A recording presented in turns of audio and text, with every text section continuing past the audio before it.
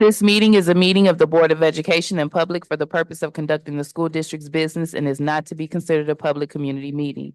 This meeting is an in-person meeting held at 870 Colfax here in Benton Harbor. In addition, a live stream of this meeting is available at the following link. Questions may be submitted beforehand to natalie.singer@bhas.org or presented in person during the public comment sections as indicated in the agenda. Board members may be contacted through the emails listed below. Requests for special assistance, including for persons with disabilities, may be sent to natalie.singer@bhas.org. I call this meeting to order officially at 6:11 p.m. We will begin by reciting the Pledge of Allegiance. I pledge allegiance to the flag of the United States of America and to the republic for which it stands, one nation, under God, indivisible, with liberty and justice for all. Secretary Triplett, can you do me the honor of calling the roll, please? Yes, President Robinson, Present. Vice President Bowens, Present.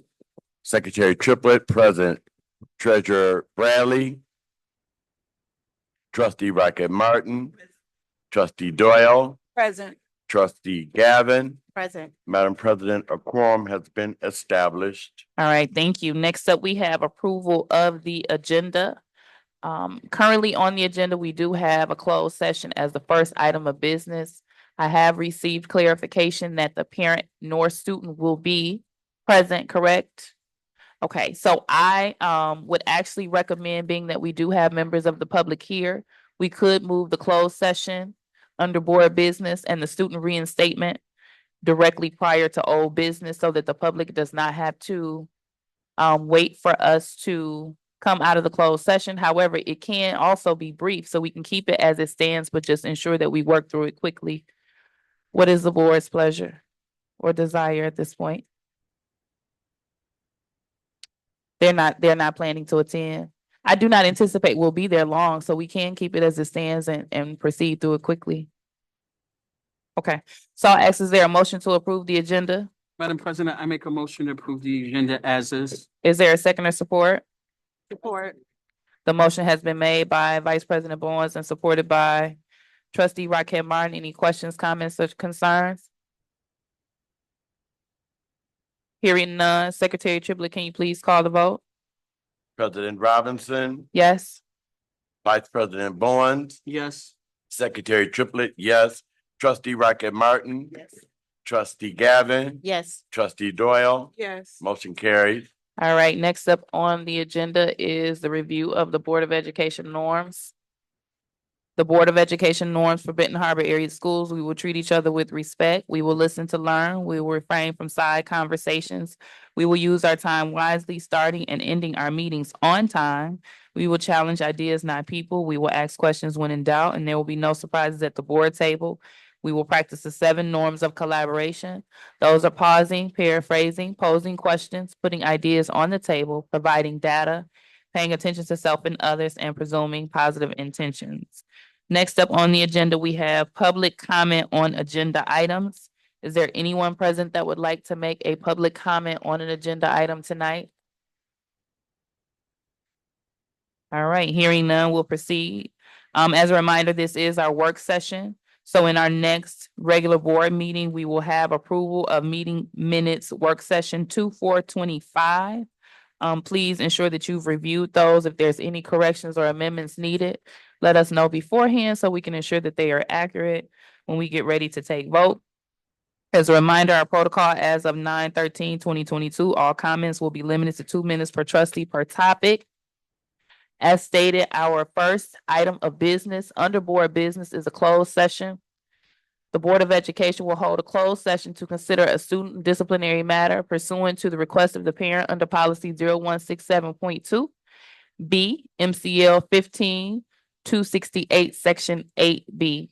At this particular time, I would ask, is there a motion to end open session and enter closed session as noted? Open session and go into. Can you bring your mic a little I make closer? a motion to end open session and go into closed session. Is there a second or support? So moved. The motion has been made by Trustee Rocket Martin and supported by Trustee Doyle. Any questions, comments, or concern? Madam President, to Mrs. Singer, to Ms. Singer, could you please make sure that that is added, the closed session? There's no place for me to put that on there. Please make sure and record that for me. Thank you. All right, again, the motion has been made by trustee Raquel Martin and supported by trustee Doyle. If there's no more questions or concerns, Secretary Triplett, can you do me the honor of calling the roll? President Robinson. Yes. Vice President Bowens. Yes. Secretary Triplett, yes. Trustee Gavin. Yes. Trustee Rocket Martin. Yes. Trustee Doyle. Yes. Motion carried. All right, just to the board, there are minutes from the reinstatement that the committee did that should be at your table. You do want to bring those with you into the closed session. So at this particular time, it's a two-sided document. At this particular time, as voted, we will end open session and enter closed session as of 6:17 PM. We'll be back shortly. To the public, it shouldn't take us too long.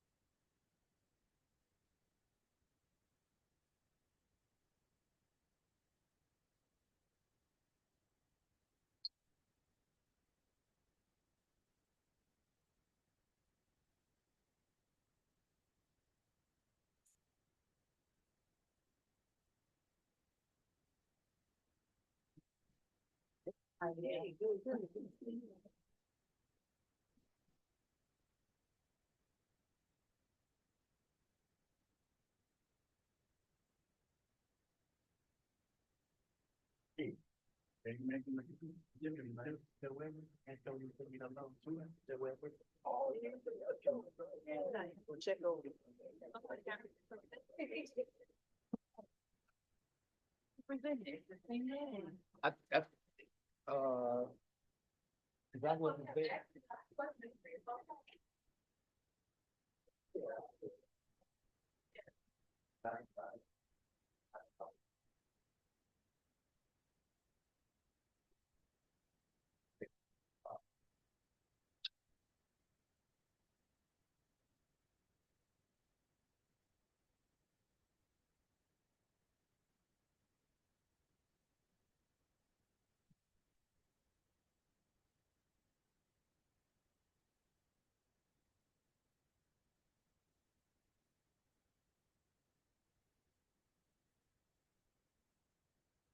I'm going, getting this in for our training. COVID is going around and I don't want to get COVID, you know what I'm saying? I'm gonna go in, I gotta get this logged in though.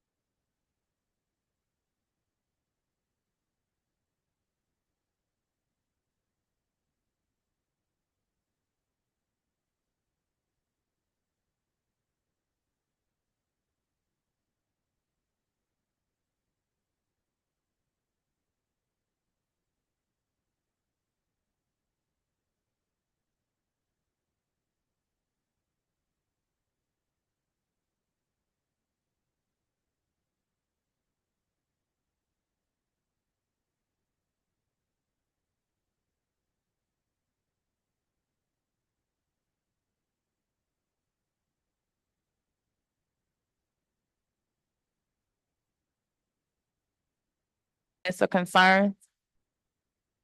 Hearing none. Secretary Triplett? President Robinson, Yes. Vice President Bowens, Yes. Secretary Triplett, yes. Treasurer Bradley, Yes. Trustee Rocket Martin. Yes. Trustee Doyle. Yes. Trustee Gavin. Yes. Motion carries.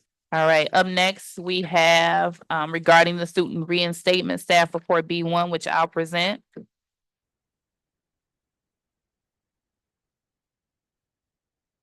Subject student reinstatement dated for today. Reason for board consideration. Policy requires that the school board review any student request for reinstatement.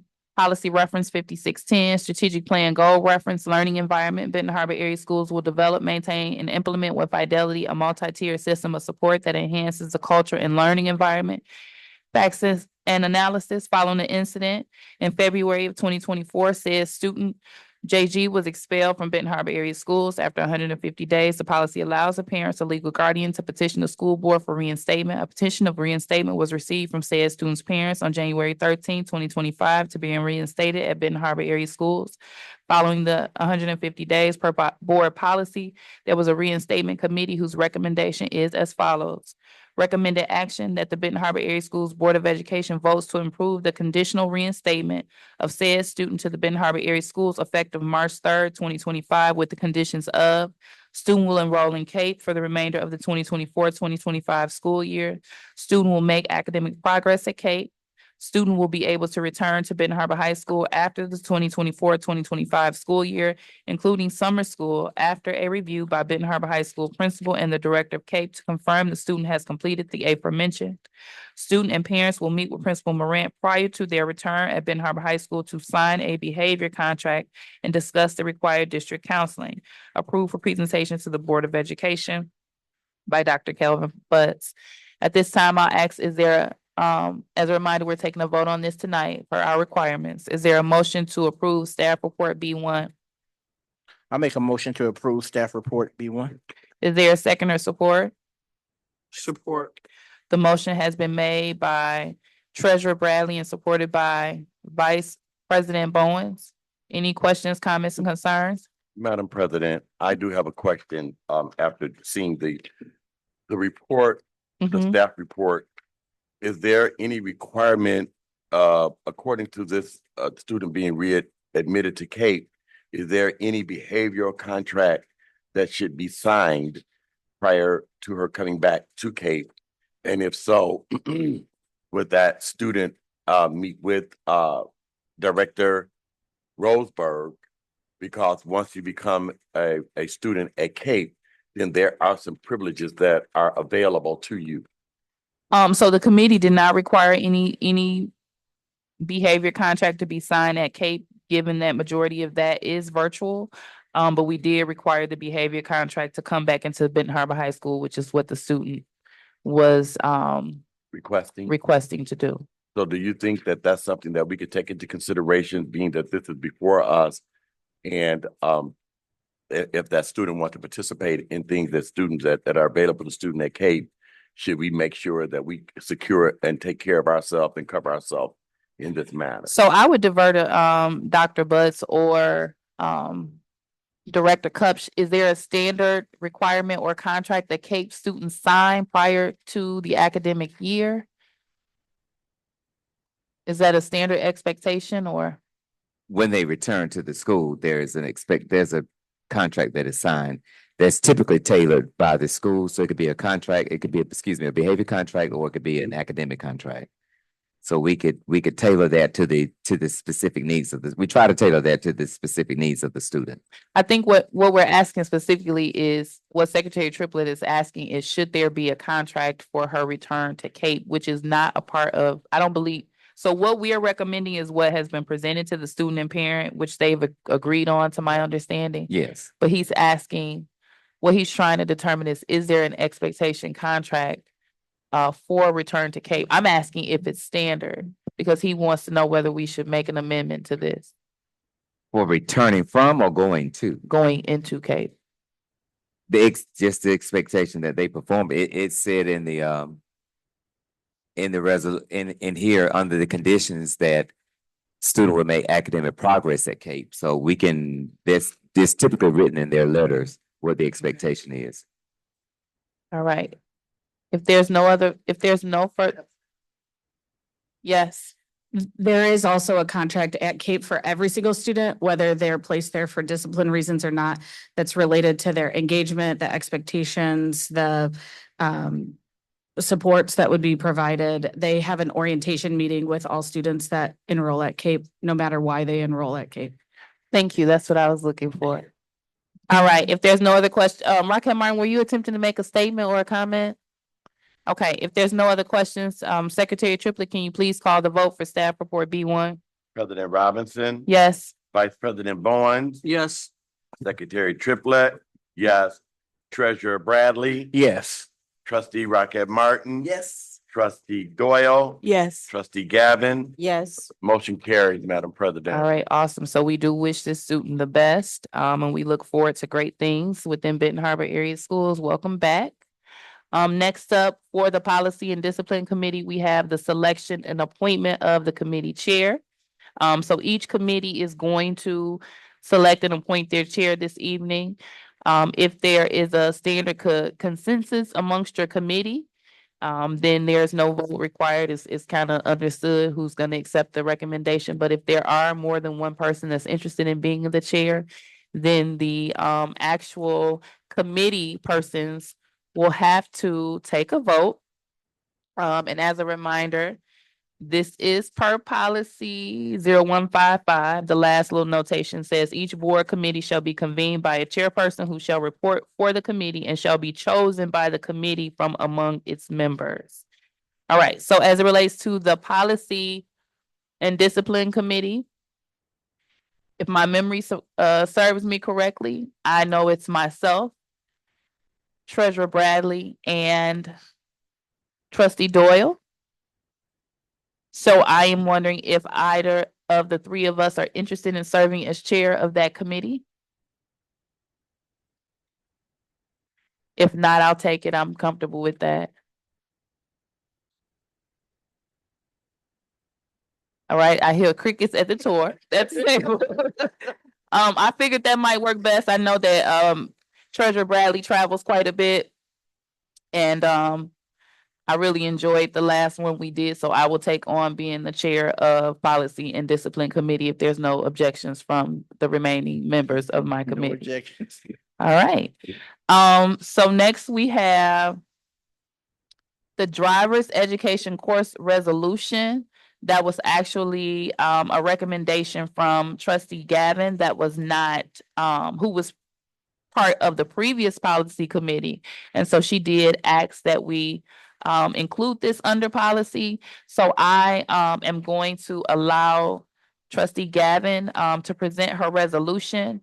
This vote, I did ask for Ms. Singer to reference the minutes. I'm not sure if you got a chance to do that. I don't remember if we were just supposed to have the discussion tonight or if we were expected to take a formal vote tonight on this. Was it discussion only and then the vote is for March? I thought we discussed.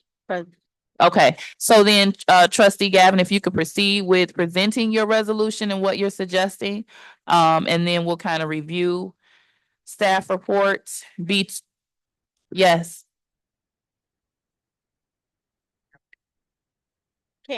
the vote would be for tonight. Okay, so we'll allow Trustee Gavin to present it, and then what I would anticipate from my board is that they probably would want to marinate over it a little bit more, but we can see where we are once it's presented. So Trustee Gavin, you have the floor.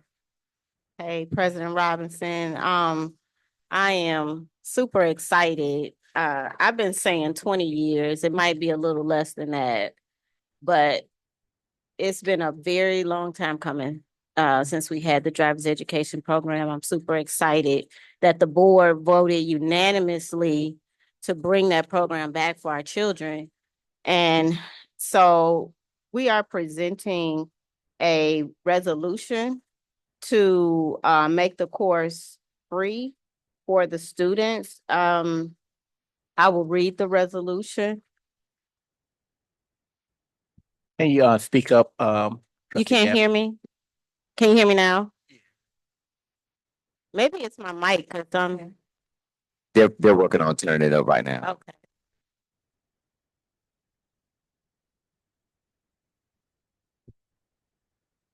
Testing. Still kind of low.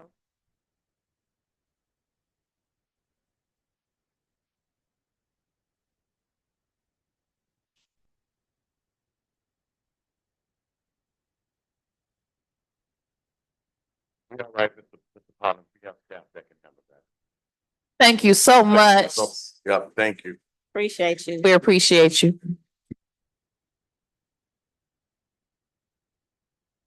Appreciate your support. Testing. Okay, is this better? Yeah. Okay, thank you so much. So Benton Harbor Area Schools, Berrien County, Michigan, a work session meeting. Is that what we're calling?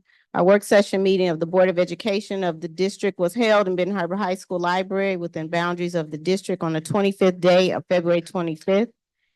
The meeting was called to order by Deshauna Robinson, President. I believe I'll skip over the names. We all know our names. I'll get into the resolution. Whereas on January 29th, 2024, the state of Michigan, Secretary of State Jocelyn Benson called for improved access to driver's education for high school students across the state and support for public schools looking to provide driver's training. Whereas on January 29th, 2024, the Michigan Education Association President Chandra Mataferry, I hope I'm saying her name correctly, call for improved access to driver's education for high school students across the state and support for public schools looking to provide driver's training.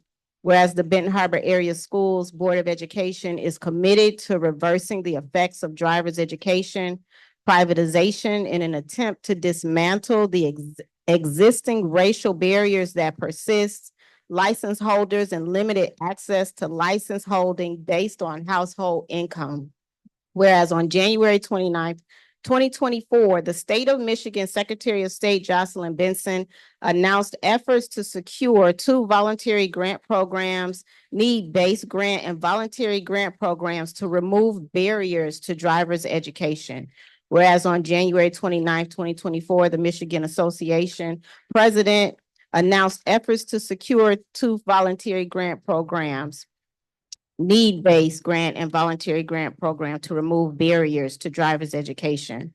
On February 11th, 2025, the Benton Harbor Area Schools Board of Education signed an agreement with the Department of Education certified company to perform driver's training for high school age students in the district beginning in March of 2025 through April of 2026.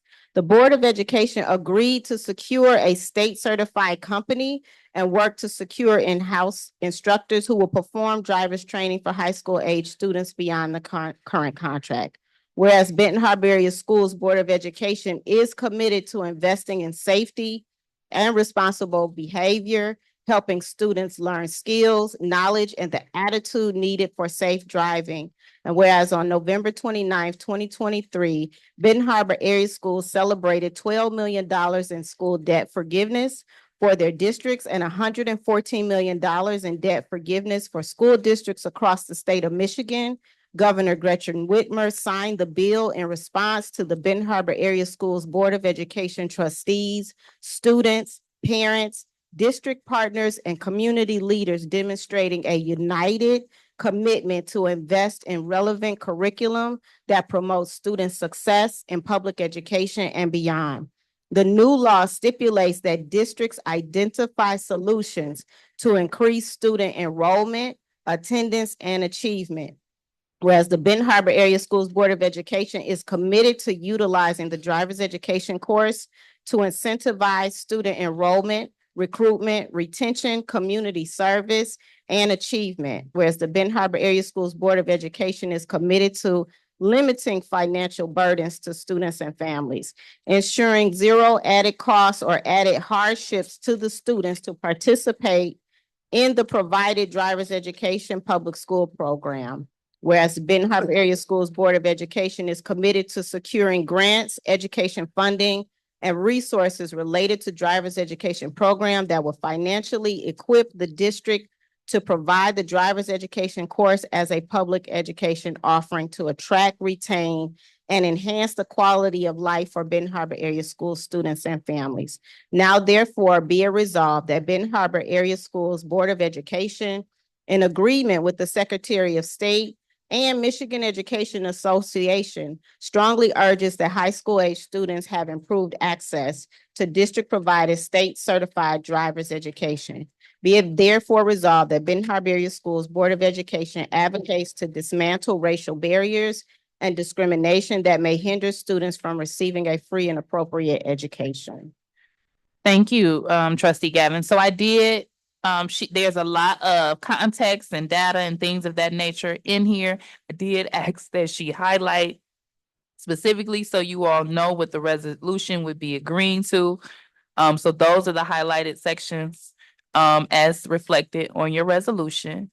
And then staff report B2, if you wanted to kind of read through that and then we can have the discussion at the table. Did you want to present that as well, Trustee Gavin?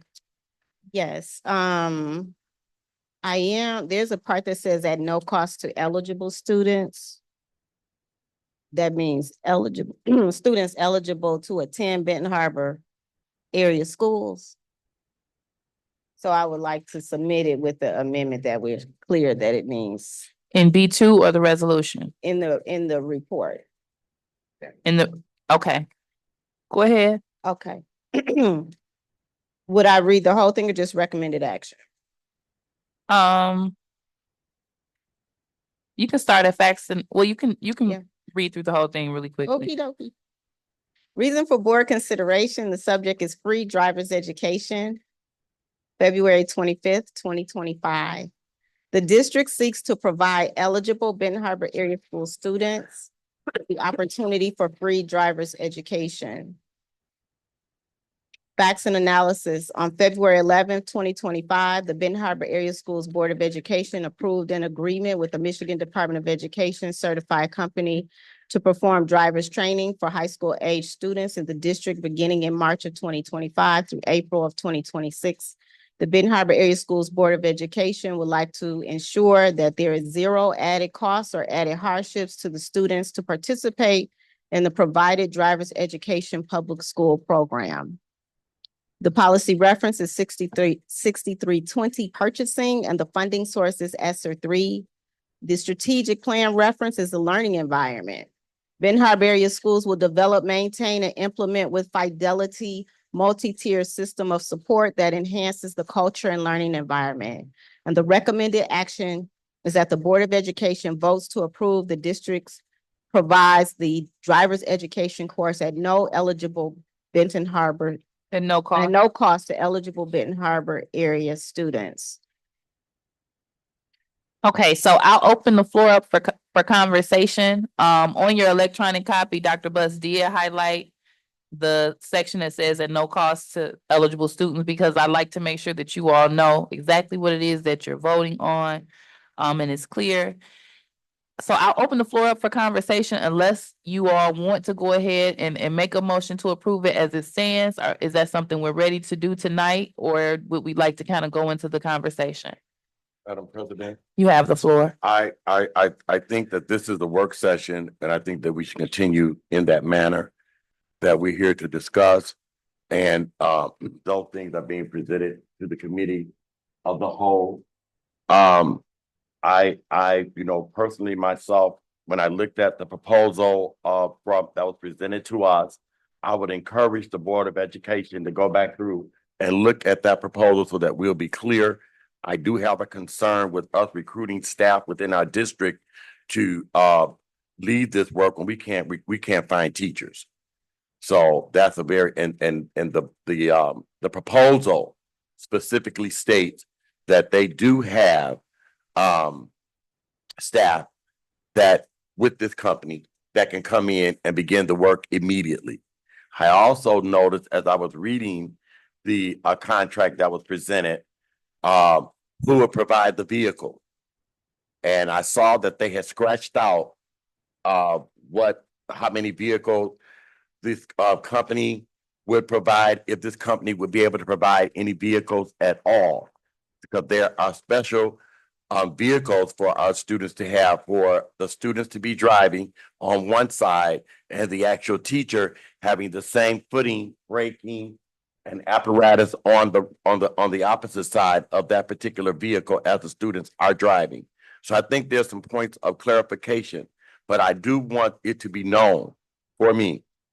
And when I look at this with the ESSER 3 funding, I don't think that our students should pay a dime, not one penny. And I've looked at all of the things that we've done with $40 million of ESSER's funds, and many of those things to me have affected our students indirectly. This is an opportunity to get grassroots. I don't agree with the concept that we need to teach our parents or teach our children how to be responsible. And the way that we do that is that we make them pay. We get millions and millions of dollars based on the fact that our students are categorized under these adjectives of underprivileged and underserved. Those are things that they call. So they get millions of dollars as a result of that. And so I think that it would be reckless for us to even consider charging a parent 1 penny. I am for driver's education for our students. When I went to Ben Harbor High School, I took driver's education. I did not pay a dime. Our students are going to prom every year. They cannot afford to do the driver's education training. Some of our students are around here driving without license. Police are coming all around. They find out exactly when our prom night is, and they stack up and they set up and they trap. And so I would like for this board to take into consideration that we look at that, and that we do not, and that we all unanimously say that support this initiative for the driver's education for Benton Harbor area school students only, free of cost. Thank you. Thank you, Secretary Triplett. At this time, I'll ask if we could, because I know for the sake of time, because I know we have quite a bit to do today. The reason that it was placed on the agenda for vote is because I'm pretty sure that was the conversation we had last time when we approved the driver's education course. We deferred the payment piece of it, whether we would do it completely or at no cost to the student until this upcoming work session meeting. The resolution is something that Trustee Gavin drafted to kind of accommodate the staff report. However, I understand if the board is communicating that it's not yet ready to take the vote. But at this time, I'll try to ask if there is an alternative viewpoint. Secretary Triplett has voiced that he would like to pay fully. Vice President Bowens, you have the floor. Yes, I support giving our kids driver's Can you education. pull your mic a little bit closer? I support Yep, you good. giving our kids driver education. My question is, and I understand, my colleagues say, let's do it at no cost. They can't hear you. Oh, well, It's the blowers. okay, so my colleagues are saying give it at no cost, correct? So okay, can you hear me now? Yes. Okay, so my colleagues say, my colleagues are saying, it should be free at no cost. So my question is, with this program, it would be a semester or the whole year? And we would follow up to make sure we conclude them from reading the book to knowing the stop signs to all of that. So say, for example, we pay for a kid and it's time for them to take that road test and they flunk.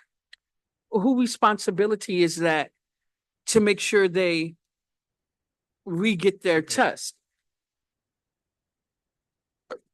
Am I making sense, or am I losing you guys on that? No, we following you. Madam President. So I hear you. I support it. I just think that is there a solid plan? And yes, so are we going to continue to pay for it at no cost, or do we say, okay, the first time you take it, it's free. The second time you have to pay for it? I don't think we have any plans. Now, if that's not the case, where they don't lead you up to the course and highway driving and everything, you can drive good on the highway, but when it's backing up into them cones and stuff, it's a little different. And so I believe majority, there's no one at the table, unless I'm mistaken. Of course, we're getting the program. There's no one at the table that feels as though that the parent and student should have to front the whole cost. I think the conversation that we're having is whether or not the student and parent should have to pay a portion, correct? Okay, Well, not even a portion, because like I said, I support it being covered. But when do we draw the line? okay. Secretary Triplett, Vice President, when we did take driver's education, we took the course and they prepared us for everything, but it was our responsibility when it was time for the licensing. It was our responsibility to pay for that. So our parents had to pay for us to take the test and for the license. So are we not paying for the Yeah, license? they would have, my so thought. we're gonna pause for a second because I want to make sure you all allow me to give you the floor so we don't get too conversational. Go ahead, Secretary Triplett. Yes, And I so we- realize I gave you a second comment in here, but I'll go ahead and let you. Yeah, I just Go wanted, for it. he brought up a statement where once we took driver's education at Ben Harbor High School, they gave us the authorization to say that we were ready to take the test. The actual taking of the test was the responsibility of paying for by the parent. So I'm not sure if that's $70 or they go to actually. Yeah, I don't know exactly how much it costs, but the school did not pay for that. The school provided the education, the training and everything, but it was our parents and our responsibility to go to the DMV and do the steps to get our license. If that helps. Trustee Gavin, Thank you, President Robinson. What I would encourage us to consider is that before the privatization of schools, before they took out the program, driver's education was a course as a part of a public school offering. So there was a strategic consideration to start making families pay for something that used to be paid for with their tax dollars. Just like if a student fails algebra, we don't make them pay to take algebra again. We encourage them to take the course again. So you may be on a waiting list. You may have to get behind all of these other students who want to take the course, but we're here to educate, right? Our main job is, I believe, is to educate. And so, there's a lot of people and a lot of supporters who would love for us to go ahead and move forward and provide the course.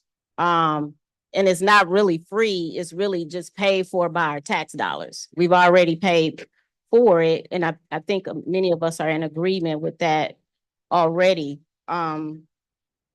Yeah, what I would say is that this course can be a part of the student's education development plan, and they can work with counselors to help them develop SMART goals towards getting their driver's license.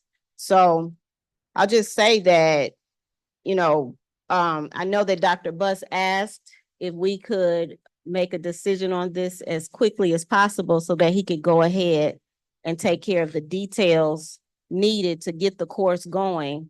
I know we've been waiting since 2023, and so we've already supported the program. Now it's just a matter of him being clear on the payment structure so that they can go ahead and put the class together so that we can provide it for our students. And so I would like to make a motion that we support staff report B2 in support of the driver's education course resolution. I second that. motion's on the floor now. Okay, so a motion has been made to approve staff report B2 by trustee Gavin, supported by trustee Doyle. I'll open up for question, comment, concern, trustee Raquel Martin. Yes, Madam President, I am in favor of driver's ed extremely. However, I am also in favor of guidelines being put in place so that everything is very clear to both parties, to us and to the parents, as to how this works. I am also in favor of us doing the educational part, but like Mr. Triplett said, I think that taking the actual test should be a responsibility of the parent. And that's their contribution. That's their contribution. So I am in favor of this plan with the guidelines also added to it. Okay, any additional comments from the board? As a reminder, there's a motion on the floor to um recommend the action that the Board of Education votes to approve the district provides the driver's education course at no cost. Continued. So is there any alternative comments before we proceed with actually taking a vote tonight? Do you have anything as the treasurer? You might want to weigh in, sir. It's gonna be your job in committee to look at this money. I'm all for it. I'm just, taking a look over the resolution. It was just a few things, but nothing major that I had, some misgivings about. But other than that, I'm all for it. Let's go. All right, if there's no objections from the table, Director Rock Carter, do you have any insight on this? As the Director of Finance, I know that we specifically are utilizing a grant, but do you have thoughts as the I- director? I do. This first year, we were thankful enough to have the ESSA grant to cover this program. But my concerns are sustainability. And if we do the program entirely free this year for the students, which is wonderful, that's a great thing. But next year, if we will not have the same funding, so therefore we may have to seek donations, or we may have to be creative with funding this program in the future. And I just don't want for parents to feel like those students last year didn't have to pay. Why do we have to pay this year? And I'm hoping that, funding is in place and we can fully fund the program again and no one has to pay. But that's a bit of a question mark at this point in time in this program. That's my only concern. Okay, now a follow-up question that I have is this, and this would be for Dr. Butts and Director Cupch, is this technically considered a CTE course, driver's education, or where does it fit in curriculum?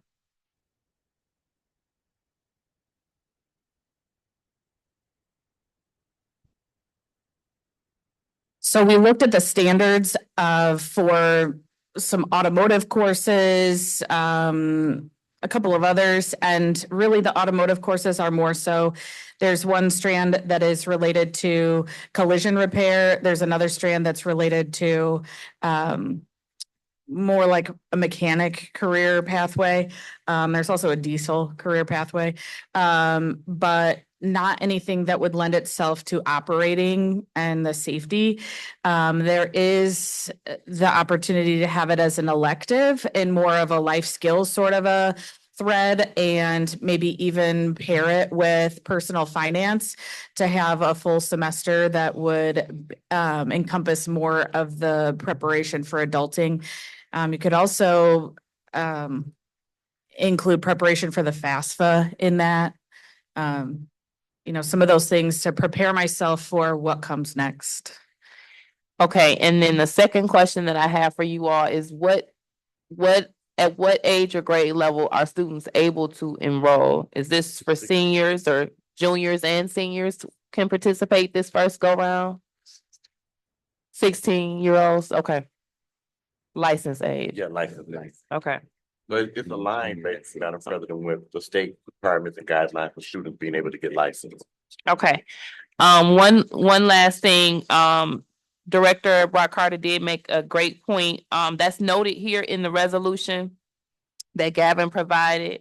Whereas the Benton Harbor Area Schools Board of Education is committed to securing grants, education funding, and resources related to driver's education programming that would financially equip the district to provide the driver's education course as a public education offering to attract, retain, and enhance the quality of life for Benton Harbor Area School students and families. So I just want to make sure that you all do hear Director Brock Carter's thoughts.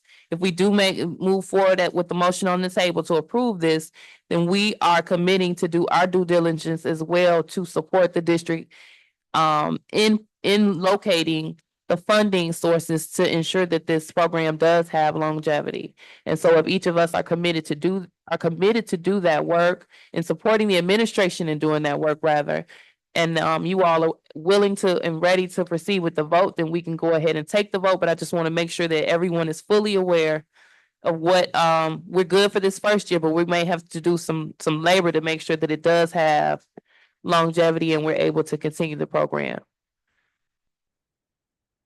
One last question and then we'll proceed with the vote. And so what I saw was, with us, if we hired the teachers and what have you, according to that contract, what have you, that we talking about $88,000. Mind you, that we don't have large junior classes or senior classes of students. That's number one. The criteria would need to be put in place for students to even be able to take the course. And so it's like at this particular juncture, a very small senior class, a very small junior class. I think again, like you said, we should be able to maintain it. But if what was budgeted already was $88,000 to be able to sustain this, I think that we should be able to sustain this. We should have money and funding available for us to sustain this. Every junior is not going to take driver's education. Everybody might not qualify. So you have, I took it in the 10th grade. So you start becoming eligible when you turn 16, 10th grade going into your 11th grade year.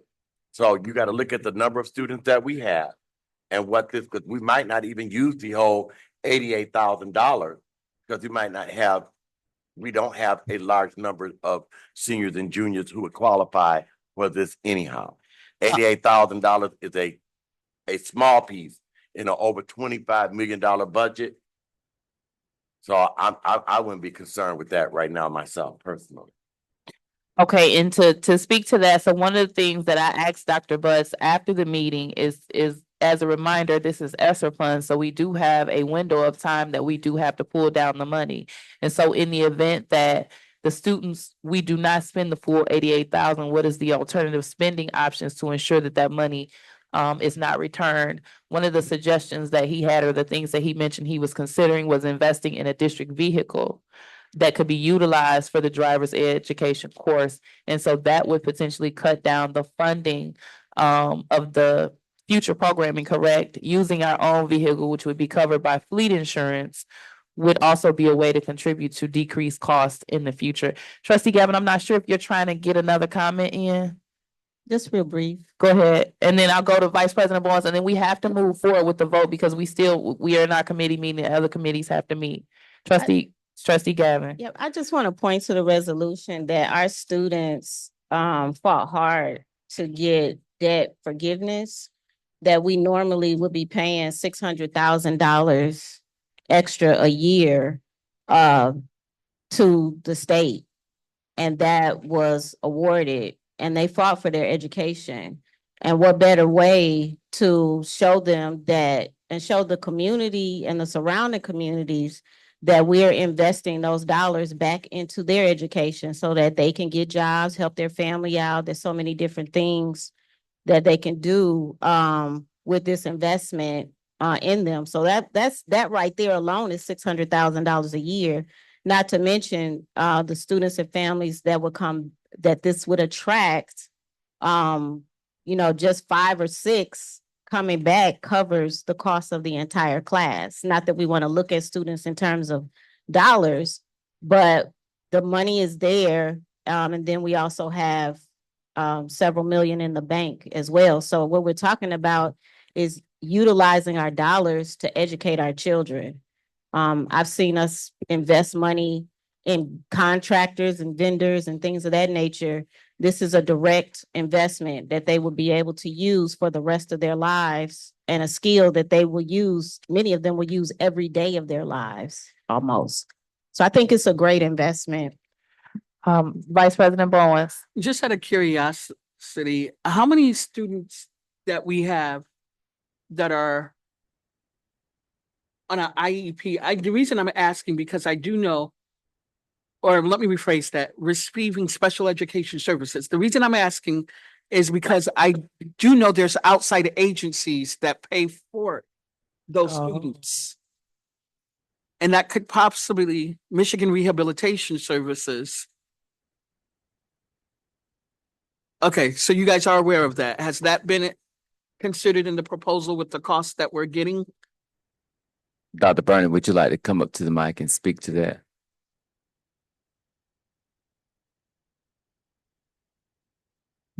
Yeah, hey, so yeah, if a student with an IEP does work through MRS, Michigan Rehab Services, they could get driver's education paid for through that route. I don't think we've considered how many people that would be or how many kids that would be. The reason I'm asking, thank you. The reason I'm asking is because I am a beneficiary of that services. However, I don't think we have a clear cost analyst. I know we got an invoice for this. I don't know. I support it, but I don't know how to say the words that I'm trying to say. I think I think we're following you. You're communicating more clearly than you realize. We got you. Okay. Okay. What you're saying is a student with an IEP has alternative funding options that we might be able to consider. However, with us not having the exact numbers, we don't know how much of a potential cost of resource that would be. Yes, and how we could make sure this program is, because when you read this resolution, it's a loaded resolution Mhm. and it's locking us in beyond the current contract.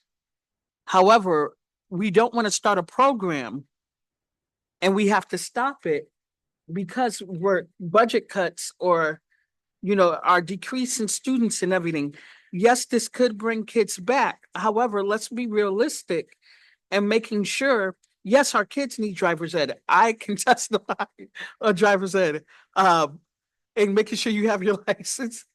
But let's make sure we are doing what's right for our students, but also doing what's right for the district. My question to Dr. Butts is, because I wasn't prepared to vote for this today, is this needed today?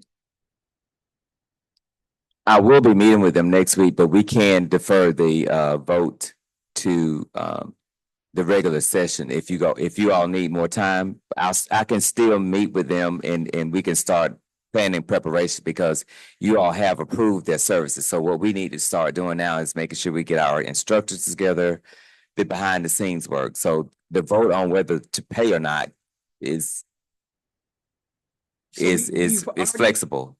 So we already voted to approve driver's ed. The only thing that we're pending is if there's a percentage that the student and parent will have to pay. That's the only And thing. I that- do believe it's a way that we could get half of our, well, not half, but majority, well, it's a way that our students can get in. However, if our junior year, our sophomores, how do we make sure this program is there for them still? How do we make sure that incoming freshman class, this is there for them? And how do we keep the longevity as the Director of Finance, Ms. Brock Carter stated? There's one thing that I think is important to note because I'm not sure if we're gonna take this vote now or if it's gonna be tabled. I know that there was a tidbit of information that Ms. Brock Carter provided to me when I walked into the meeting that you're gonna provide in the finance portion.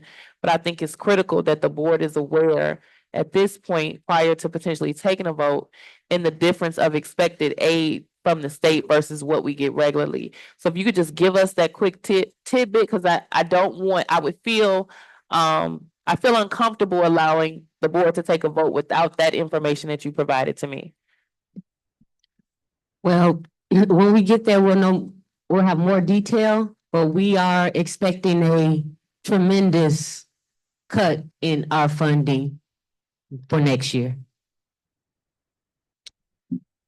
And that's something that we were pre-messaged, I think, from the state in previous meetings that there are gonna be budget changes on behalf of the Michigan Department of Education, not just specifically for Benton Harbor area schools, for all public education. So when we get there, we'll get the sum of it. So at this point, we have a motion on the floor.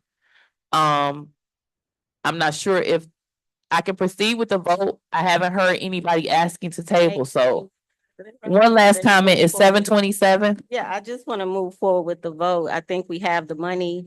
We have an additional $600,000 a year.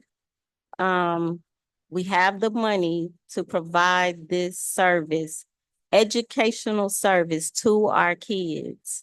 I don't think that is even a question as to whether it's a valuable service, it's needed, it's wanted. We already voted for $40,000 and put aside $80,000 and the money's there. So, and Dr. Butts, what I'm hearing from Dr. Butts is that he would have preferred we voted tonight so that when he goes into the meeting, he's clear on where we stand as a board as opposed to holding him up in that way. And I know he will accommodate, but if we're all in favor and support that the course be paid for, makes sense for us to go ahead and move forward. If we could go ahead and make the vote. Hmm. And if something happens, we are able to, make a new vote if something changes with our dollars. But as it sits, we have more than enough money, millions in the bank, 600,000 in excess. And I believe that our kids deserve to see that we are investing in them. Okay, so we're gonna move forward with the vote. I can't, I'm sorry. I've allowed everybody about 3 or 4 comments. It's not personal or anything. I don't know if Raquel was trying to get me. Okay, so I thought Raquel was trying to get my attention. Okay, so if there's no further objections, Secretary Triplett, can you please call the vote? And just to remind everyone, if I could get back to the staff report. We have our resolution. The whereas, I want to make sure I read it, the Benton Harbor Area Schools Board of Education is committed to limiting financial burdens to students and families, ensuring zero added costs or added hardships to the student to participate in the provided driver's education public school program. And then the second highlighted portion, committed to securing grants, education funding, and resources related to driver's education programming, et cetera. And then the recommended action that the Benton Harbor Area Schools votes to approve the district provides driver's education course at no cost, essentially. So Secretary Triplett, can you please call the vote? President Robinson, Yes. Vice President Bowens, Can you come back to me, please? Secretary Triplett, yes. Treasurer Bradley, No. Trustee Rocket Martin, Yes. Trustee Doyle, Yes. Trustee Gavin, Yes. Vice President Bowens,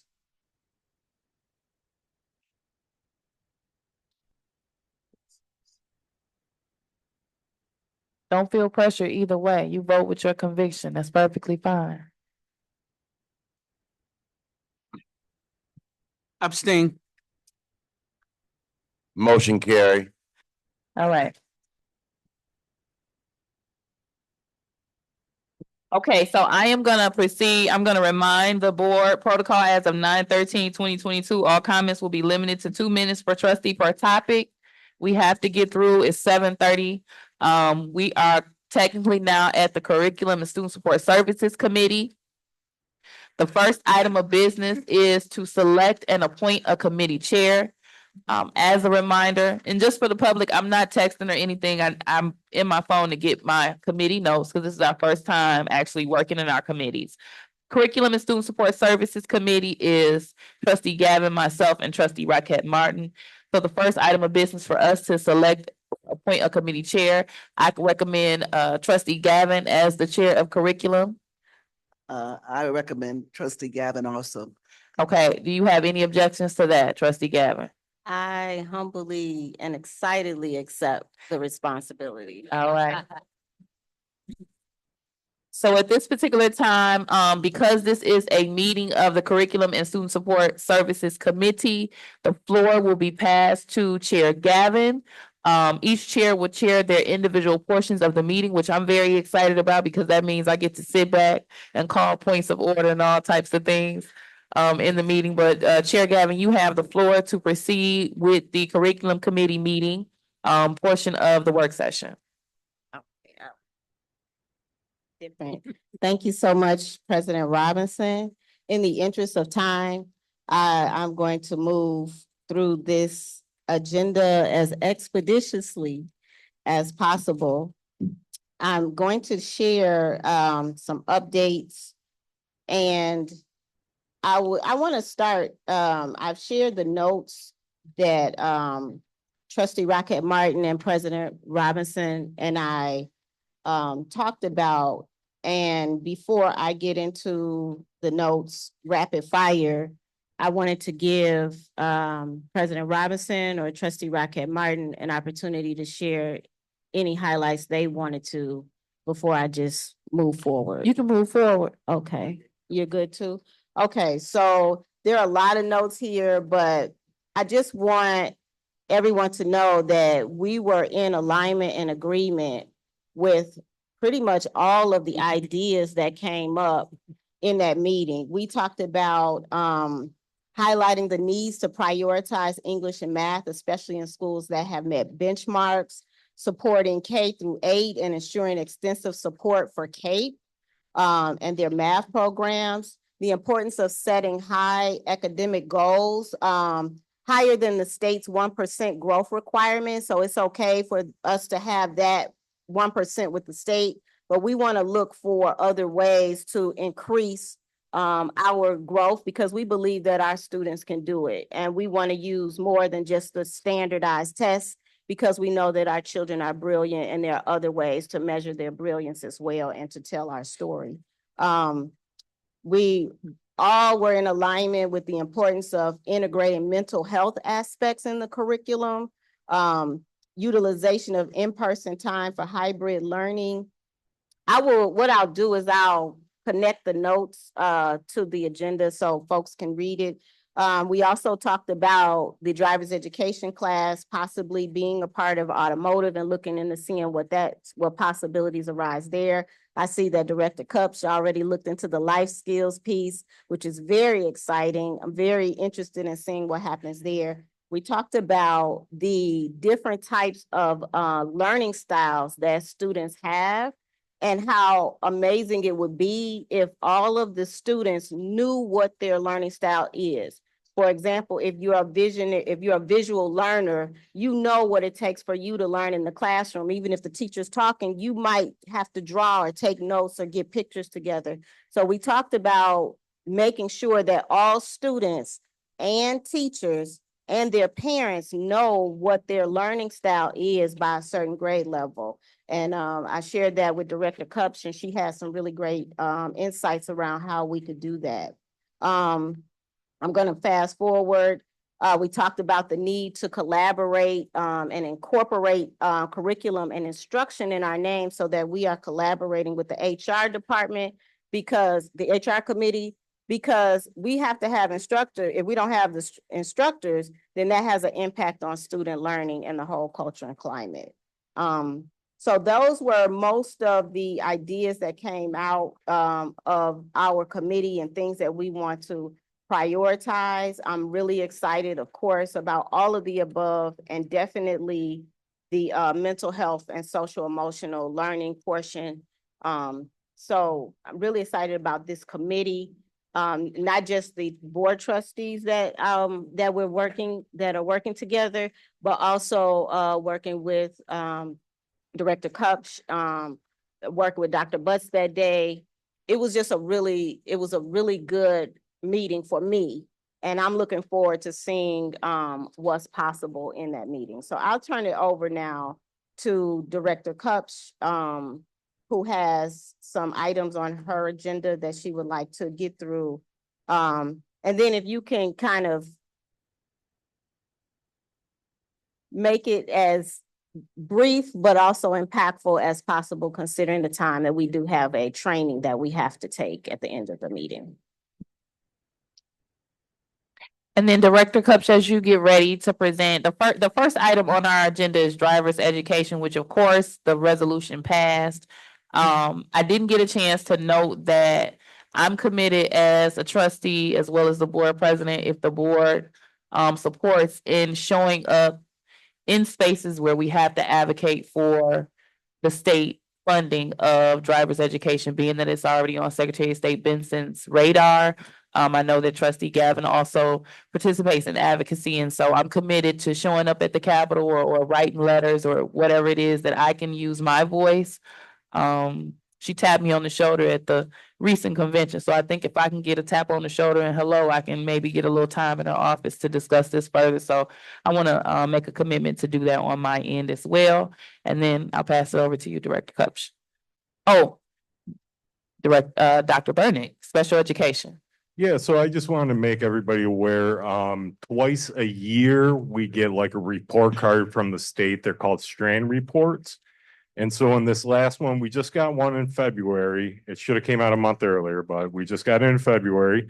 And there's 4 major areas here. Child find, which was at 98, 99%.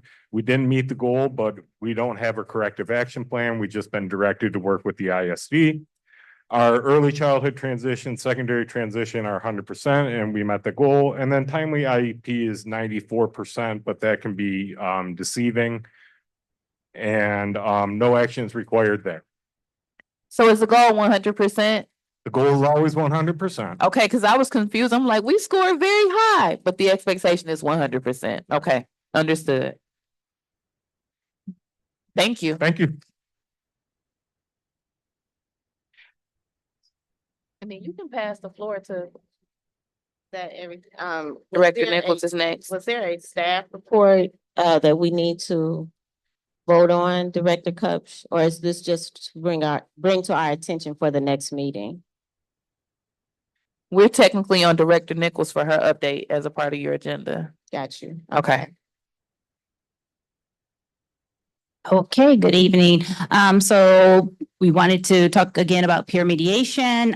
Great things. Fair Play Middle School has scheduled their first peer mediation. They were able to resolve it though, so they didn't have to actually have it. So that's great news. And the high school still have the 6 peer mediations. And that's awesome as well. I did include, because I know that is something that was asked, the different intervention options. I do have that linked here as well. So there's a lot of possible interventions and responses to different alternatives to discipline. One of them could be check in, check out, restorative practice, circles. Again, we talked about peer mediation. We also have where there's sometimes in classroom separation. So there's a whole list of items. And these are also in our student handbook and student code of conduct that is online. Thank you for sharing that, Director Nichols. I'm very interested in, just a FYI, I'm very interested in each of the departments that relate to curriculum, especially peer mediation, student support services, knowing what their goal is for peer mediation. You know, is it to, you know, have X amount of students trained? Is it to, you know, bring the awareness up so that every student understands different negotiation and conflict resolution skills? I believe that if they have a goal and you're able to report on how they're progressing through that goal, I think it'll give us some exciting news as well. Thank Okay. you. And next, Director Cupch.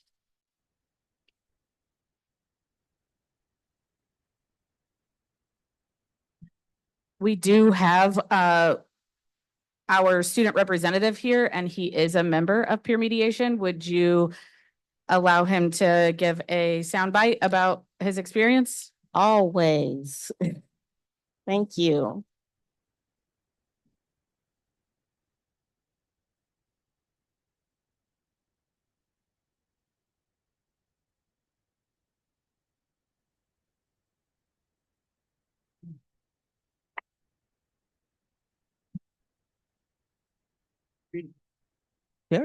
Oh, yeah.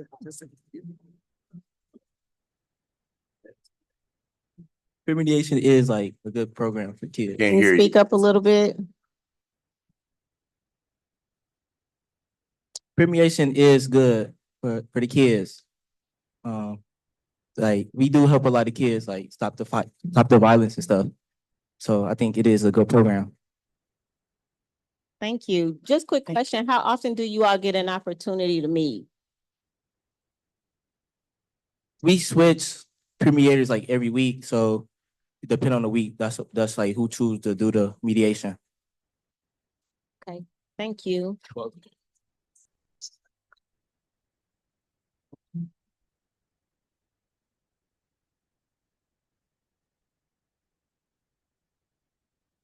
I wanted to give a quick snippet from our NWA performance, share some positive news. There is a link in our agenda in the spirit of upcoming March Madness and the strong history of basketball here at Benton Harbor. I gave it a little basketball theme. It is really exciting to see in our kindergarten through fifth grade. The first slide there, they are on fire. The white represents the students that did not make improvement, but they're working hard. But if you notice, the orange is the number of students that increase their NWA score from fall to winter. Every single grade level, K to 5, is over 50%. That's incredible.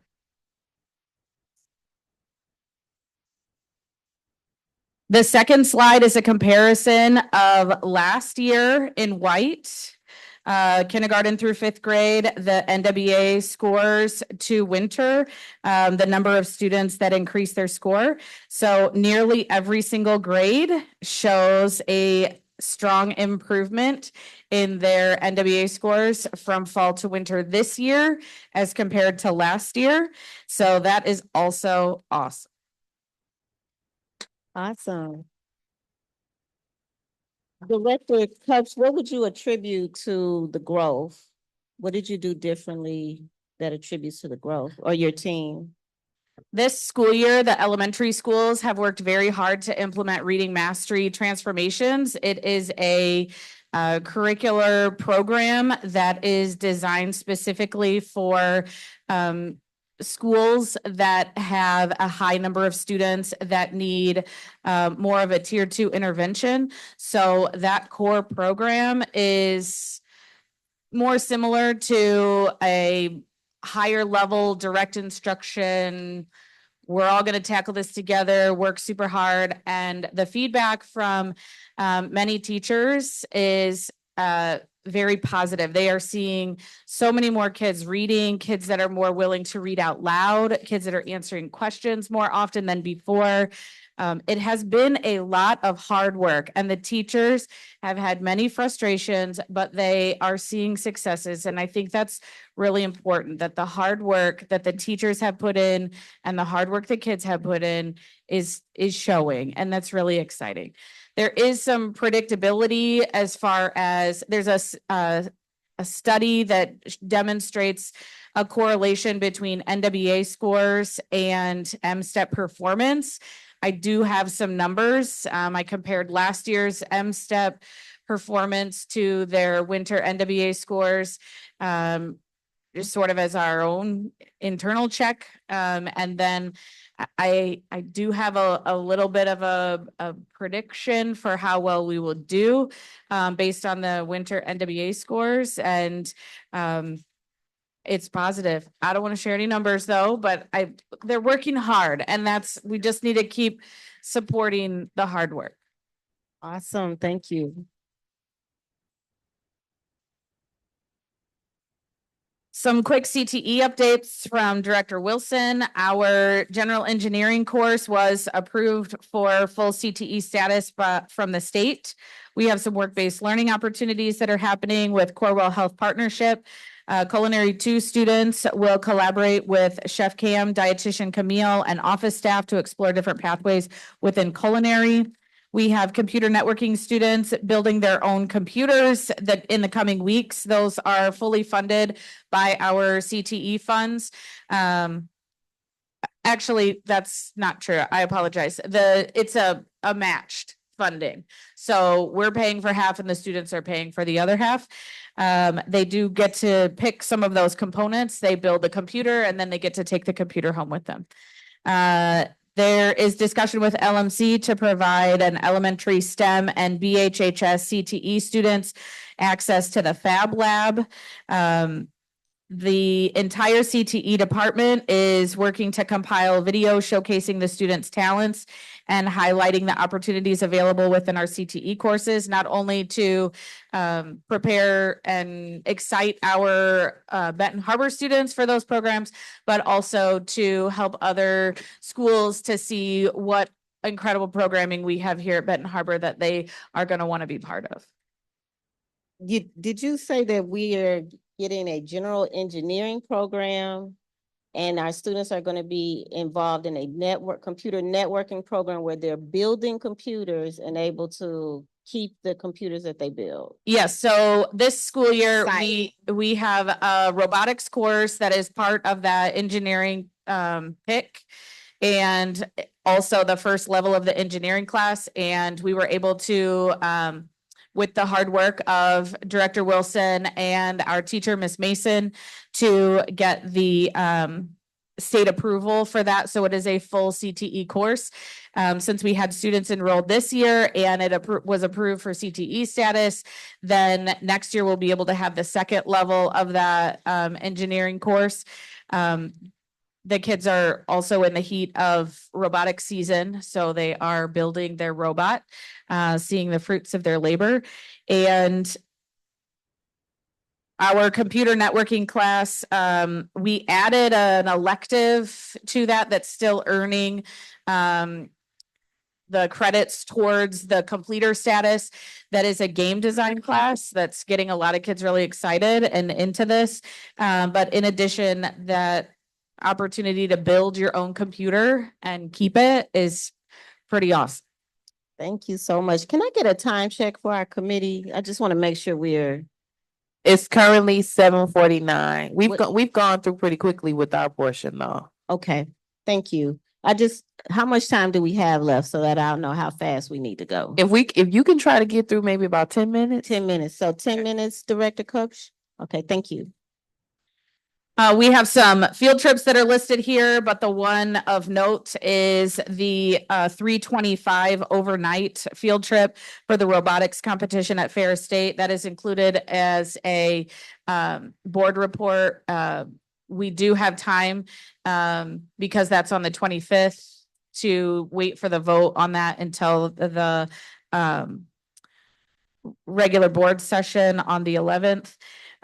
We have later in the meeting, there'll be information about our senior class and a graduation status update, but there are interventions that are listed there and the work that is being done with our guidance counselors.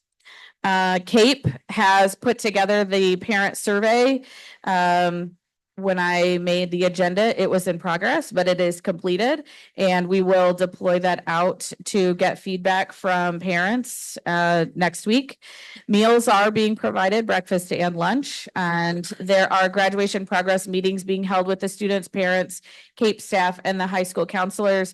The seniors have already been completed and the juniors are in progress. I believe some have been scheduled and they are working on those connections with them. Our next full day district provided professional development. Can I jump in really quickly?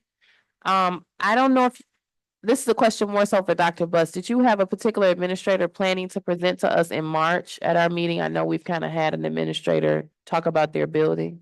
Yes, we are. I haven't chosen the one yet, but yes, we are. Can we have Kate? We can. Okay. All right, you may proceed. The professional development that is happening in March will be active shooter training for all staff and the 21st Cent Ed seminar that we've talked about in previous meetings. We've also had some meetings with our district calendar committee. We've done a study of several area district calendars. We've had 3 two meetings and one more that's scheduled this week. We have two options to propose to the Education Association. Some highlights include increasing our total instructional days to 179. This school year, we have 175, and then the additional 5 district-provided professional development days. That meets our requirement, the minimum requirements of 180 days and 1,098 hours. We would have 184 days and 1,167 hours.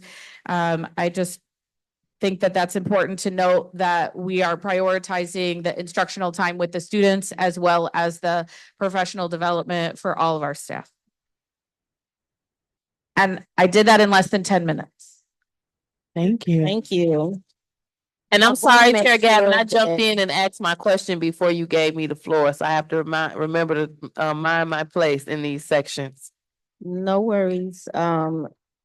If we have, I don't know how we're doing, opening the floor for the board's questions, or if we should just move forward due to the time.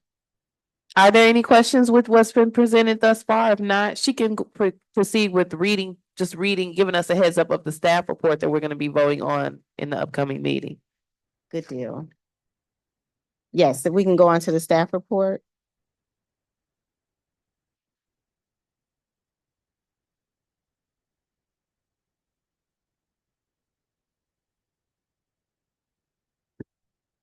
The reason for board approval, the board shall approve field trips and other district-sponsored trips that are planned to keep students out of the district overnight or longer or out of the state. Facts and analysis, the Benton Harbor High School CTE program is requesting permission to take 12 high school students and 2 chaperones to Ferris State University for a robotics competition on March 25th, 2025. This will be an overnight trip requiring students, chaperones, and the bus driver to stay overnight. During this event, students will engage in hands-on robotics challenges, collaborate with teams from other schools, and apply their technical skills in a competitive setting. This experience will allow students to deepen their understanding of engineering, problem solving, and teamwork while exploring potential career pathways in STEM and robotics. The objective of this trip is to provide students with real-world exposure to robotics and engineering careers, allowing them to develop technical competencies, build professional connections, and explore post-secondary opportunities. The source of funds for this trip will come from the CTE Building Purchased Services Fund. Policy reference, Policy 2340, field and other district-sponsored trips. Strategic plan reference, learning environment, Benton Harbor area schools will develop, maintain, and implement with fidelity a multi-tiered system of support that enhances the culture and learning environment. Recommended action that the Benton Harbor Area Schools Board of Education votes to approve the field trip to Ferris State University for the CTE students as presented.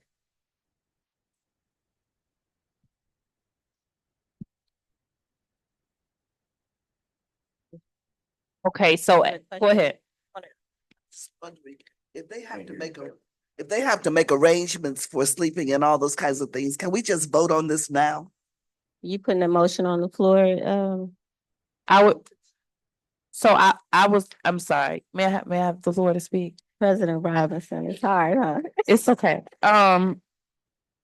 Where they're going to Ferris?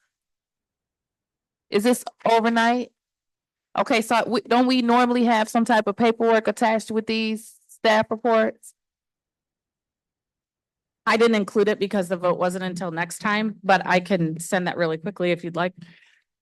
If we could have it at the work session portion of it, that way it'll give the board an opportunity. And I know we're adjusting and doing things differently, but the board will need to see that information, I think. And I'm all with you, trustee Rocket Martin, in wanting to take a vote, but I don't feel comfortable as president having you all take a vote without the corresponding documents that are supposed to be submitted with this staff report. I'd also like to reiterate that I think it was last year, we talked about field trips that happen every year and kind of having some type of consent for those field trips that we already do every year, have that information in. If there's really nothing changed from those field trips that we normally do. I'm thinking that in the future, we may need to create some type of process for approval. Secretary Triplett. And I would like to say to the Board of Education, I know as we go through, the purpose of this is the work session. And so everything that's presented here is for us to just go through, look at, and to give us more time. I think that it defeats the purpose for a committee of the whole workshop, that every time we see something that we say we want to vote on it. The purpose of the committee of the whole is to also encourage and support our central administration staff to make sure that they have everything that we need prior to making the vote, so that at the meeting where we're actually voting, we're in and out because we received all of the necessary information. So if that's going to be the case, then there's no need for us to have committee meetings of everything that we see. We just start voting on it. Because there's still some things that, I'm going to support, but there's some things that there's still some questions that I have. And so with our time being limited in some spaces, and thank you to our president for giving us an opportunity to speak additionally. I voted just a vote before with to support our driver's education and things moving forward with it. But I have several questions about the contract that was presented to us at the last meeting. Some very serious concerns. So we can still do that work. But the purpose of the work session and committee of the whole is to have this stuff presented to us so that we can go in and make informed decisions at our next meeting and not have any questions. Point taken. Thank you so much, Secretary Triplett.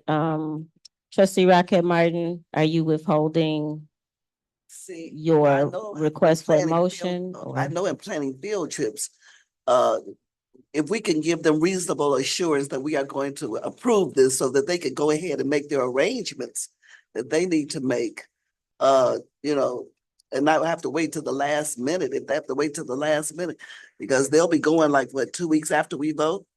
So they need to let Ferris State know, they need to have things in place so that they can make the necessary arrangements that they need to make.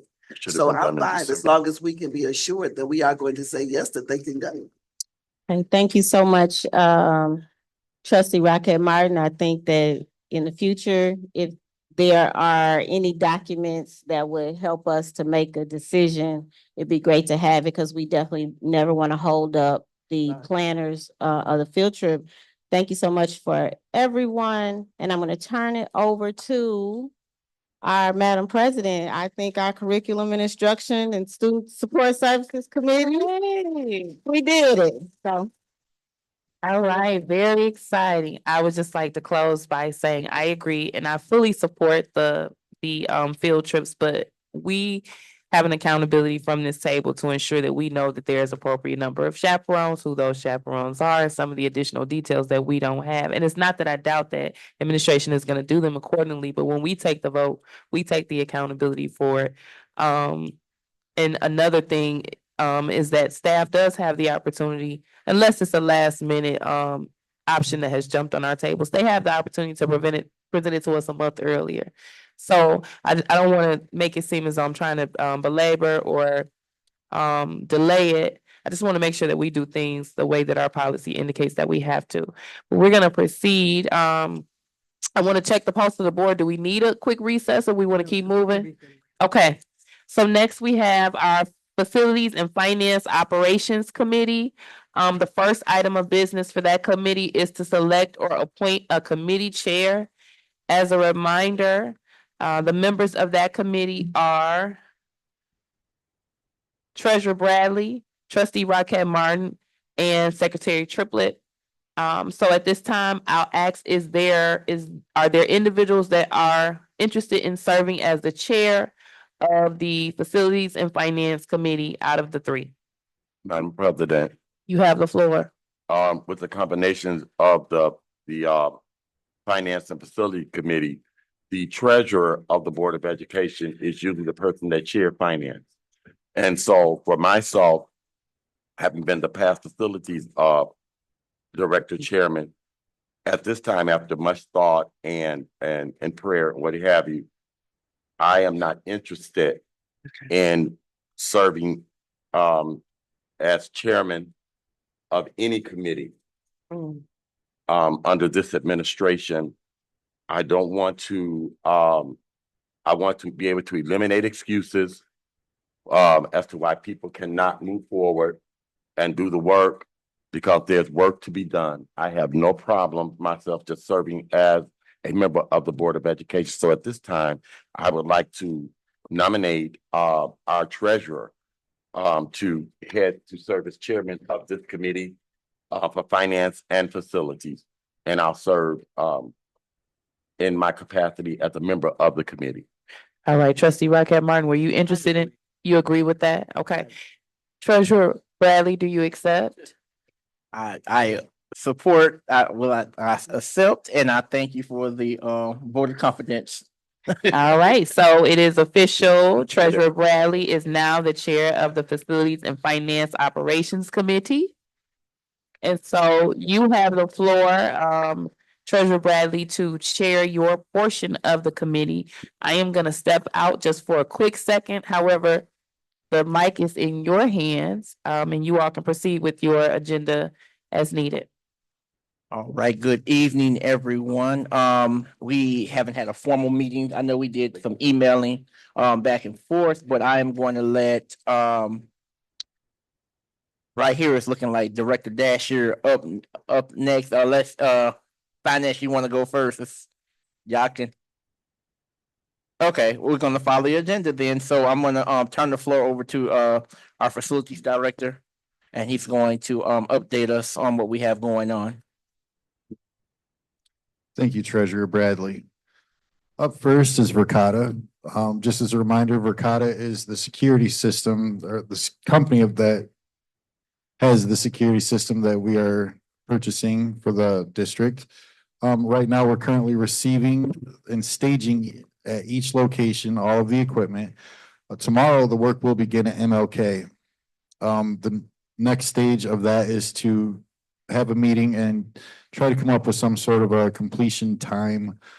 The next thing would be the lawn care RFP. Just to be prudent in the district, and just make sure that we're on top of things. It's always wise to look at different vendors for all of our services. So right now, we're currently in the process of creating an RFP for the lawn care and snow removal. And we should have something for you by April. The next step would be the gym roof RFP. We have had issues with our roofs for quite a while. It's a well-known thing. Right now, we are in the process of editing and submitting, or in the editing and submission phase. Funding sources will be ESSER and the safety grant. The gym floor, we're currently in talks. Well, we're getting ready to have talks with the insurance company, letting them know our full intention of replacing the gym floor, not just cutting out a piece of it and replacing that. We are going to push for the entire thing. They're aware of it, but we're going to be talking about that pretty soon.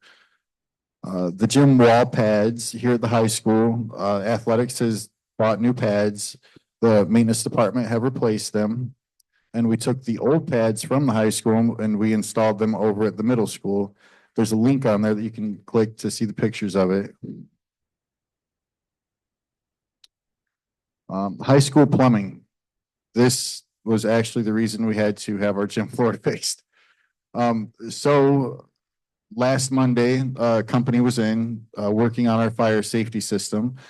During that time, we decided we were going to do some work ourselves as a maintenance department. So we all came in and we started looking through things. We found another deteriorated 1-inch water line connected to a toilet in a boys' bathroom. So in the time frame that they had it off, we tore everything out, replaced that line, put it back in. Then when we went to reinstall the toilet, it didn't want to, the flange holding it to the floor was deteriorated, so we cemented around it to make new anchor points. And the next step is to install the toilet to its original location. And work tickets. In the last 2 weeks, we closed 59 work tickets and we still have 22 open. There's a chart in there if that shows ticket closures and also a graph that I noticed in the software. There's a graph that shows the ticket closures throughout the year since last March. I started this position in August and I made a few minor changes. In the graph, you can see there's a rapid increase of closures since that time as things now have are a little more efficient. It'll get better, but it's a good start.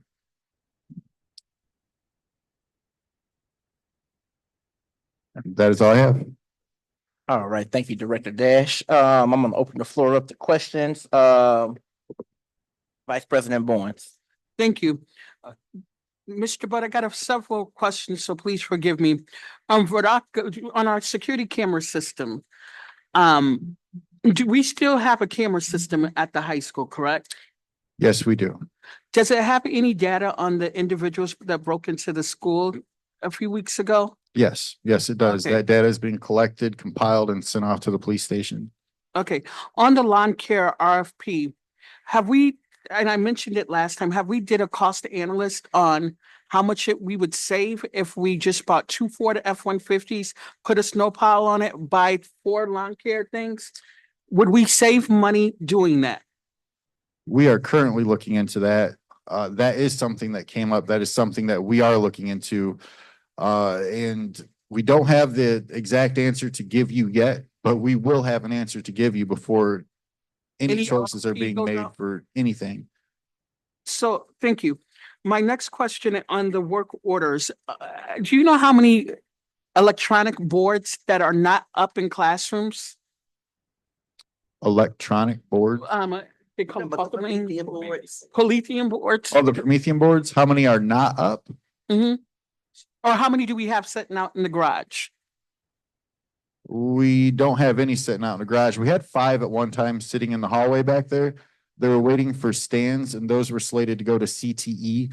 Those sat back there for an extended period of time, but they are now on stands and out where they're supposed to be. So every CTE classroom, and I guess this is for you, every CTE classroom has those. So if I walked in a classroom, I would see that there. There were 5 purchased for CTE.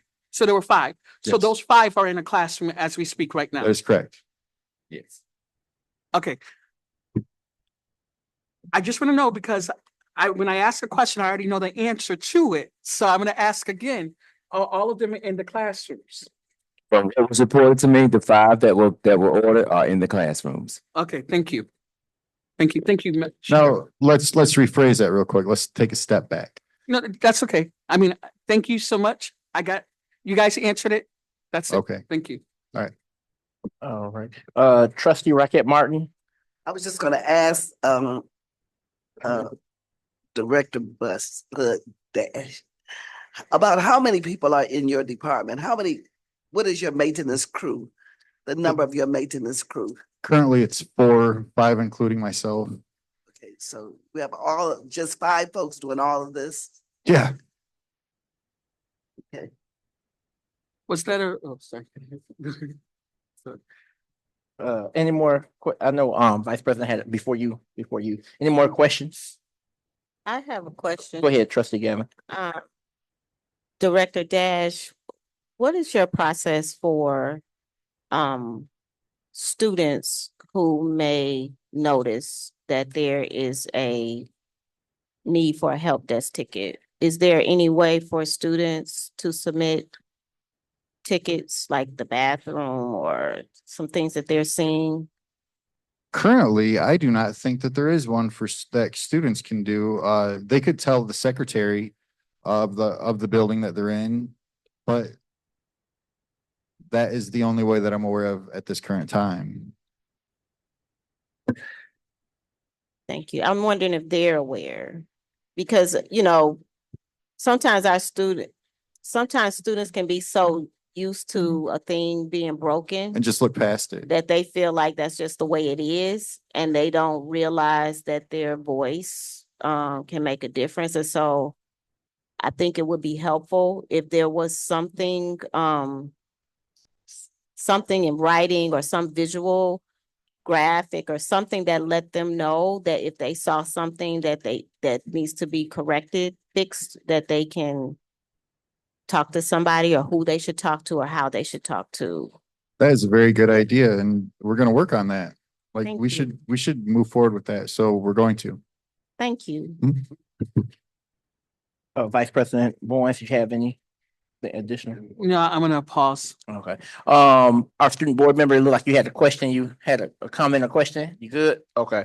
And then, Director Dash, I do like that idea that you, brought up, Trustee Gavin, about the student process. I think that if that's something we could work on, maybe a graphic or something, or just if, the principals and secretaries could just kind of make that a part of the morning announcements, letting students know, hey, if it's broke, Exactly. don't walk past it, just let us know. So Yeah. I think that, and then, I think the other thing I wanted to bring up is, I've always brought it up before, in my previous term is, kind of getting some more exterior lighting around here. I don't know, that's what y'all gonna work on in the future, just kind of so we can have, lighting here when we come out of the, board meetings here at the entrance. It's kind of dark right there. Oh, yes, So we I've can- noticed that myself, yeah. So if we can get some, I know dealing with the, 100-year-old building, sometimes it's kind of hard to mount stuff, but if we can get some lighting out here, be awesome. And then, but Yeah, that- we'll touch bases because That's I, on my to-do list. for sure. okay. And then the gym roof, I've had to deal with that, we have that discussion before, so it's always an ongoing process. And, do you have the details of what that gym work, for that roof, what they have to do? Do you have any details on that yet, or no? What we're looking for is to have a complete tear off and reinstallation. Okay. That's what we're looking for, because we've been patching it for a very long time. And it's has been unsuccessful. So instead of just spending money on patches, let's replace it, get the warranty, move forward, be happy. Okay, awesome. So I will make sure that kind of stays at the top of the list. Whenever, go ahead, Trustee Joy. Once we get the roof fixed, will we have heat in the gym then? Right now, yeah, there's one heater that works in there. One, it's on the far side, the back right side, happens to be right where the leak is. Oh. The other one is currently not working. But the answer to that is yes. After we get the roof fixed, then our next step is to work on the heat in that room. Okay. Thank you, Director Dash. And, like I said, we'll be probably touching base more often to, kind of update the agenda and stuff, and I'll, let you know process. I will now turn it over to Director Brock Carter for. I was actually hoping, may I please excuse myself for the remainder of the meeting? I have a long drive in the morning. I have to wake up really early for. Go right ahead. Go right ahead. Thank you so much. Thank you. All right, Director Brock Carter. If we can just note for the minutes that Director Dash had to step out. And that myself and Secretary Triplet are back.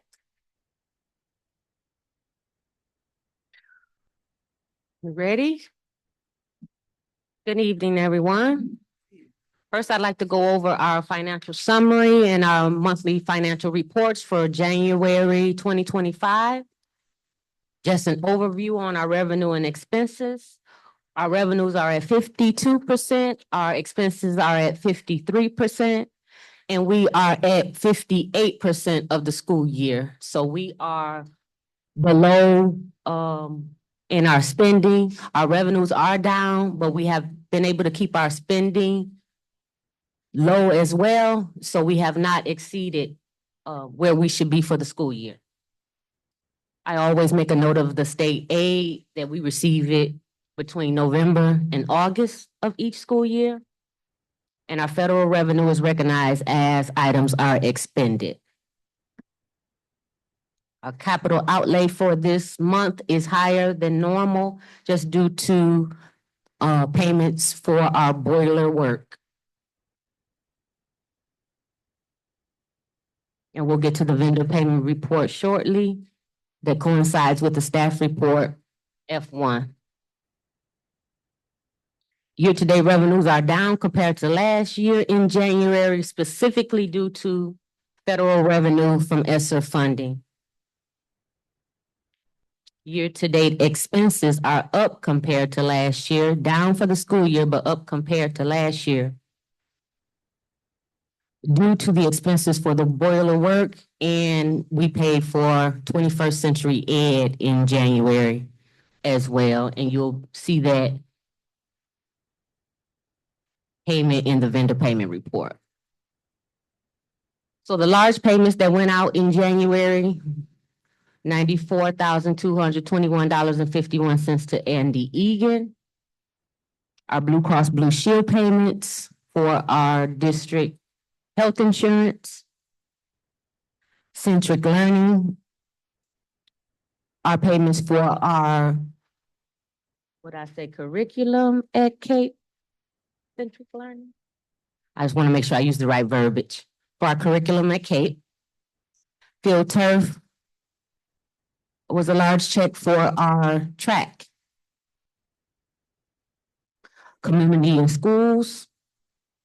VS America was a large check for our cafeteria furniture. Hopefully you haven't had a chance to see it. It's excellent.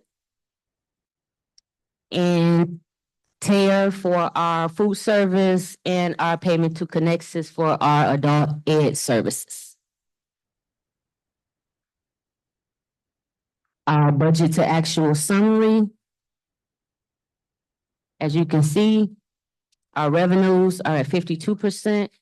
Our expenses are at 53%. The details for that summary are on the next page. And I've also made the adjustments in our revised budget column to reflect the budget changes that we voted on last month. After that report is our AP check register. Please let me know if you have any questions. I have, Madam President, please step down. Chair. Okay, so, Chair. you have the floor. Chair. Okay. I do have a question, about Cape. With that being on an alternative school, is there a difference in the amount that we take in per student, for alternative school students? I have a couple questions in that regard. No. We receive the same funding per student for all students. Do you know roundabout how much per student? Right now, our foundation allowance per student is Approximately, it doesn't have to be. $1,608. Okay, so $9,608 per Cape student. And are we able to recruit, if you will, students outside of the district for Cape, through Cape? I'm going to defer that to Dr. Butts. Thank you, Director Bart Carter. Yes, ma'am. So actually we can. That's a model that Berrien Springs use. Mhm. And they recruit students all across the state with their model.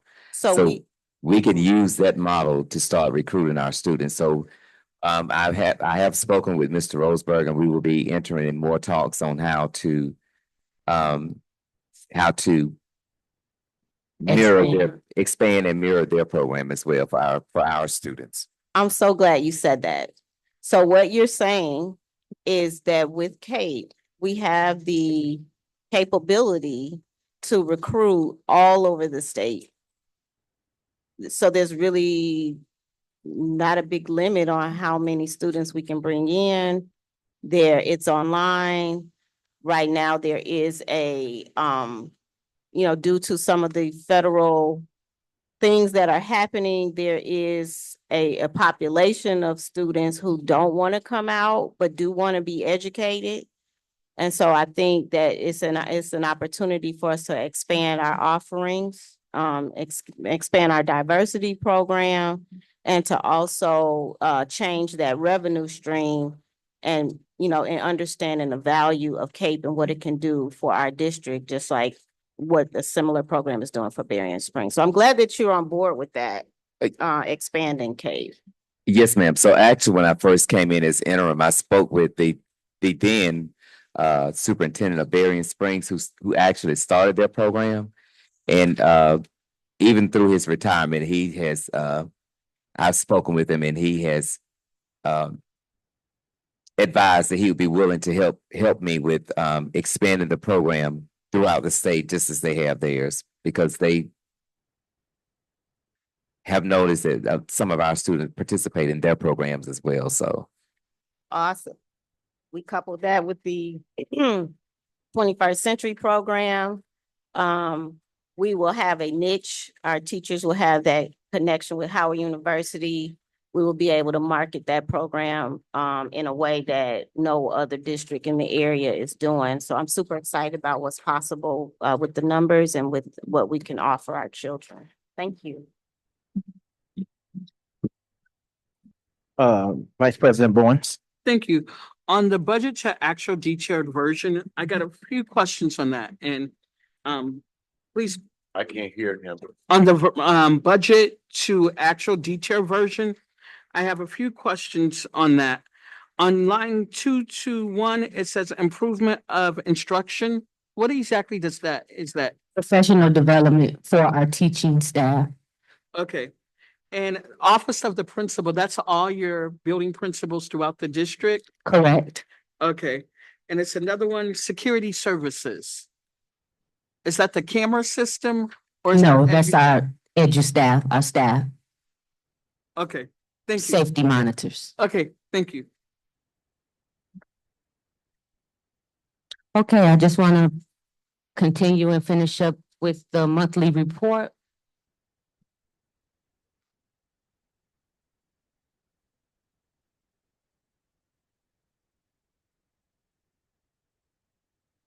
The revenue, year-to-date revenue comparison, as stated in the financial summary, our revenues are down compared to last year.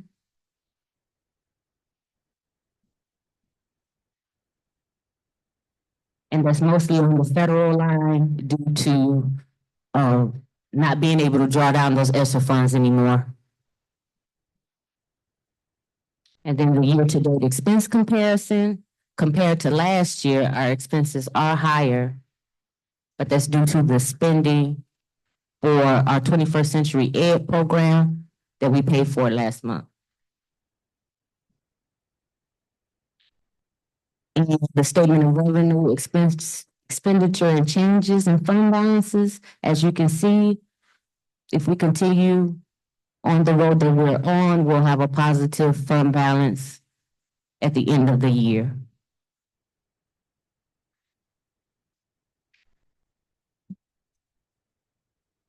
Thank you.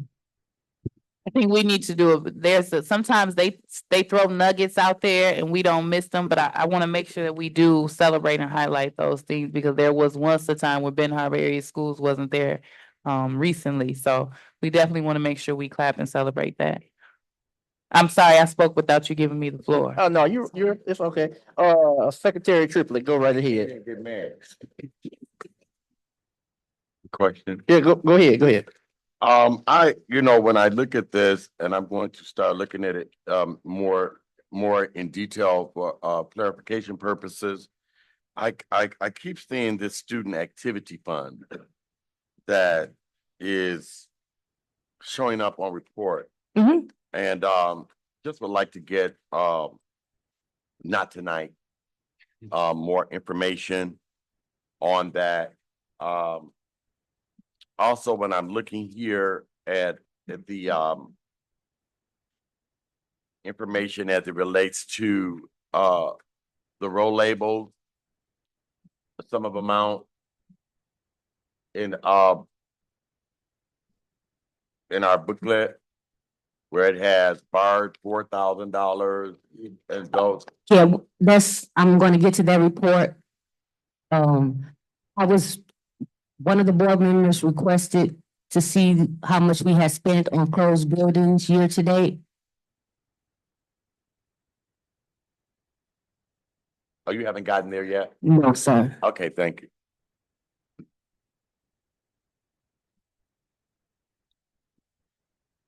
I just want to go ahead and review the staff report F1 that we'll vote on at the next meeting. Reason for board consideration, a set of financial reports is provided to the Board of Education each month. Facts and analysis. This evening it is recommended that the January 2025 payments be approved for all of the district funds. Policy reference 6470, payment of claims. Strategic plan goal reference, facilities/operations. Benton Harbor Area Schools will develop, implement, and evaluate every time I get to that word, I have to laugh. Fiscally responsible plan that will ensure physical and psychological safety. Recommended action that the Board of Education approve the January 1st through January 31st payments for the following funds. General Fund, $887,844.03. Food Service Fund, $566,517.78. Sinking Fund, $1,147,729.36. Student Activity Fund, $2,042.20 for a total of $2,604,133.37. As stated previously, one of our trustees requested that they see the amount of money we spend on closed buildings.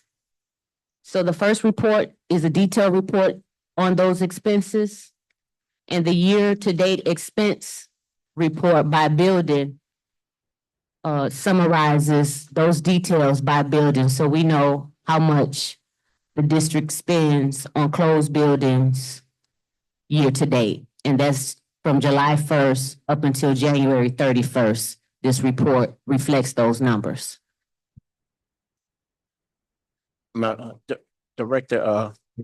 Director Carter, someone was saying, could you read those numbers out? Sure. Public, please. Bar School, we've spent $4,832.74. Boynton, we spent $5,612.50. Home, we spent $10,284.38. Fairplain Northwest, we've spent $4,815.68. Martindale, we've spent $3,239.76.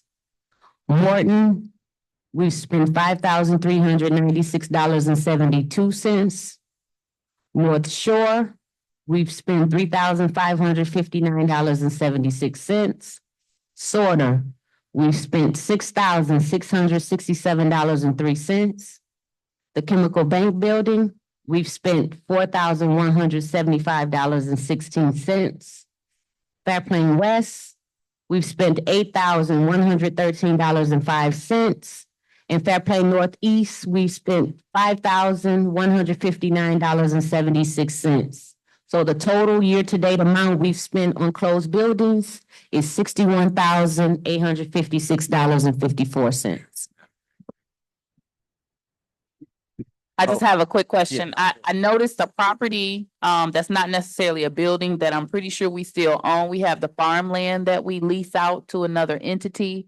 Is there an expense that we pay for that farmland? I'm thinking are we accountable for the taxes, or are they accountable for the taxes within that lease? They would pay the taxes. So that property has no current expense for us? That's correct. I'm gonna go to Gavin, and then I'll come back to you, Secretary Triplett, if you don't mind. Thank you so much. My question is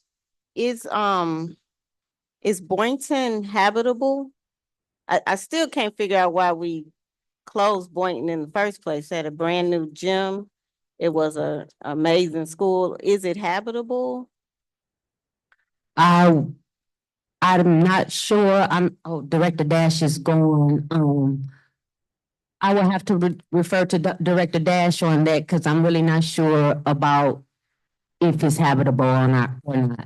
Okay, I guess I asked because if it's 64,000 for closed buildings, and our schools used to have upwards of 600 students in a building that served that neighborhood.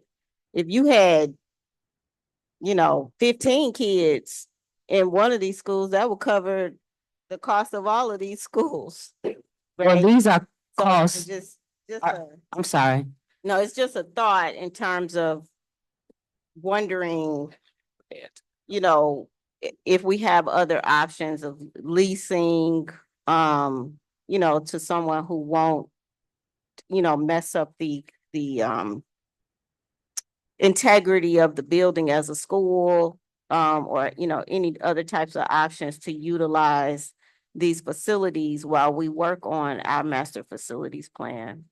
Well, the costs are low because they are not in operation.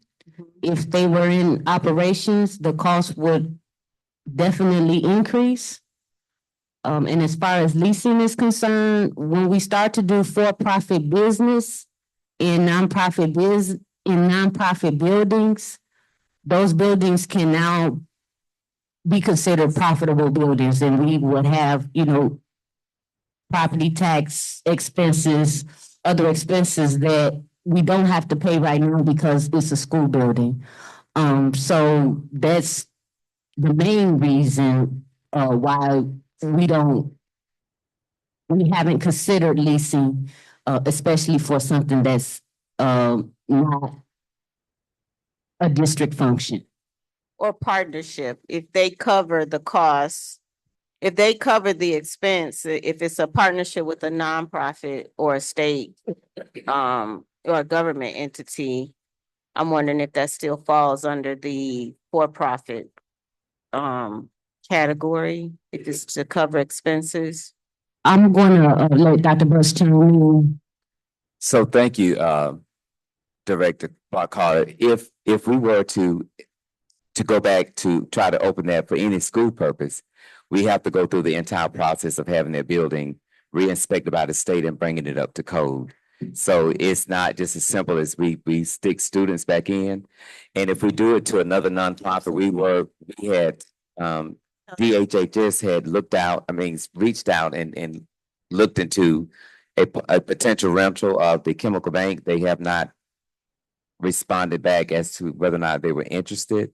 But even in part of that, as entering a contract, although they are a public entity, when we lease that property, we still start to incur taxes, et cetera. Even though they are another state entity, we are the original owners, and whenever we become a lessor, we start to incur taxes because the state looks at it as revenue that we would be getting in, and it will be considered revenue that we are gaining from the lease of a building.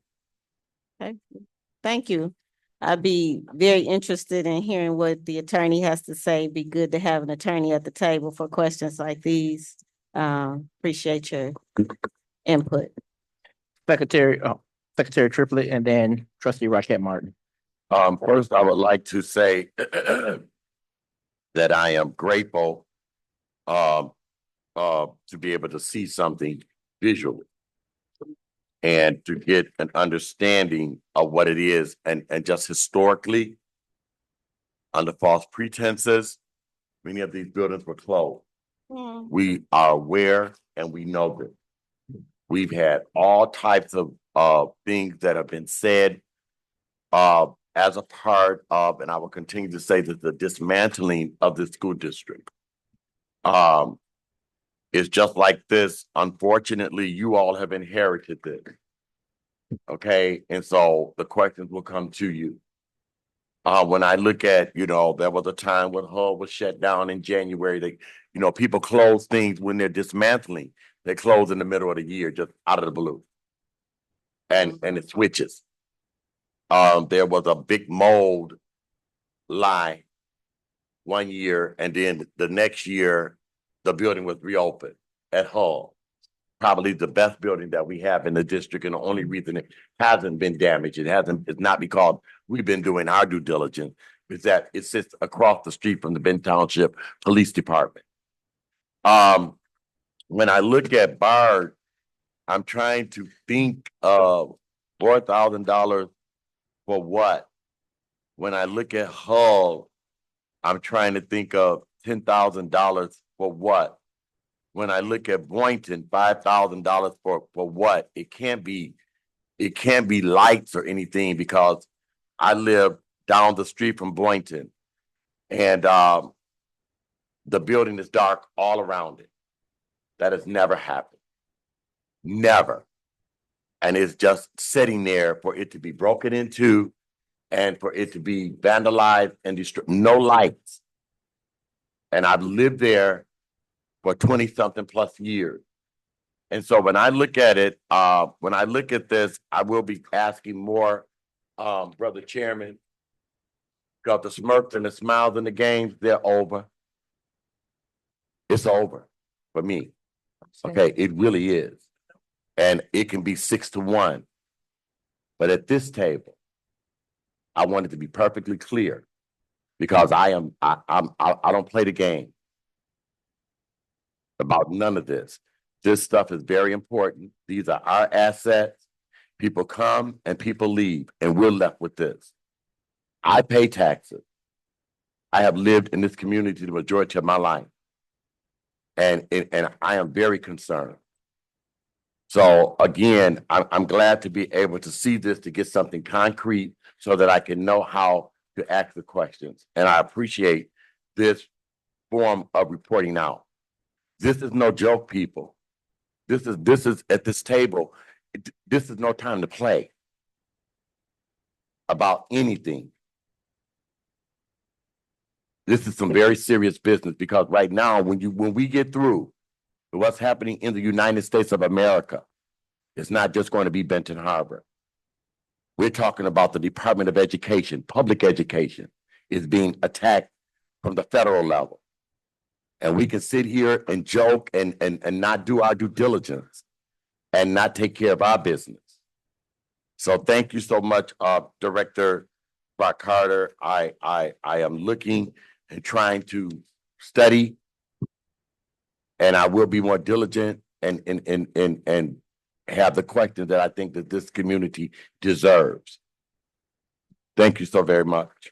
You're welcome, Director Triplett. And the report that's also linked in the agenda that's prior to the summary does have the detail of each individual transaction for each building. So if you have a chance to look through it, we can schedule a meeting and go through it.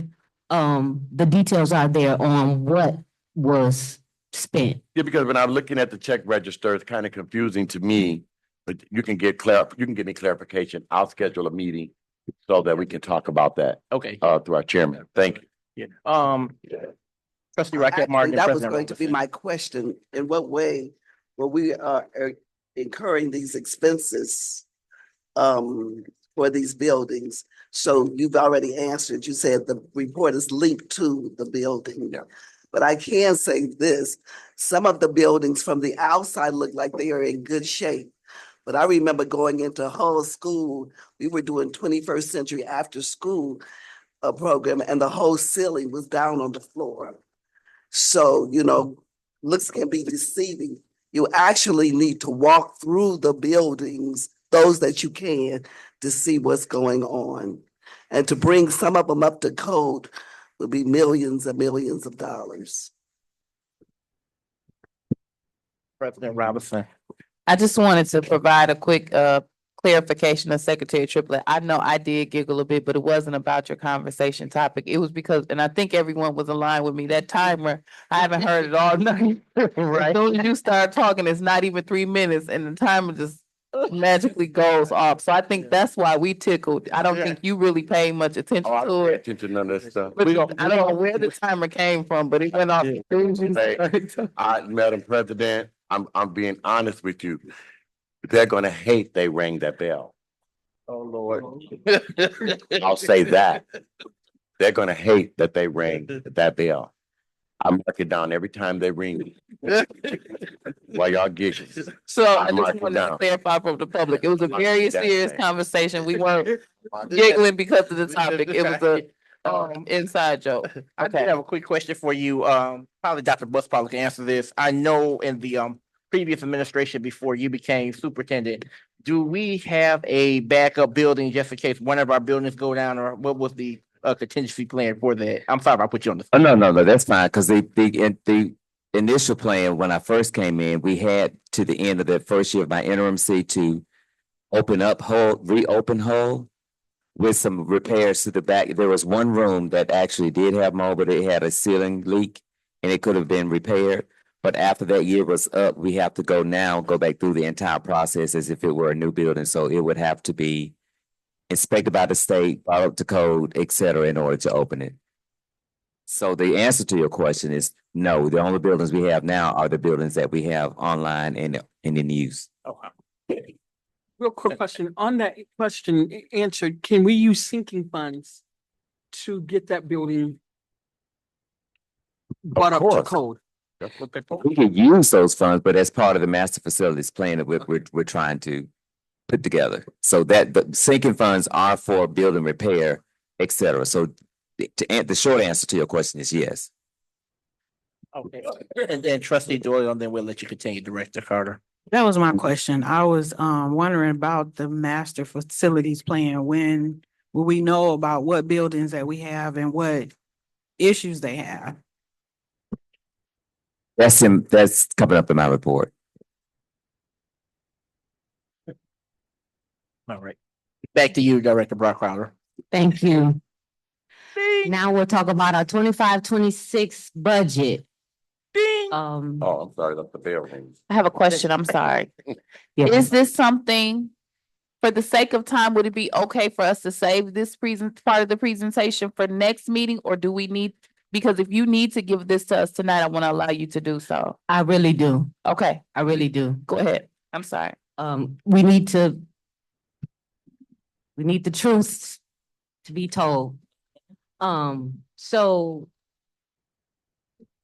the 25-26 budget, of course, I always want to reiterate our vision statement for the district.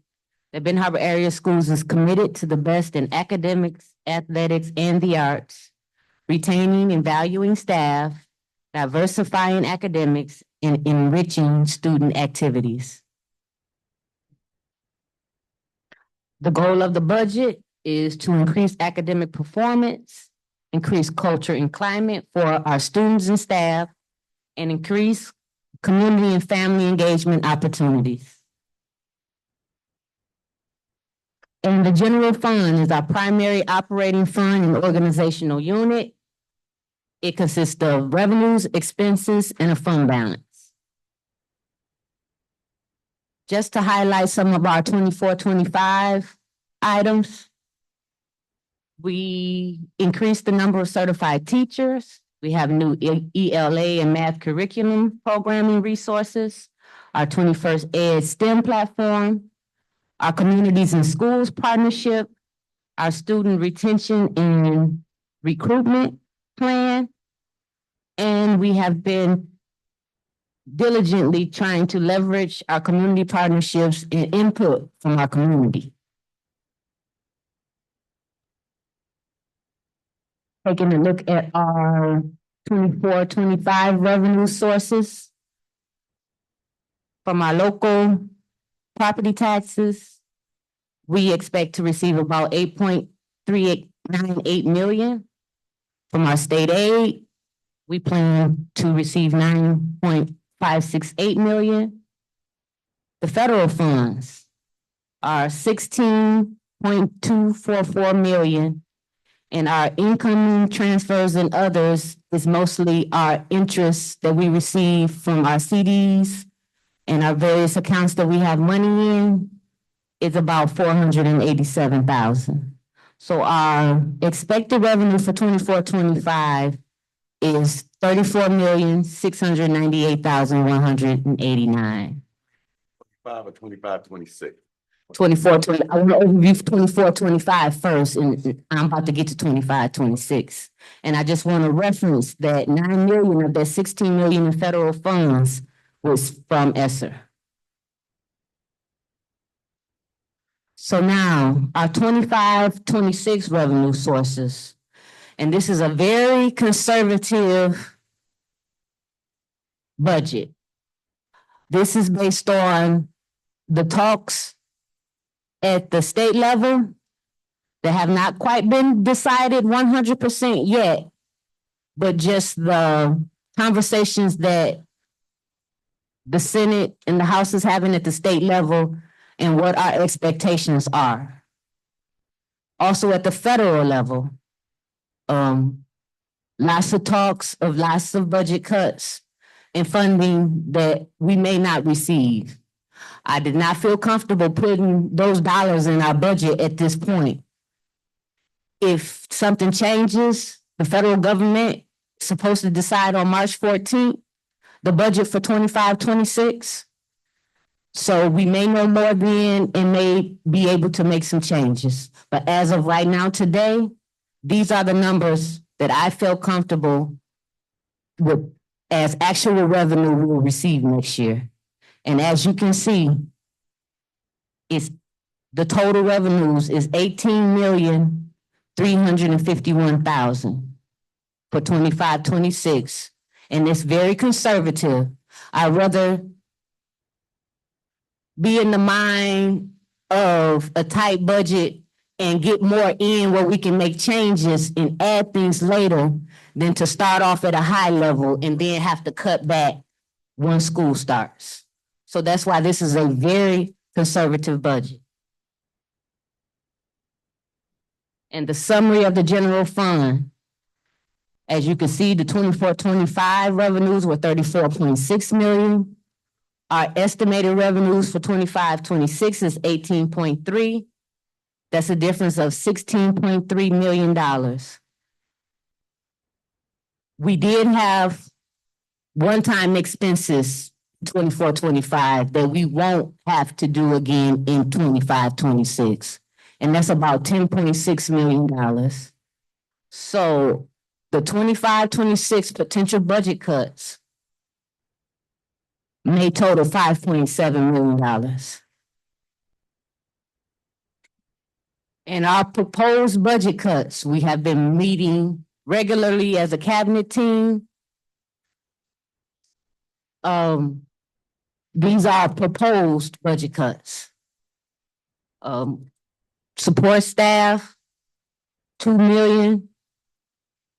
Instructional staff, 406,000. Central office, 365,000. Custodial maintenance, 543,000. And additional changes of 2.2 million. And we're hoping to make those changes with different programming that we may not renew. So we would like to reach out to different vendors so that we can possibly get some of the things that we have at a lower rate. And that will get us to the $5.7 million that we need to cut in the budget. Our next steps is to speak with our building principals about the proposed budget cuts, get their input, make sure that they are aware of what has to happen next year so that we can have a balanced budget. We will finalize our 25-26 staffing and building changes to balance the general fund budget. And we will discuss additional changes, exploring all options for programming, standard staffing, and vendor contracts. Again, this is just an overview of what we feel like will happen in the 25-26 school year. And this is to prepare you all for the potential budget cuts that will come up between now and finalizing our 25-26 budget. And if there are changes at the federal level, we'll make changes in our budget, of course. The state right now, they're saying they may not make decisions till June or maybe even July. So we'll do the best we can with the information we have when we are ready to finalize the budget. But that's where we are. Yes, Madam President. Oh, I'm sorry. Okay, so, and these suggested adjustments, we would need to have finalized prior to June 30th, 2025, correct? That's correct. Okay, so I just want to make sure that the board is now aware of the need for us to do a refresher on the CBA 103 tonight. And then CBA 310 is budget anatomy and shortfalls. The course helps board members better understand the budget development process and budgeting during tough economic times. Specifics will be addressed, including utilizing program budgeting, et cetera, et cetera. So it's very important that we do get this training as one of our required trainings, because if you all know Director Brock Carter, you can hear the concern in her voice in presenting this information, and it's not something independent to Benton Harbor Area Schools. However, Benton Harbor Area Schools wants to ensure that it's fiscally responsible moving forward. My question now is to Dr. Butts. I know we previously referenced and we're planning to have the smaller groups, board members meeting with you all to kind of discuss the details of these cuts in various areas. Is that something we're still planning to do, and can we get that scheduled immediately? Yes, ma'am. That is something we plan to do. We wanted to, we got all the information up to today. Okay. And now that we've presented it to you all, that one of the next steps we should have added to the slide was to make sure we start holding these smaller group meetings to present to you what our proposed changes will be. Okay, so I'm asking the board and administration if we can look at our calendars and have these individual meetings completed prior to the regular board meeting in March, so that everyone has an idea of where things stand. And I know that we have gone to a meeting of the whole as it relates to committees, but I want to ensure that you all are aware is that if we need to have a special session related to the budget itself to do this work, I'm asking that all of the board members are committed to be present, because we want to make sure that we're making the best decisions possible, and we're supporting Director Brock Carter and her efforts. I would like to personally commend you for having a conservative budget, for paying, both of you, for paying attention to what is coming down the pipe, and for presenting this to us in a way so that we understand the serious nature of it. And so I just want to thank you all. And now I'm done. And thank you, Madam President. If I could, I was gonna say real quick, we're gonna, I'm sorry, Dr. Butts, for the sake of time, let's try to adhere to the 2-minute, buzzer. I know. But let's do this for the sake of time, and then also if you have questions, extended questions, just write them down. So in that way we can, get that individual meeting with the superintendent and, the finance director, Vice President Bowens. So I wish we had this, and I'm glad, this presentation, the way we do our agenda, I wish finance would have went first, as you were trying to warn us. Thank you guys for proactively and being a step ahead of the game. The state superintendent warned us, and as we see what's going on, oh, you can't hear? Sorry. I just want to thank you for doing this and getting this ready for this. The state superintendent warned us about this, I believe, last year. I would also encourage us, I know we want to do cuts and we always look at cutting the cost and everything, but we also have a lot of unnecessary spending. And corporate America, we called it the war on waste. So I would encourage you guys to please discuss with your departments, make sure we're cutting down on wasteful spending and copying paper, all of that. Also, I just want to remind my colleagues that if you watch the negotiations with the governor and the Speaker of House, and you watch how Michigan elections go, every 8 years, it's Democrat then Republican. So we need to be mindful on that. Not saying a Democrat cannot win that's pro-friendly to education, but I think we need to look at the longer picture down the line that we're looking at 18 million estimated. It could even be worse later down the line. Thank you. All right, trustee Gavin. Secretary Triplett, you have something to say? Or you good? Okay, Hey, and then Secretary thank you Triplett. so much, Chair Bradley. What I would say is I've seen this a lot. And I hope that everyone who hears my voice can hear the intent behind what I'm about to say. It is not to harm. It is really to just, this is what's coming up for me, in a very serious way. When we're talking about the potential of losing funds in the traditional way in which we receive them, I've heard that for years in Benton Harbor. And I want to encourage us to look at more creative sources to attract more dollars and to retain our children and our staff so that we are expanding while others are looking to get rid of folks. That means grant coordinator or a grant writer, bringing that back, bringing back somebody whose responsibility is to find the money from all sources, bring the money in, and then we have more money like that. Creating ways for students and staff to recruit other students to come back, incentives for them to encourage their friends to come back. Finding out why they left and creating a student retention plan based on the feedback, right? Like I believe strongly that if we incorporate some of these things in our daily work and in our reports to the board, what's the student retention plan? How is that working? How are you surveying students and staff and families every day to find out how we can better serve, right? And how are we bringing in the type of employees who will help bring in those dollars like a grants coordinator, and looking into a foundation for us. There's a lot of people who want to give back to Benton Harbor directly. How are we utilizing our resources and our strategic partners to make sure that we are expanding and not looking at what the federal government is doing and then just cutting and getting rid of our resources because of what they're doing? So those are my thoughts. I believe it's possible. It's not to criticize anyone. It's just to ask us to look at things in a different way. Secretary Triplett, add 30 seconds to the gentleman's time. No, not necessary. It's good. And I'm good.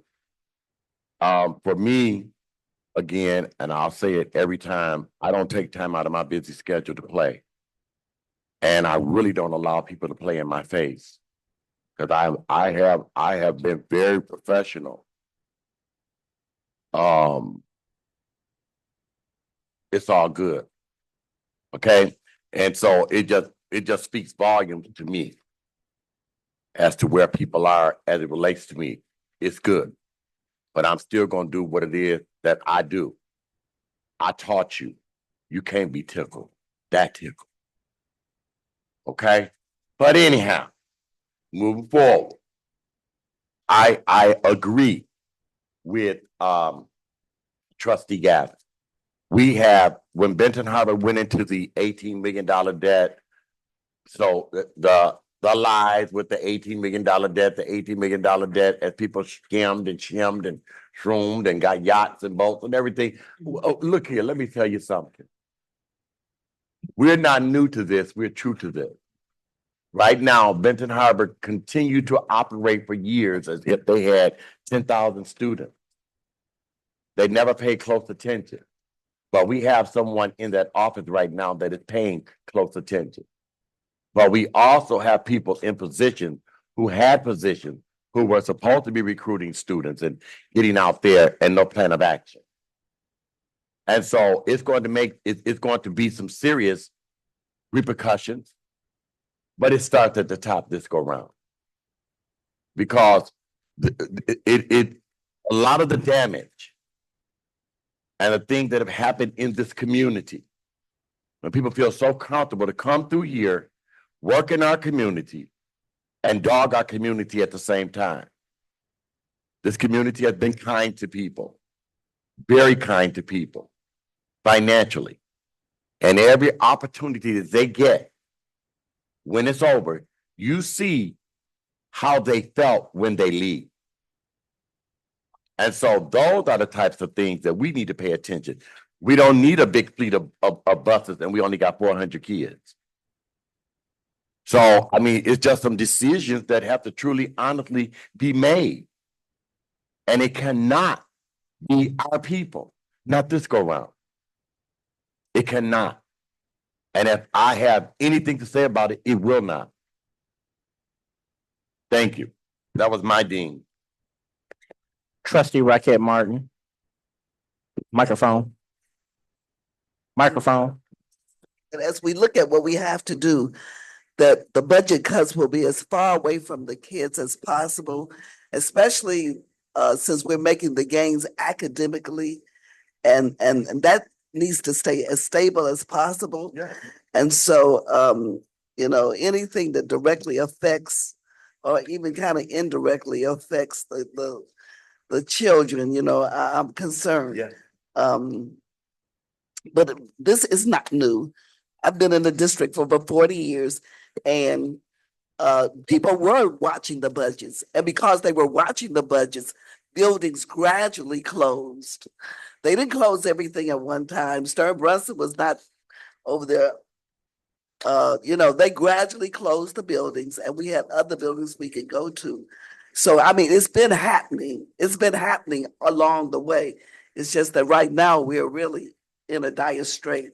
However, we cannot continue to bleed out money. $61,000 is a lot of money to bleed out in a year. And we can't continue to do that either. So we do have to look at creative ways, and we just pray and hope that that money is available in creative ways. You still can't get it if it's not there. So we're just, you know, praying. We just have to kind of wait, like you said, and see what comes down the pike and see how, you know, we can just weather the storm. We've got about 3 years to go to weather the storm. You know what I mean? But anyway, I was we'll do the best we can with your help. Thank you. I was just going to say, because I don't know if you got more to say, but I was just going to say, right now, you know, with that report coming out that you just did, it's very concerning. And, you know, this is a time where we're going to have to be very open-minded. When you say $5 million, yes, it's going to be hurt somewhere, but definitely, this is, you know, I'm glad that you're on it, because, you know, most times we can sit back, twiddle our thumbs and be like, oh, well, you know, then boom. Now, you know, we got to make cuts somewhere. So thanks for being proactive, and, you know, everybody's, you know, they hear that word conservative, but hey, right now, conservative is a good word that we have to use right now. Thank you. You're welcome. Any more for the finance? Nope, that's it. All righty, I will hand it back over to you, Madam President. Thank you so much. All right, so up next, we have, thank you so much to the Finance and Facilities Committee for your thorough update. We do look forward to those, I believe we were gonna do 3 at a time, 2 trustees per meeting. I volunteer to sit in each meeting so I can ensure that each trustee is getting the same information each session, so that when we come to the table, there's no confusion. Everybody's heard the same thing. We can be on one accord with the work that we start doing. My goal is to ensure that we've had our training as a whole board as well, so that we can utilize that knowledge, those knowledgeable tools to assist us in supporting the district and doing this budget related work. So thank you all for a great session. Up next, we have the Human Resources Committee. At this time, there was no agenda provided by the Human Resources Committee. Their only item of business is to select and appoint a committee chair. So at this time, I'll ask, are there any individuals from the Human Resources Committee? Just for the public, those members of that committee are The Human Resources Committee consists of Vice President Bowen, Secretary Triplett, and Trustee Doyle. So at this time, I'll open the floor. Is there anyone who would like to serve as Chair of the Human Resources Committee? Madam President, Yes. I had taken into consideration running for the chairman of the Human Resource Committee. And as I stated, I want to spend this time working on my role as the secretary of this Board of Education. I stated again, I do not want to serve in the capacity of chairman of any of the committees that I served on under this administration, because I want to eliminate excuses as it relates to Mr. Triplett. I want those excuses to be eliminated. I want everybody to be able to work in peace and get the work done. And so for me, there is a chairman of the Human Resource Committee that served last year. Tonight, he seems to be very giggly and tickled on so many different levels. But I would like to nominate Vice President Bowens to continue to serve in the role of chairman of the Human Resource Committee. And I hope that the next time we come to a committee of the whole session, that there will be some information presented from the chairman of this committee. So with that, I'll pass. All right. Is there anyone else who is interested in serving as the chair of the Human Resources Committee? Trustee Doyle, I believe you've communicated you're not interested in that role previously to myself. So Vice President Bowens, are you interested in maintaining your position as chair? I accept Secretary Triplett's nomination without the shade. That was the most professional shade thrown ever, wasn't it? You haven't seen anything Trustee yet. Doyle, I'm assuming there's no objections. Okay, so we would like to congratulate Vice President Bowens for maintaining position as chair of the Human Resources Committee. We do look forward to your committee report in the upcoming work session. I'm not sure if there's any hires anticipated coming. If so, we would need those updates prior to anything relevant for us to know prior to the March meeting. If you could send that out to us, that would be great. I would ask that you meet with Mr. McDermott and touch base regarding what may be coming for the March agenda. Mr. McDermott and Dr. Butts. Yes, I look forward to working with Mr. McDermott and Dr. Butts. And as chairman, I promise I will make sure I communicate efficiently and effectively, and making sure that you get documentation for our meetings, and how do we make Benton Harbor area schools a world-class community, world-class place to work at. So thank you for your trust, Secretary Triplett and Trustee Doyle, and I look forward to working with you. Thank you. Thank you. One second, my apology.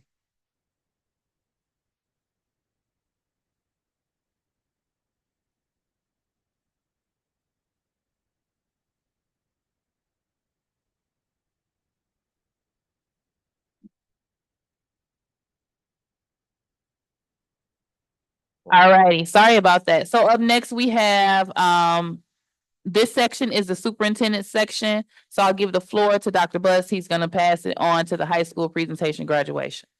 Thank you, Madam President. And this is for our high school counselors and our graduation coach. If you all would come up and do your presentation. Oh, I wish they were here. We should have let them do it earlier.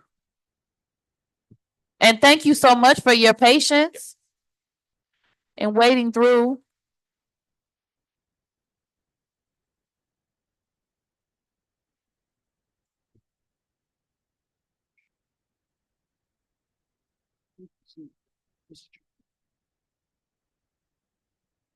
And just to clarify for the public while they're passing out, this meeting is a little bit longer than normal if you all haven't been tuning in. We used to have individual 1 hour to 1 hour and a half committee meetings.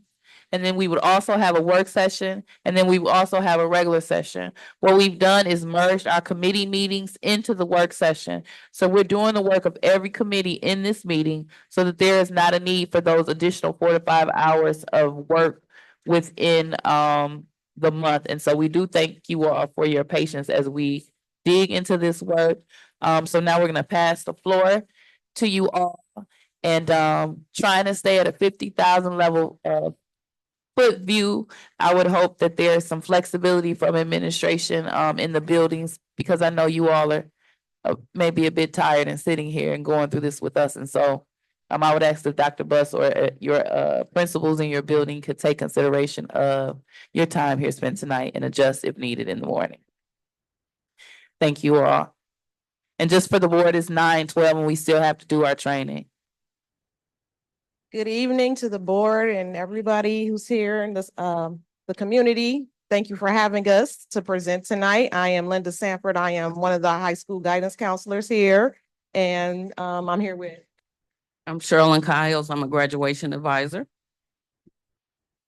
Lennon Morant, the principal at the high school. And I will be brief. Everybody should have received at this point, the graduation status report.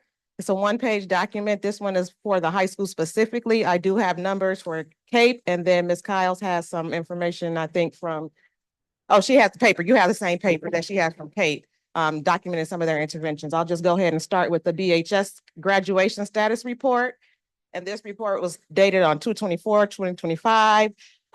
This report outlines the class of 2025's progress towards graduation.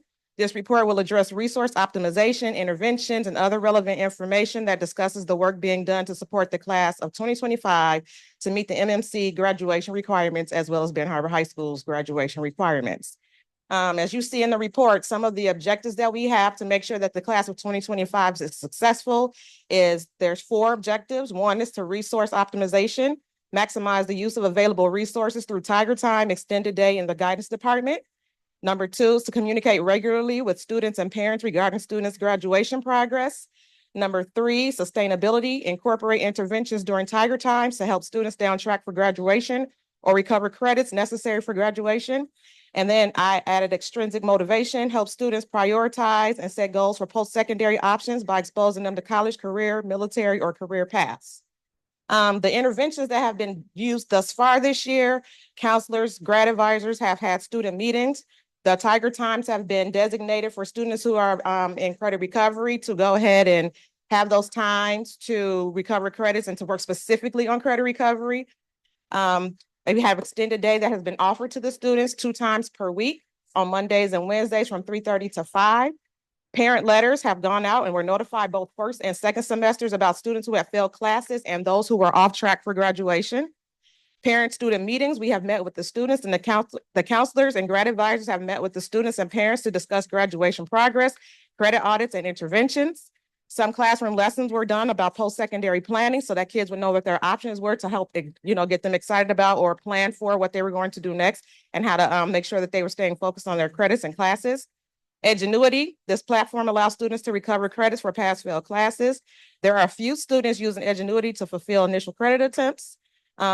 Number 3B is extended day. Students are offered extended day as a way to get extra help in classes in which they are struggling or to continue working on credit recovery. And then lastly, college visits, trade days events, college military rep visits to BHS have been some of the interventions that we have been using this year to help students with their graduation progress.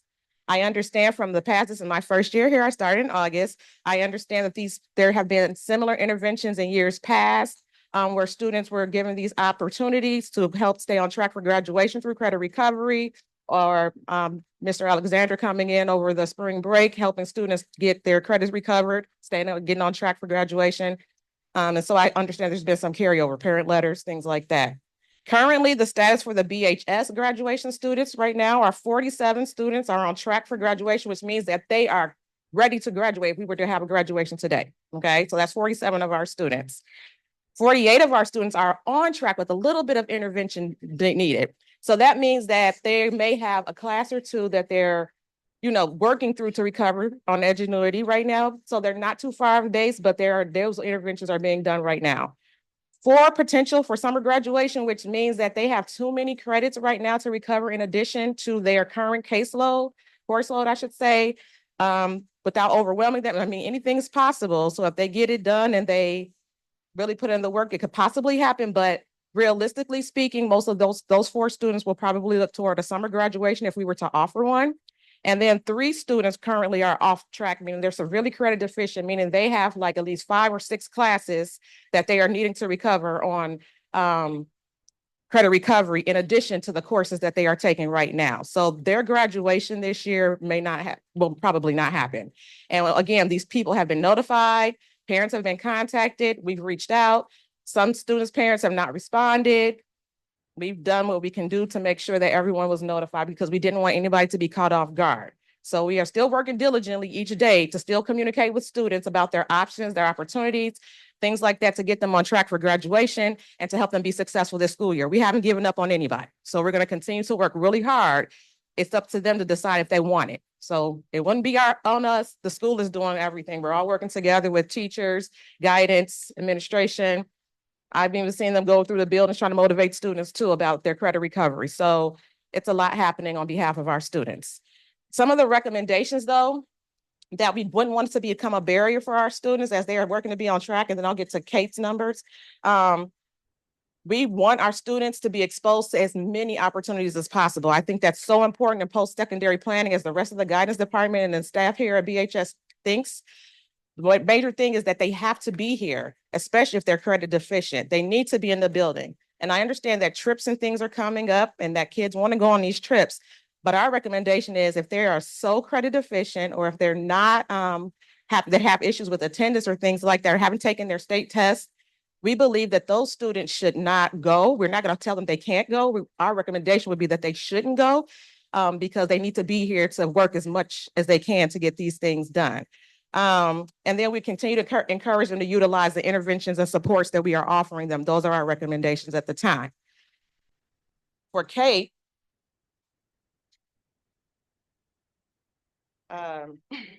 they have 6 students on track for graduation, 4 students who have interventions required, 3 summer students who could possibly graduate this summer, and 3 that are currently off track. So that's their senior class numbers right now. In addition to that, they have 3 transfer outs. Yeah, because we just lost some more. We just lost 2 to more today. So, and then his interventions, Mr. Roseberg's interventions that he has been using over at the Cape. Cape mentors monitor students' daily activity on Centric and Ingenuity. Mentors check in with students via phone, email, or in person for student concerns. Students receive weekly progress reports with updated academic information. Graduation credit audits are held with the parents and students each semester to review academic progress toward graduation. All Cape High School students have the opportunity to attend extended day learning at the high school on Monday and Wednesday from 3:30 to 5. All Centric students have the opportunity to receive academic support through Centric certified teachers. Tuesday and Thursday are open to students to come into Cape to receive SEL and academic support. Cape offers extended day learning opportunities for all credit recovery seniors after school hours and weekends, max of 4 hours a week, and PBIS incentives are available for all students. So that's the report from Cape. And I'll turn it over to Ms. Kyles if she has anything additional to add, or Mr. Moran.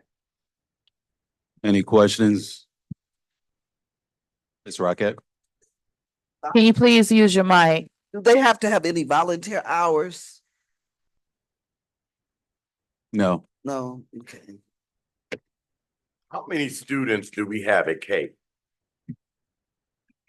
Do anybody know? 66. Are you Overall, asking we're talking specifically about the seniors or senior class. total? Yeah, how many students do we have at Cape? 67. 67 students. And how many of those students are seniors? 21. And out of 21 students, only 6 are on track. Can you run through those numbers again? Because it was kind of quick. Okay, it's included on that? 'Cause I have a copy of this, but it doesn't have numbers. Okay, just run those numbers back to me. All right, so there are two students, data that was not mentioned because those two students are sped students and they needed more consultation with I needed to check in something with Dr. Bernick to make sure that their credits or what they've been PC'd out of, which means they have received personal curriculum from and they're not mandated to earn those credits. I needed to double check those numbers. So keep those two in mind. There's 6 on track, 4 intervention required, 3 transferred out, 3 summer intervention, and 3 off track.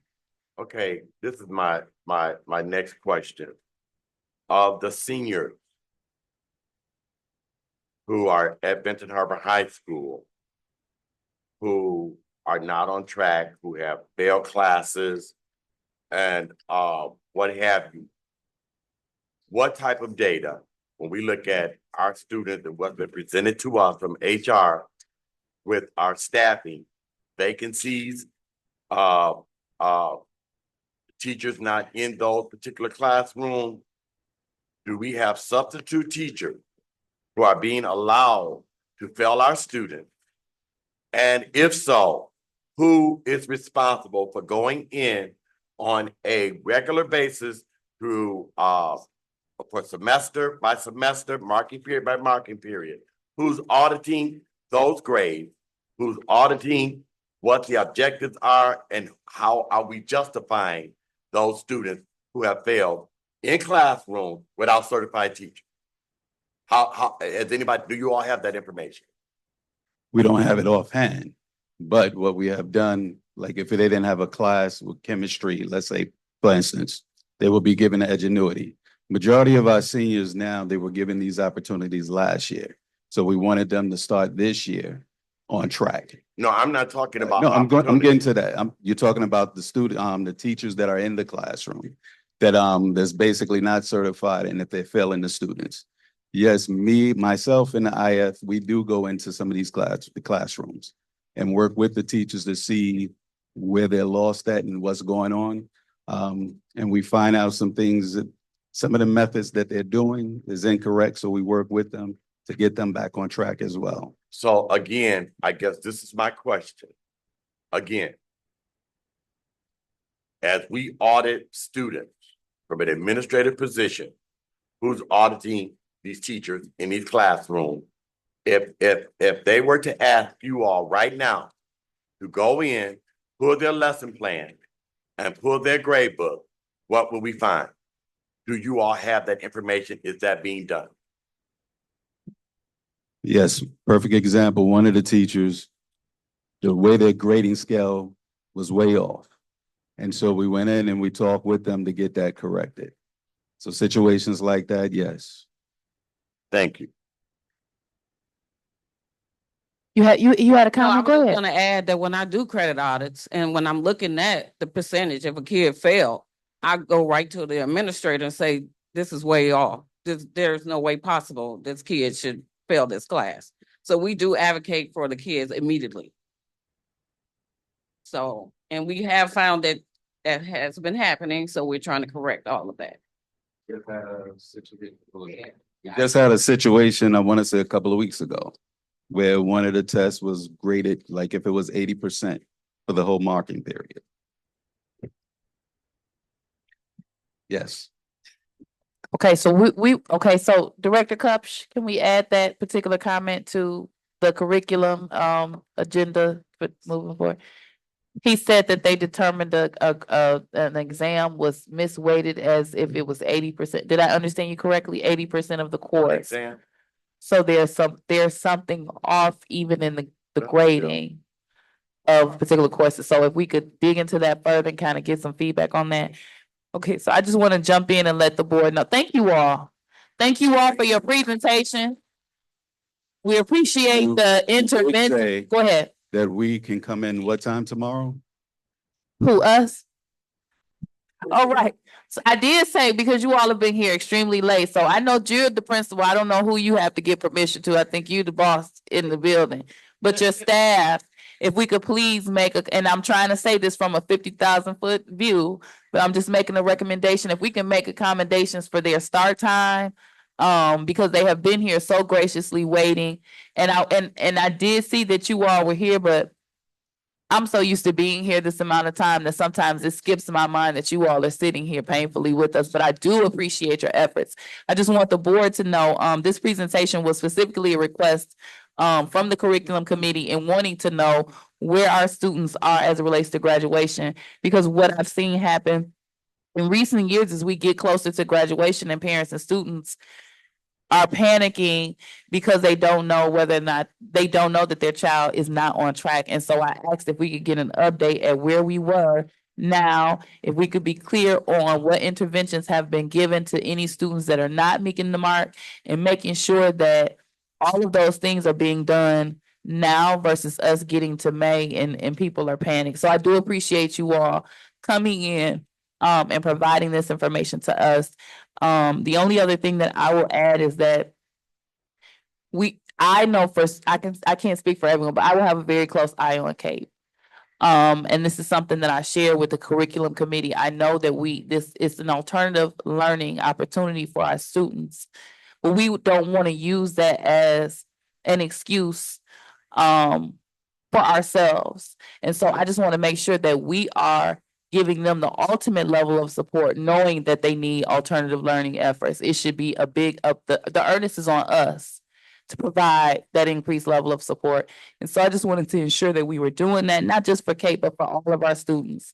And also knowing whether or not there's shortfalls and disconnect in reaching the parents and things of that nature, because I know sometimes that's part of it, having that communication with the parent in the manner that we need to. So I do thank you all, and I do appreciate you, and I'm really excited about the great things that you provided to us. And we'll have some conversations behind the scenes, more so about what we can do on our end as a board to further help you in your efforts. Thank you all so much.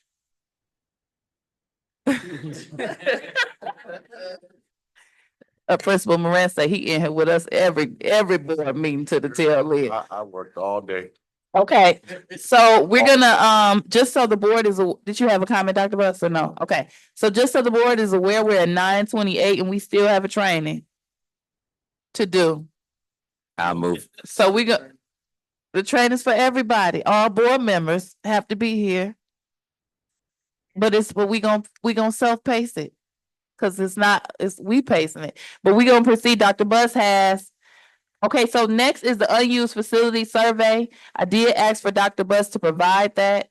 For the sake of time, what I am gonna ask that you all do, Dr. Buss, if you can email this PDF out to the board, I am asking that the board look through the survey as it stands and email your recommendations for any adjustments back to Dr. Buss. Today is Tuesday, February the 25th. If you all could do that by Friday, end of business, so that we're not slowed down to the next meeting, that would be awesome. I did want us to kind of go through it and give any input that we have, but a lot of it is a bit repetitive. They have you identifying if you reside in the school district, and then, or if you're a non-resident, then it opens up to the particular survey for you, and then you're gonna kind of give some suggestions on what you think that we should do for each building. If you have any suggestions to the language being used, additional questions that you'd like to see for each building, things of that nature, I would ask that you send that in by Friday, end of business. Okay, Dr. Buss is now gonna provide us with the MDE Final Partnership District Benchmark Review. Dr. Buss. Thank you, Madam President. With the MDE Final Partnership District Benchmark Review, you have that entire document in hand, so you can see that. I want to jump down to the District Partnership Agreement update. So with that update, you will see that the overall not met for the district. The partnership agreement did not meet the district level goals that were tied to each building. So the district level goal was the training. So 6 of the 7 board members were at the training along with myself, but they were tied to each school. That one standard was tied to each school, which means if that training was not met, then the overall partnership was not met. But if you go to page number 2 in the slide, you will start to see, you will see where there has been improvement in the proficiency in the on the academic portion. So benchmark performance from data from spring 22 compared to spring 24 performance data. You'll see MLK, FPE, Fairplain Middle, Benton Harbor High School, and Cape, they all made increases.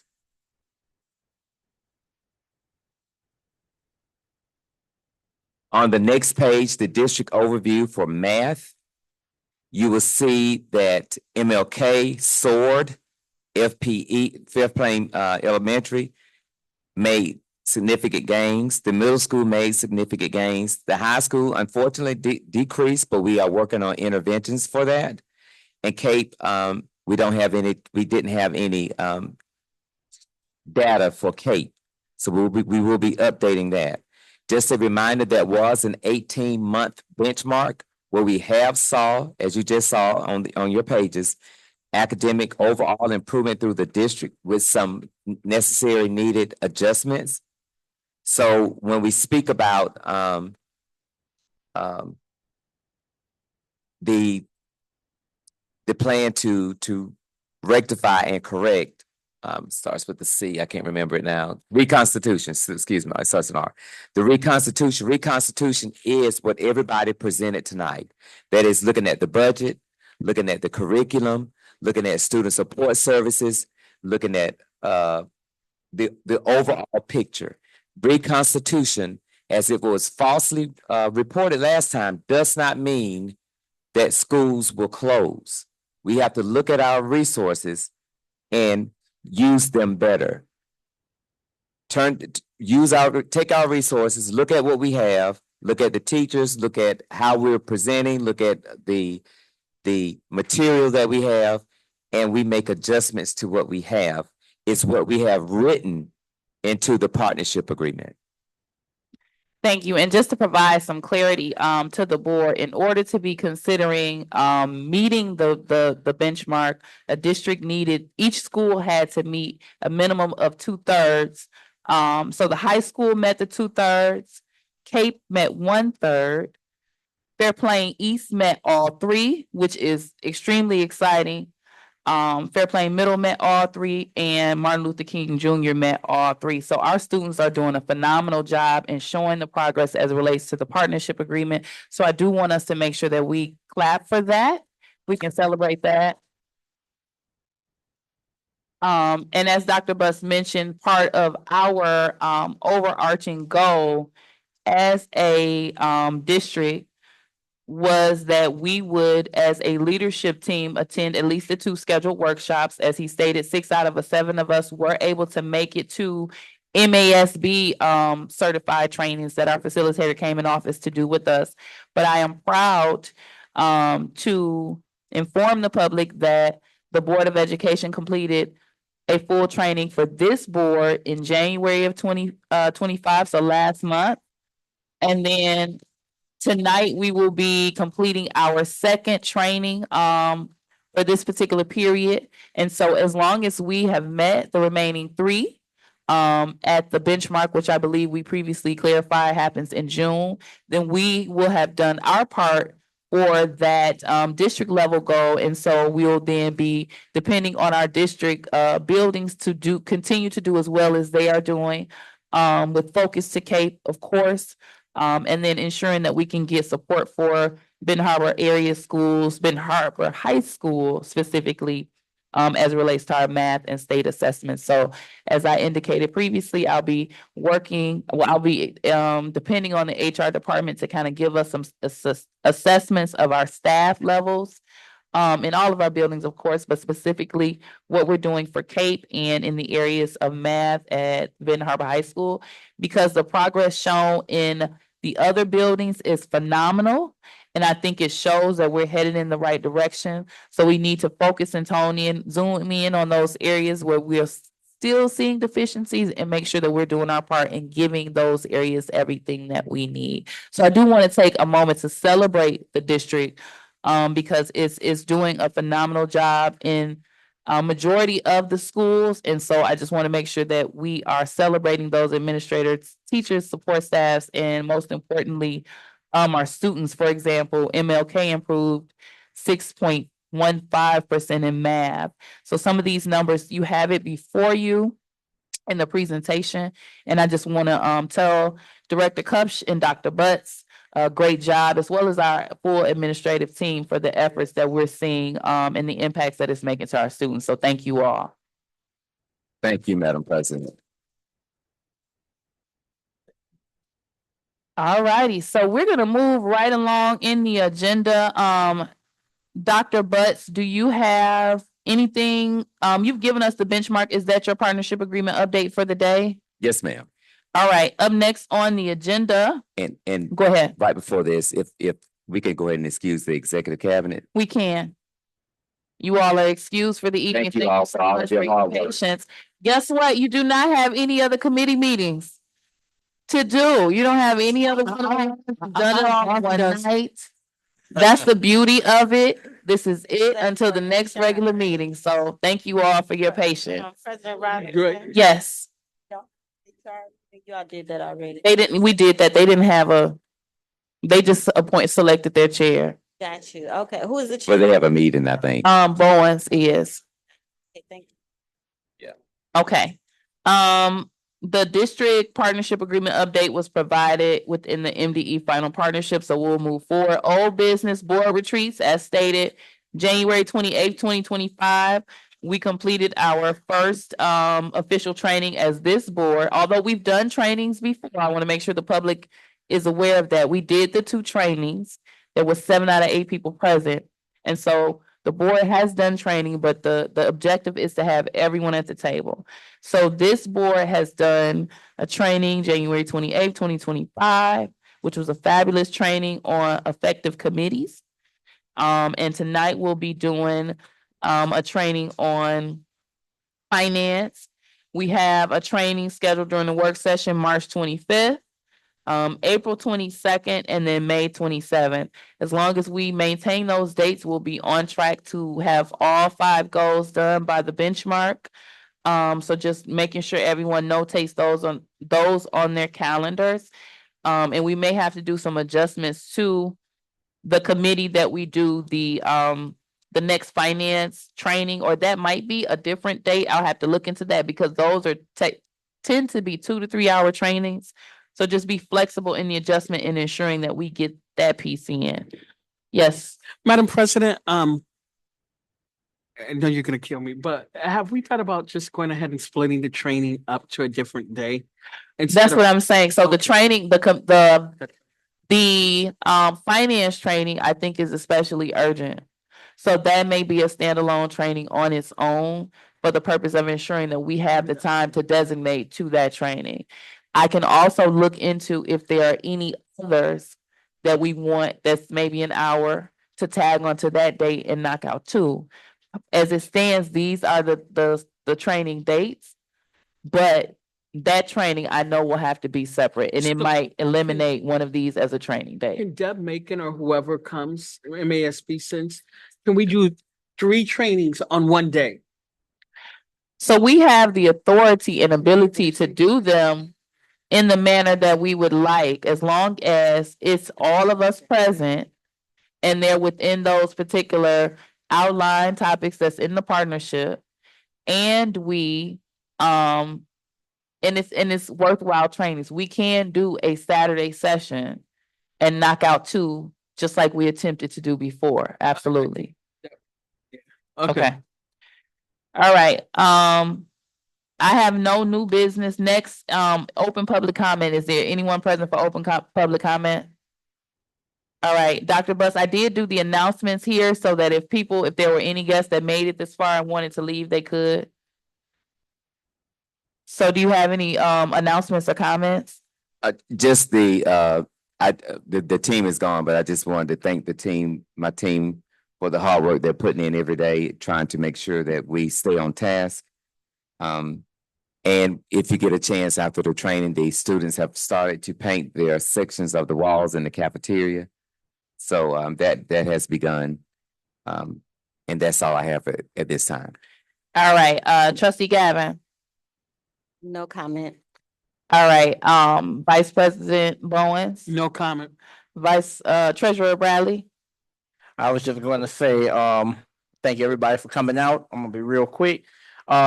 Just because I vote no on something, I want to make sure I put that out there. Just because I vote no on something doesn't mean that I don't support it. I support things wholeheartedly, but then you get further information and more information and the wheels start turning. So I do support our driver's ed. So I want to put that out there before somebody goes and say, oh, he doesn't support driver's ed. No, I do wholeheartedly support it.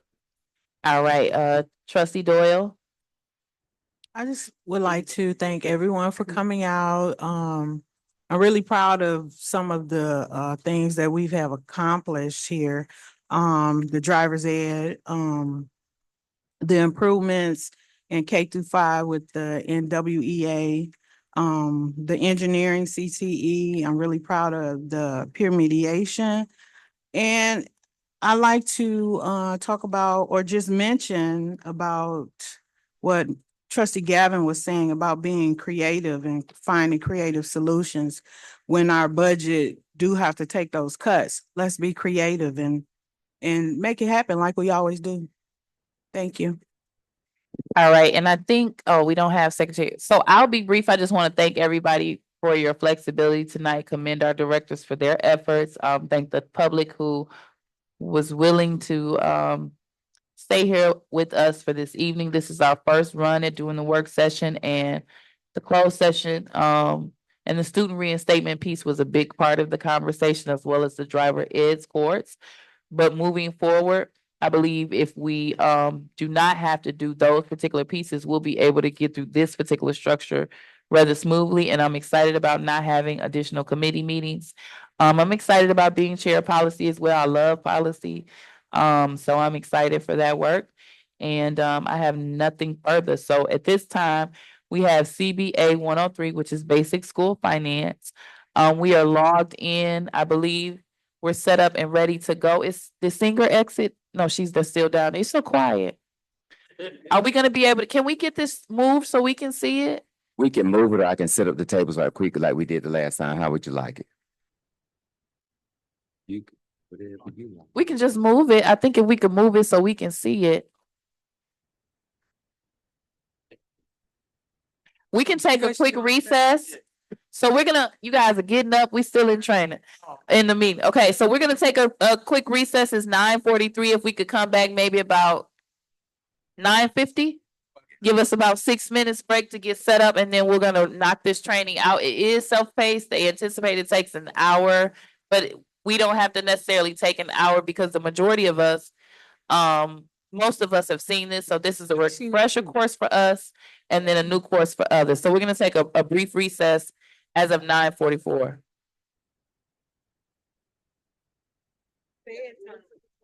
Listen, we Are we gonna get right into it? So sleepy guy.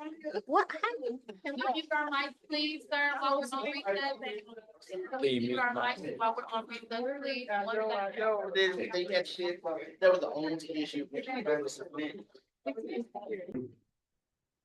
All right, so we're returning from recess effective 9:59 PM. As a reminder to the Board of Education is doing a training, CBA 103. This is a basic school finance course. We are taking this course as a board to ensure that we are prepared to to move forward with our needed budgeting. So we're gonna go ahead and get this started. It's on the big screen for us. And then we're gonna allow the module to walk us through. Can you play this? Go ahead. It does have sound, so turn your sound on, Trent.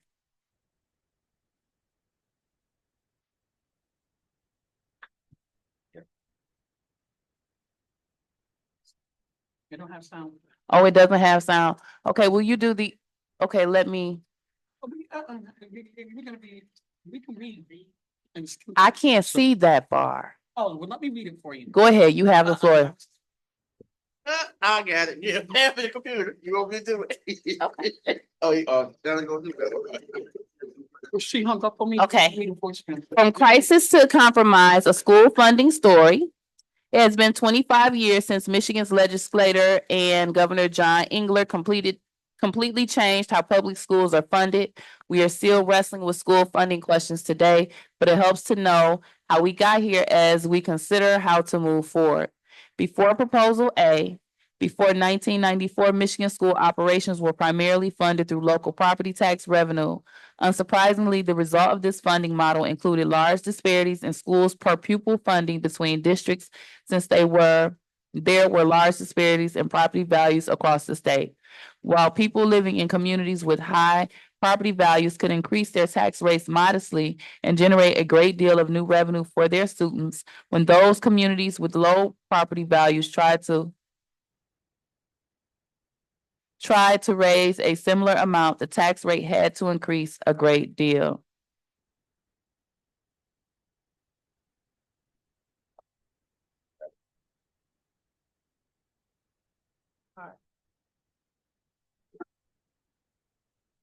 All right, next slide. Pre-proposal and illusion.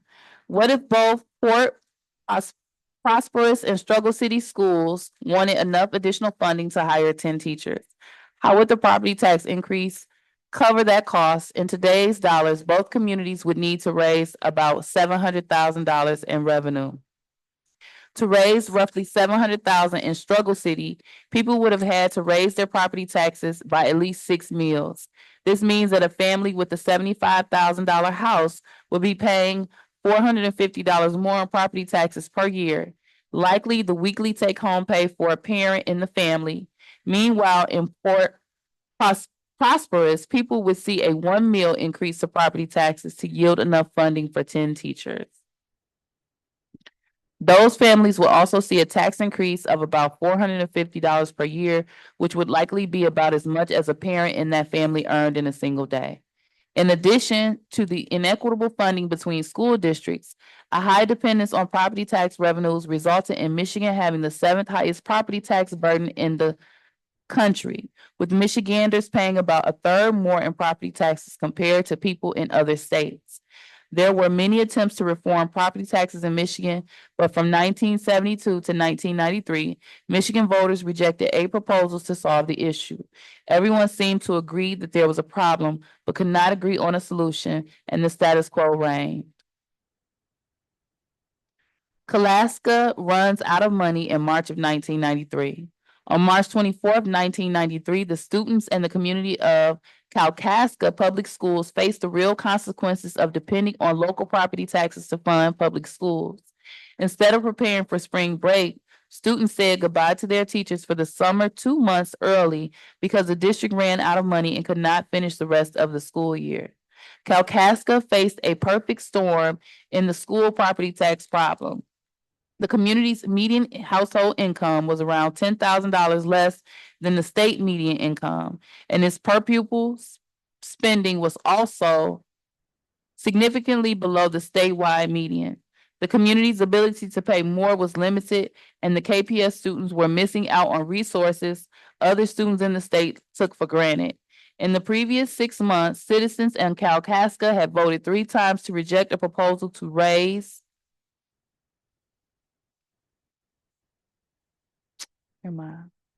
property taxes to 7.36 mills, enough funding to finish the school year. With no more funding, the district closed shop early.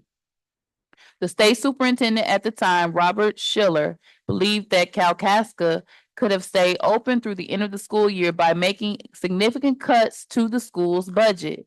But the local school board president disagreed and stated that 135 days of quality education is better than 180 days of bad education. The same day the district shut its doors, the state Senate passed legislation that would give the state the authority to assign an emergency financial manager and reopen the district for the remainder of the school year, but that bill never made it out of the House. Legislators vote to defund everyone.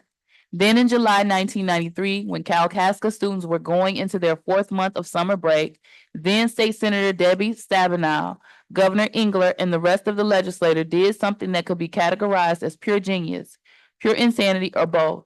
While debating Governor Engler's proposal to cut property taxes by 20%, Senator Stabenow introduced a substitute to the bill that eliminated all of the property taxes that had previously funded school operations.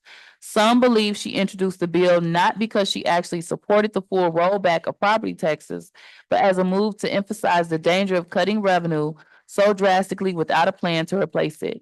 Whatever the strategy, within 24 hours, the full rollback bill was passed by the House and the Senate and headed to Governor Engler's desk for signature. That meant there was no money to pay for schools.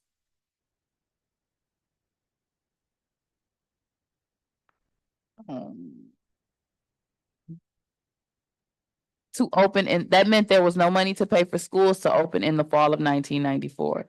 The legislature still then set a deadline for itself of December 31st, 1993 to work out an alternative plan to fund school districts in Michigan. At the same time, Governor Engler was pushing for legislation that would create charter schools and schools of choice.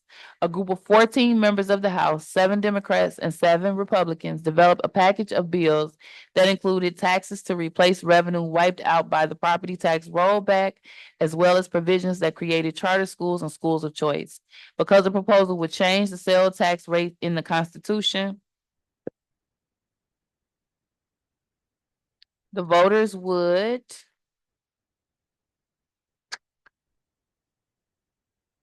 have the chance to have the final say at the ballot box. They would choose between Proposal A and a statutory alternative that would have gone into effect if Proposal A was not approved. Voters would not be asked about the charter schools or schools of choice issues, but these non-finance bills were tie-barred to the ballot proposal legislation, meaning that if the legislature failed to pass the charter and choice provisions, the ballot proposal legislation would also fail, leaving all Michigan schools unfunded. After a 26-hour session day, the package of legislation passed just before noon on Christmas Eve. The charter and choice provisions were passed, and Michigan voters would see Proposal A on their ballots the following March. A yes vote on Proposal A supported an increase in the state's sales tax. A no vote would be a vote for the default statutory option that would have increased the income tax. Both options had additional changes to the tax code as well. Voters then went to the polls and approved Proposal A by a wide margin, with 69% of the voters marking yes. Proposal A success. 25 years later, the goals of Proposal A were largely achieved. Property taxes have been drastically reduced, with Michigan's property tax burden now ranked in the middle of the pack compared with the other 50 states. The state's share of school funding has also increased, and there is more funding equality among school districts. In 1993 to 1994, some school districts' spending per pupil was 3 times as high as others. In 2017 and 2018, the funding gap is much narrower. For the school year, the highest foundation allowance for a school district was $12,124, and the lowest foundation allowance was $7,631, yielding a gap of $4,493 or less than double as high.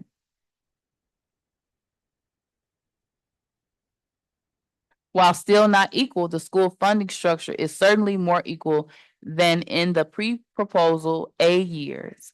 In 1991 to 1992, average per pupil spending in Michigan came to about $4,600, which is $8,394 in today's dollars. Our per pupil foundation allowance average now is $7,770.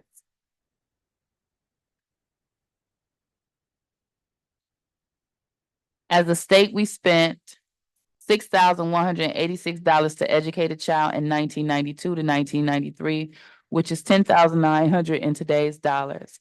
For 2014 to 2015, the last year for which U.S. Department of Education data are available, we spent $11,506 per child. That does not seem like much of a difference. The trouble is our dollars aren't going as far as they used to, not only because of overall inflation, but also because retirement and healthcare in particular have become costs that are very difficult for school districts to bear. All right, that's the end of that slide. Anyone would like to take over and read proposal A's at Quality Victory Eating Up? Triplet, would you like to read this next slide for us?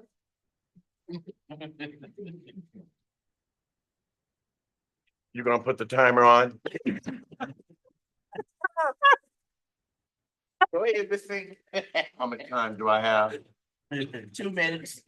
Proposal A, equality, victory eaten up by retirement and healthcare.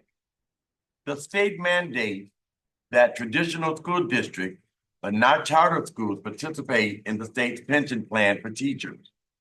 As fewer teachers participate in the pension system because of decline in enrollment due in part to charter schools, the solvency of the pension system has been eroded and contribution rates have risen.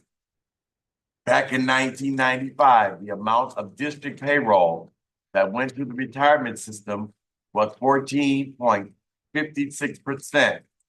Now the contribution rate is capped at 20.96% for individual districts, with further contributions needed to keep the pension system solvent coming from the state aid fund. We might conclude that a pension system is a luxury we cannot afford in 2018, but the state cannot legally end pension benefit that retirees have already earned in our county to live on. The healthcare picture is not much better. The average annual premium for family coverage in the United States. Oh, wait a minute.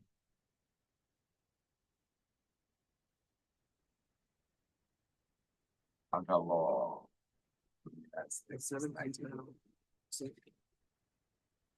The healthcare picture is not much better. The average annual premium for family coverage in the United States is 1993 was $5,232 or $9,250 in today's dollar.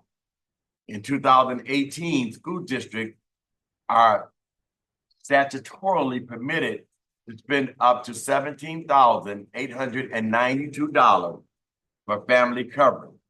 That's nearly double the cost of the school district, even accounting for inflation.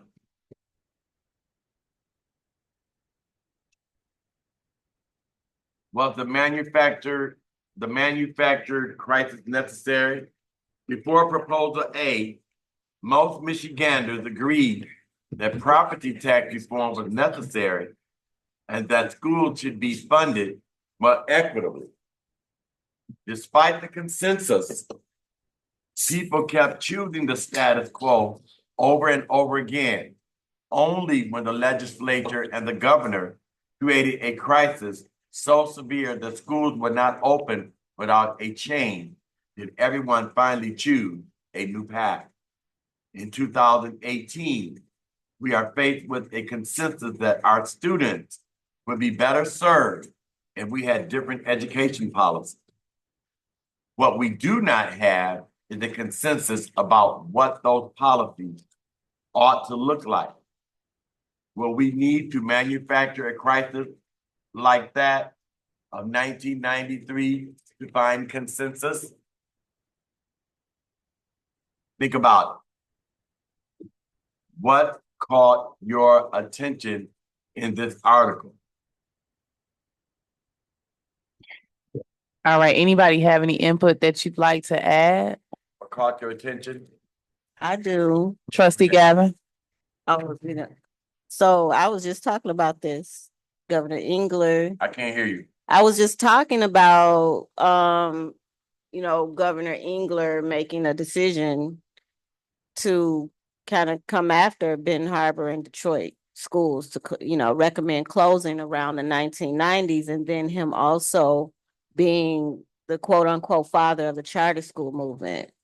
And so it's just, for me, like seeing the history of these policies, even though they might have been popular, they weren't in the best interest of our kids. They weren't in the best interest of our schools, and districts like ours, suffered. And so it just, for me, it just highlights like how we have to really think what's in the best interest of our kids. Let's be grounded, and let history teach us a lesson, in terms of looking for creative ways to make sure that we center the students, and not let folks who have, not an aligned agenda, encourage us to do things that are not in the best interest of our kids.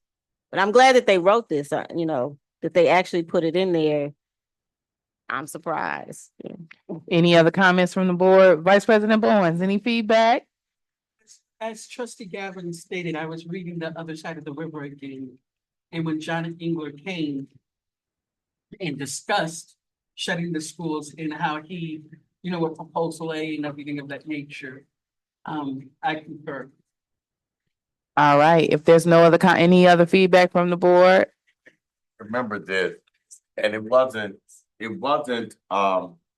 even then, people knew, as trustee Gavin stated, that the district that would suffer the most would be districts like Benton Harbor, districts that didn't have high property value, that wouldn't be able to, be able to do millages or do things that would be able to sustain their district. And so when you look at the way in which Michigan schools are funded and the timeline throughout the summer, when it ends in July, that you don't get the money until October. All of those things, like I said, Michigan has one of the worst systems as it relates to timing and taxing and district being paid. Because it ended, the fiscal year ends June the 30th. I'm not correct, but you could not, you don't get that money until that funding state aid, the money does not drop until October. So what it requires districts like ours to do is to have to continuously take loans out. And when we had to take those loans to keep us solvent and for us to be able to continue to do the work, those loans had high interest rates on them, and it put us in terrible situations. So I think, just to what trustee Gavin stated is that it was a strategic plan for him to become, and you look at it right now, who's leading the charge for charter schools? The Republicans. Yep. Schools for profit, to close down public education. And they slid it up under public education, so there would be some way, because the eventual goal, right now, you'll see that they're starting to change it, trying to change it right now, where some of the state aid or some of the aid can go specifically to those charter schools. So they had long range plans. They didn't just do that. They knew, like they always do, they plan out 30 or 40 years for what it is that they're going to do. We do transactional things. We address things right then and there, but they already knew this was coming down. So I have a question for you. Uh-huh. If the way we fund school finances and budgets, I noticed in Benton Harbor, we frown upon charter schools. But one year, maybe 2 years ago, we had people from Flint and Benton Harbor. They love it. I mean, Detroit, they love it. What is the difference? What do you think is the difference with that? What you mean? They love proposal A? They think the charter schools, like they've watched what it did to Detroit Public Schools, but some of them support the charter schools. Because they're for profit. But what the deal is that these charter schools these things are owned by rich billionaires. And so what they do and what they did, even here in Benton Harbor, think about it. When they opened Countryside, what's that, Countryside Academy? They used Cassandra Gentry to open that school up. She was the first administrator, an African-American woman from Benton Harbor, graduated in 1979. She opened up Countryside.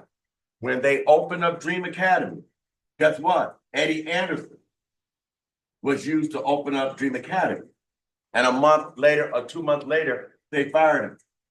When they opened up Ben Harbor Charter School, it was disgruntled board members, former board members, Reverend Brown, and a few other board members who opened up Ben Harbor Charter School because they were disgruntled about some things that had happened at the Board of Education.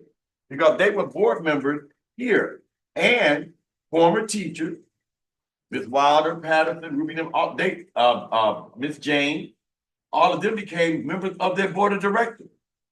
Every last one of these charter schools in this community were opened up by African-American people who were from this community. And Ben Harbor Area Schools was not on top of their game to say enough is enough.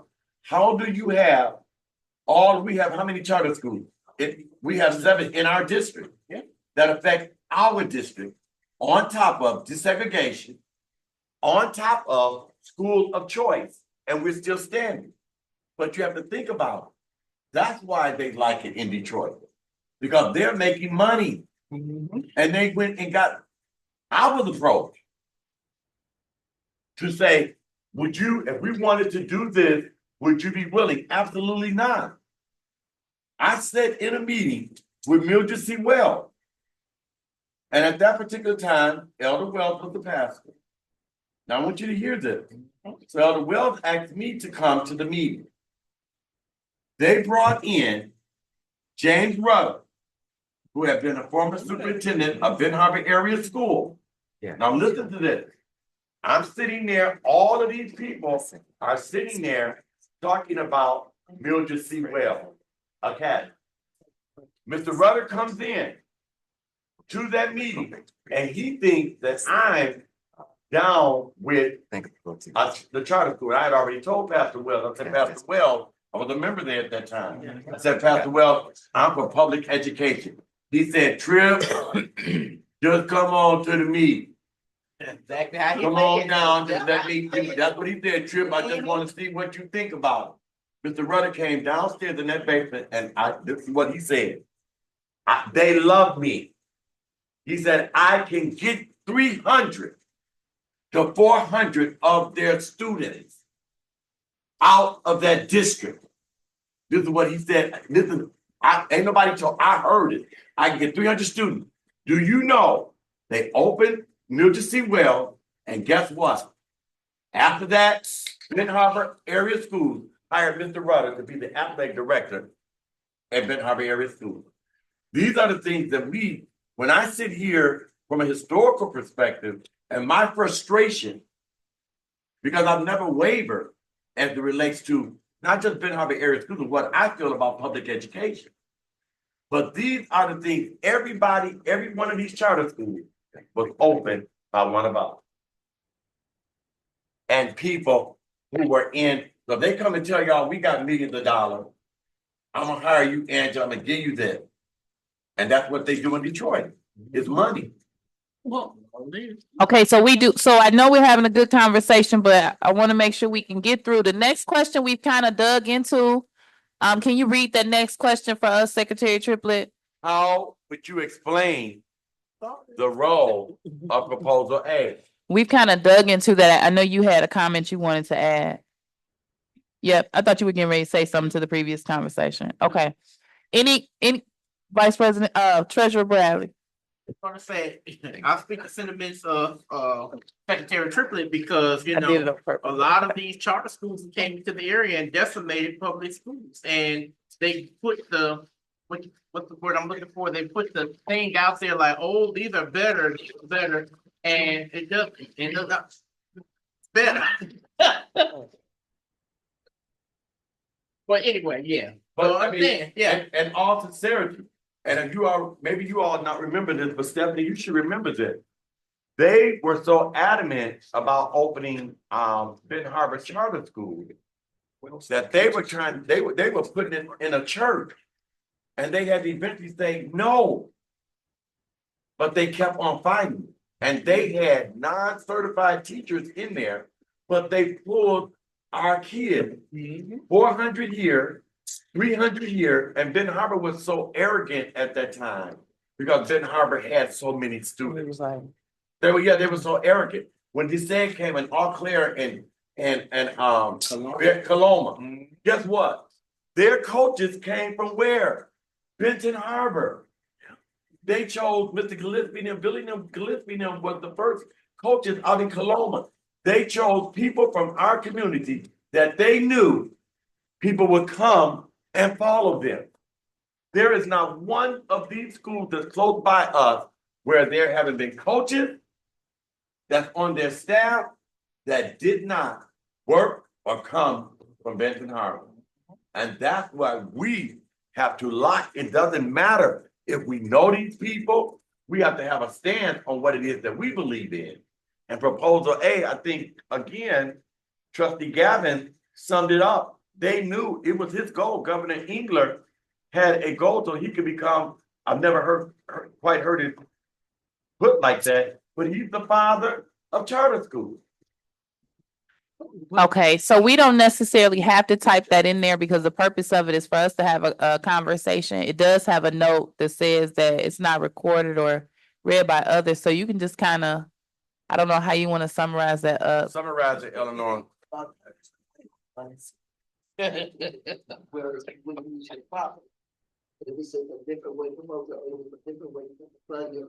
It's a true dismantling of public education. Dr. Buss said it's a true dismantling of public education is what he would like.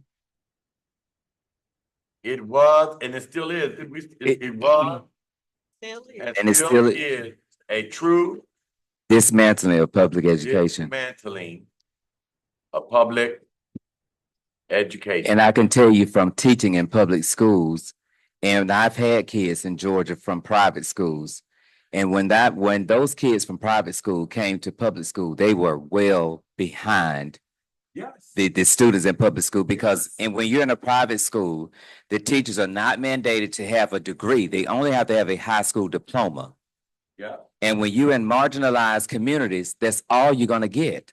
If charter schools and school of choice were strategically designed for affluent communities where they could afford to pay college educated teachers, but for the marginalized communities, it was for profit and to make profit off of students and not to teach students. It's another way. So I just have to say it, it's a modern day almost slave mentality to keep people from learning, to keep people, marginalized people from learning. Trustee Doyle, did you have a comment? Can you try to speak in the mic for us? I did. I pulled my daughters from Benton Harbor and put them in Mildred C. Wells and found out they was way behind when I tried to move them. So yeah, that's crazy. But when you look at the state board, guys, and you look at the state board, and when you go down to the bottom, who's at the bottom? And some of them are under us. Madam President. Ben Harbor Charter was under us. Good to see Wealth was under us. You know, they were under us.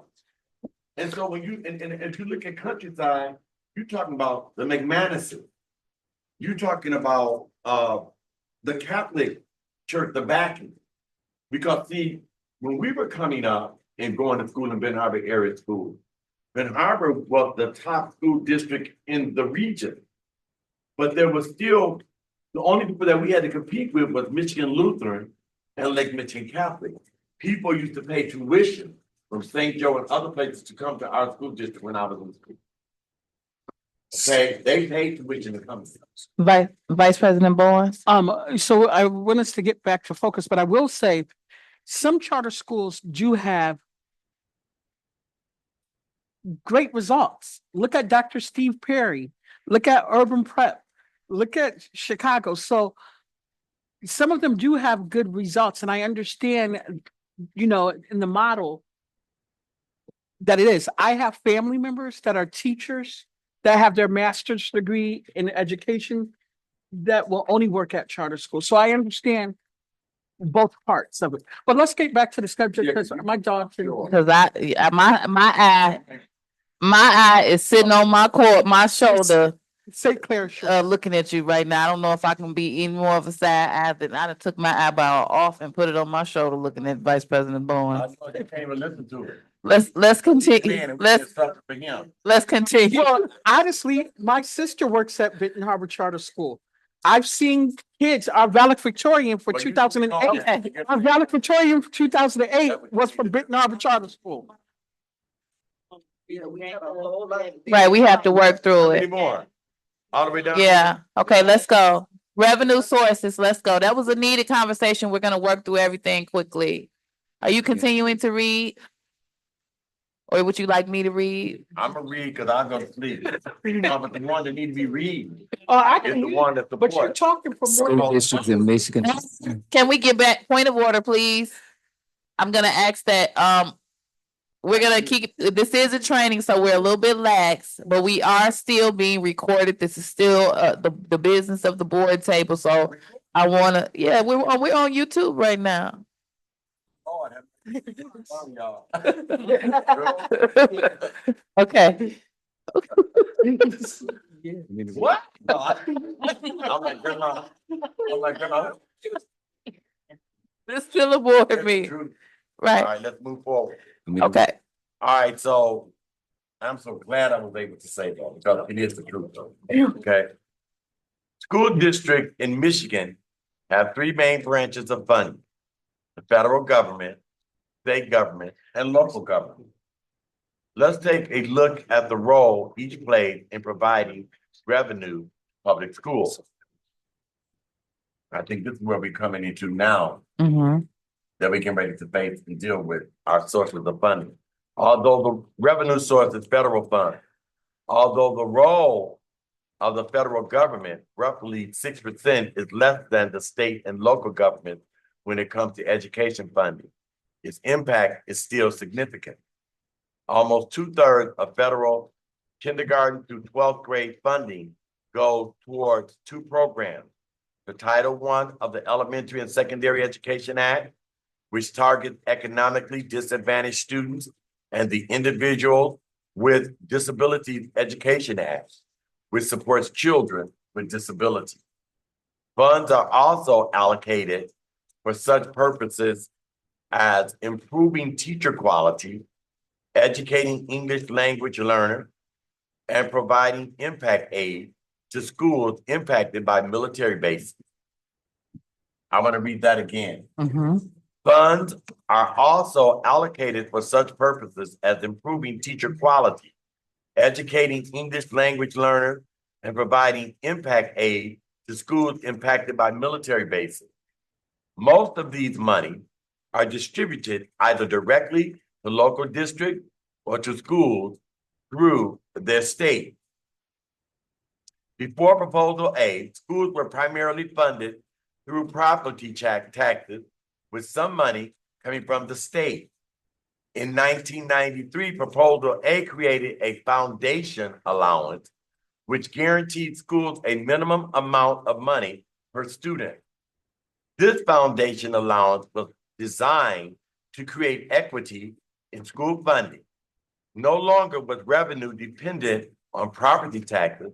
Now each student in the state would come to their district with the same foundation allowance. The state funds the allowance in many ways: the state sales tax, lottery revenue, business taxes, as well as taxes from tobacco, real estate, casinos, and commercial forestry all add to school aid funds, from which the foundation allowance is drawn. School aid appropriation. Interested in how money from the school aid fund is being spent? Click the screen below to visit the Michigan Senate Fiscal Agency website. There you will find an interactive graph that lays out where Michigan's $13 billion designated for education is at work. So I would ask that Dr. Bus, he's pulled it up on his, if you could just email that link to the full board. And then that way we can take a look at that and give that a thorough dive later if we want to do it. But this is it on the screen if you guys want to take a look at it. So if you look at the,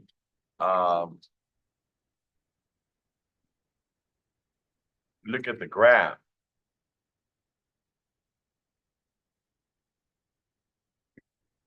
You can read those numbers too if you like. Do they? School aid K through 12, 2024-25 initial gross appropriation by program area. So look at y'all. Oh, wait a minute. So would you say proposal A was not a bad thing because it gave you foundational money that you didn't have? It gave you at least a start, an equal amount. Everybody would have the same amount of money coming. Before that, you didn't get that with the property tax. Yeah, they do shed new light on it. Foundational grant that we have right now. Can we get your mic, please? Can you pull? You must be allergic to your mic or something, because she got it turned backwards. That's what I'm saying. Proposal A gave you the foundational grant, which is the monies that we depend on so much right now for our students. That's why we need more students, so we can get more of that foundational money. It just gave you another way of funding schools without using the property taxes, because that way it was not fair. But the property taxes, regardless to what, they gave you the foundation, but then they pulled your kids out. They pulled your kids out through charter school. They gave you. Yeah, but that didn't have anything to do with the proposal A. But that's how it ended up affecting. Right. Okay, let's get, so Dr. Bus sent that chart out to everyone. We want to do a deeper dive. Let's get back to the main screen. It's up one of your tabs at the top. Oh, right here. Okay, now, yeah. Revenue sources, local funds. School districts themselves have a role in bringing in revenue. This mostly comes in the form of millages. Local funding, what is approximately 17%. A mill is an amount equal to one thousandth of a dollar. This amount is used in figuring a tax or millage rate. Taxes are calculated by taking the taxable value of the property, roughly 1/2 of what the property is worth, and multiplying it by the number of mills approved by voters. Taxable value of property times mills equals tax owed. For example, if a piece of property is worth $100,000, the taxable value would be about $50,000. If the tax rate was 5 mil, the tax would be 250 or 50,000 times 0 or 100 of 1,000 of dollars. 1, what is that? $100,000. Yeah, 5,000. 50,000 times. Is that 5,000. No. 005. 100,000. The first one is 100,000. Okay. Oops. Types of millages. There are several different types of millages, each with a specific function, purpose, and set of rules. Click on each item below to learn more about a few of them and how they may be used in your district. Here you go. Enhancement. An enhancement millage is levied by an ISD or a RESA to request operational funds from its community and shared amongst local districts. Districts can request up to 3 mills. Enhanced mills can be voted in for a period not to exceed 20 years. So that's something that we need to have more information on, how that looks as it relates to our research. Because the question of one of the NASB conferences was this: many of us, we don't know what it is. What is the role of research? Recent- We keep going. Point of order, sir. Please. You're supposed to be taking a class. I get it. Non-homestead meal. Voters can approve, y'all say one more word, I'll walk out and your whole meeting will be bored. Y'all gonna respect me tonight. Non-homestead meal. Voters, I know you ain't thinking about talking at all down there. Voters can approve up to 18 meals to be levied on all properties that are not primary residents. Funds stay in the local school district. So this doesn't cost us anything in our home. The non-homestead meal. Hold harmless meals. These millages were designed to be a way to make sure that school districts would not receive less in state aid than they would have had before proposal A. All right? Hold harmless districts are allowed to levy an additional tax to make up the difference. But you're saying this is hold harmless district, trustee Rocket Martin, while you support proposal A. Sinking funds.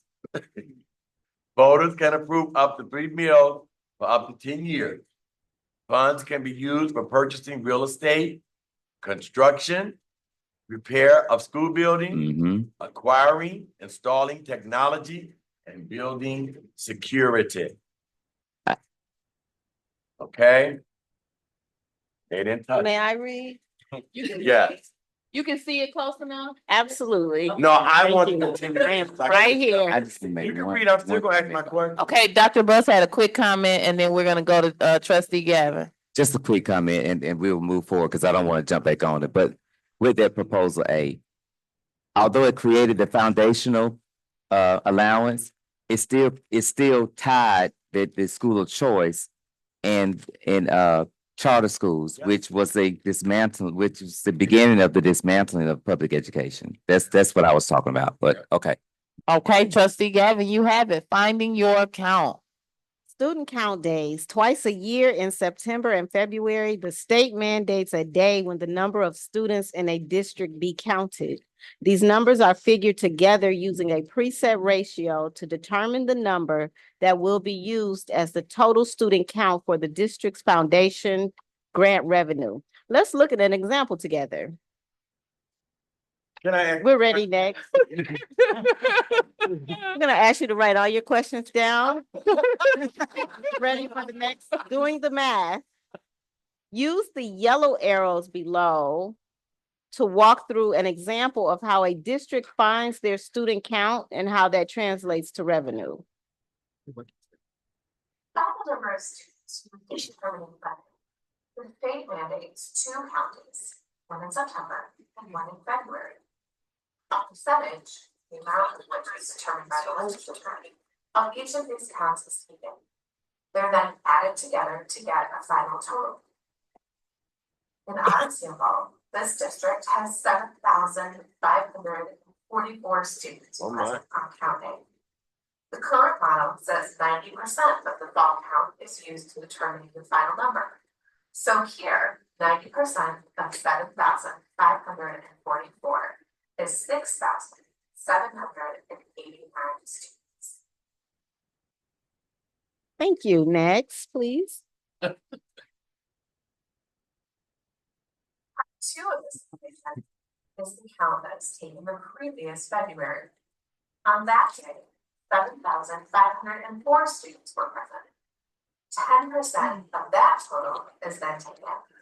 So 10% of 7,504 is 750 students. Thank you. Next. So we then multiply the foundation allowance, which is $7,871 by our student count number, which is 7,539 students. The total amount of revenue for the district then is $59,339,469. The state then deducts the amount of revenue coming to the district from villages and non-homestead taxes. Here, that number is $11,550,730. So the total amount coming to the district from the school aid fund is $47,788,739. This money will be delivered to the district from October through August. Next, please. Thank you. Want to encourage everybody to take I notes. can't hear you. Want to encourage everybody to take notes. We're ready. Next, please. Unit 3, the school budget. Where do funds go? Next, please. What is a budget? The school district budget is more than a breakdown of how money comes and where it goes out. There are several important foundational perspectives of a budget for members of boards of education to consider. Next, please. The school budget. Oh. Weapons, public schools, fund. One piece of the answer is that they're paid for with public funds, with tax money from our communities. As board members, we're responsible to our communities for what schools do with that money. And the budget is the tool that we use. A school budget, however, is more than just a list of what comes in and what goes out. It's a living document that's vital to our school communities. At the foundation of a school budget is the idea that budgets serve as an instrument to allocate public resources among the social and economic needs of your jurisdiction. The budget is the way we communicate how we are using public money in our districts and how we are meeting the needs of our communities. It specifies the ways and means of providing public service.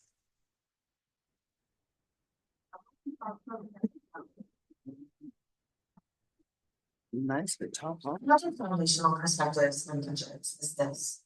The school budget is the translation of prioritized education needs of our communities put into a financial plan. Should there be a new school health center? Can we provide for major technology upgrades this year? Or maybe make the addition of social workers in elementary buildings? How we answer these questions reflects the needs and priorities of our districts and the board's commitment to those priorities. All of this work, all of these conversations, all of these decisions have to start with vision. Without a clear vision and goal laid out in a strategic plan, the governance team lacks clear focus. But with vision and goals in place, board members, superintendents, school staff, and the community as a whole has a common rallying point. Has your community identified literacy as a priority, school safety, enhancing STEM experiences? Whatever the focus, the evidence of support for the goal should be seen in the school budget. Let's take a closer look at how this might play out with some specific goal examples. Here are 3 goals from a fictional school district. Take a look at the first one. In the area of student achievement, this district has made it a goal that each school building demonstrate 5% improvement each year for the next 3 years. With this goal in mind, what kinds of things might we look for in the school budget? Perhaps it would include line items for professional development for teachers and administrators. Maybe an upgrade in computer equipment or new instructional materials. Whatever the resource, the governance team should be able to point to the places in the budget that reflect their commitment to that goal. With these foundations laid in our understanding, let's turn now to look at some more practical pieces of school budgets. In very simplified terms, budgets are comprised of revenues, on what monies come into a district, and expenses, on what monies go out from the district. As we already learned, most revenue comes to a district through a foundation allowance, where the district is promised a specific dollar amount per student of funding. Districts may also receive funding from state categorical grants. These grants are funds that come to a district for a specific purpose. There are grants for geographically isolated districts, grants for early literacy programs, grants for career tech education, even grants that allow schools to purchase fresh fruits and vegetables. In addition to these state grants, there are also grants from the federal government that come to school districts. These grants provide revenue for special education programs and provide funding for districts that serve at-risk student populations. Many times, grant monies that come to districts must be spent in a specific way. This is very different from how most of us budget at home. For a moment, imagine your household budget. Let's say in a given month, you find yourself a little short on your grocery fund. If that were to happen, perhaps you would go to the cafe or see a movie for a while to make up the difference. By doing so, you would be looking to another budget category and pull funds in from there. Things function differently in school districts, however. It's important to note that many times, revenue that comes to a district goes to a specific fund and can only be spent on what it was specified for. For example, if a district got a technology grant to purchase new computers, they could not use it to purchase a new school bus instead, no matter how badly they needed one. On the other side of the budget, we find expenses. The largest item of expense in most districts is staff salaries, benefits, and retirement. Expenses also include items like water, gas, and electricity. Schools pay utilities just like we do at home. But there are many other items of expense to consider as well. Take, for example, capital needs. Capital needs cover the physical needs of a school: chairs, buildings, desks. There are recurring costs that come with building ownership. For example, does the school need a new roof? How about new pavement in the parking lot? Is the HVAC system up to date? Capital needs cover more than just buildings too. They can also include equipment like weight rooms for band instruments and computer labs. Budgeting well requires careful attention to the maintenance and state of facilities and equipment. Transportation is another area that requires consideration. Calculations must be made regarding conditions such as fuel cost and replacement of vehicles, which can vary greatly depending on the types of roads and distances buses are driving. Districts must also consider how their policies impact transportation budgeting. For example, does your district have a policy that every student in kindergarten must be picked up at their door? That would impact your budget. How about extracurricular events? Who pays for the transportation to basketball games or music festivals or robotics competitions? All of these factor into transportation costs as well. These are, of course, just a few examples. There are many other areas to consider when budgeting. Take, for example, teaching supplies like test tubes in the science lab, textbooks, library books, both new ones and ones that need to be replaced, professional development for teachers, security items like cameras, school resource officers, and door locks, even the accompanist for the school choir. All of these items and more have to be planned for and budgeted. This is an immense task that requires a lot of planning to lead to success. Budgets are complex documents, but by keeping the vision of your district at the forefront, asking good questions, and keeping the process moving, Board of Education will do its part to bring its goals into reality. Okay, so the question, Trustee Gatsby, ask that question. What caught your attention in this section on school budgets? Okay, you guys have a quick response, what caught your attention? Yeah, Howard Todd, Proposal A, the foundational allowances and now how you look at the whole budgeting thing, the whole budgeting and how careful you have to pay attention to the different, just like now with the federal cuts and everything that's going into place and all the things that we have to look at. And the biggest thing that caught me was when we get money, especially from grants, they're tied to specific things and we can't just use them for any other thing.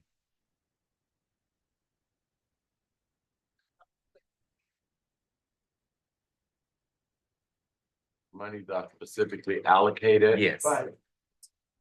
And must be used Say grant monies. for the purpose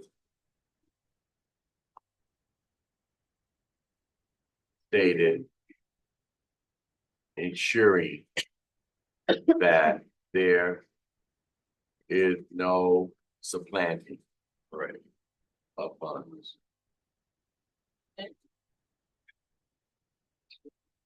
Mismanagement of funds. We have to be careful about supplanting. May I? It would be for mismanagement of funds. I like it when they talk. The governance team at work, like so many other portions of governance, both the superintendent and Board of Education have important roles to play in the budget process. Next, please. No. Is that why it's moving slow? Cause, okay, superintendent's role. The work of research. You can't see. The work of researching and preparing the budget falls to the superintendent and his or her administrative team. This group will assemble their work into a budget proposal and then submit it to the Board of Education. The superintendent is then responsible for making any revisions requested by the board. Once adopted, it's his or her responsibility to administer the budget throughout the year.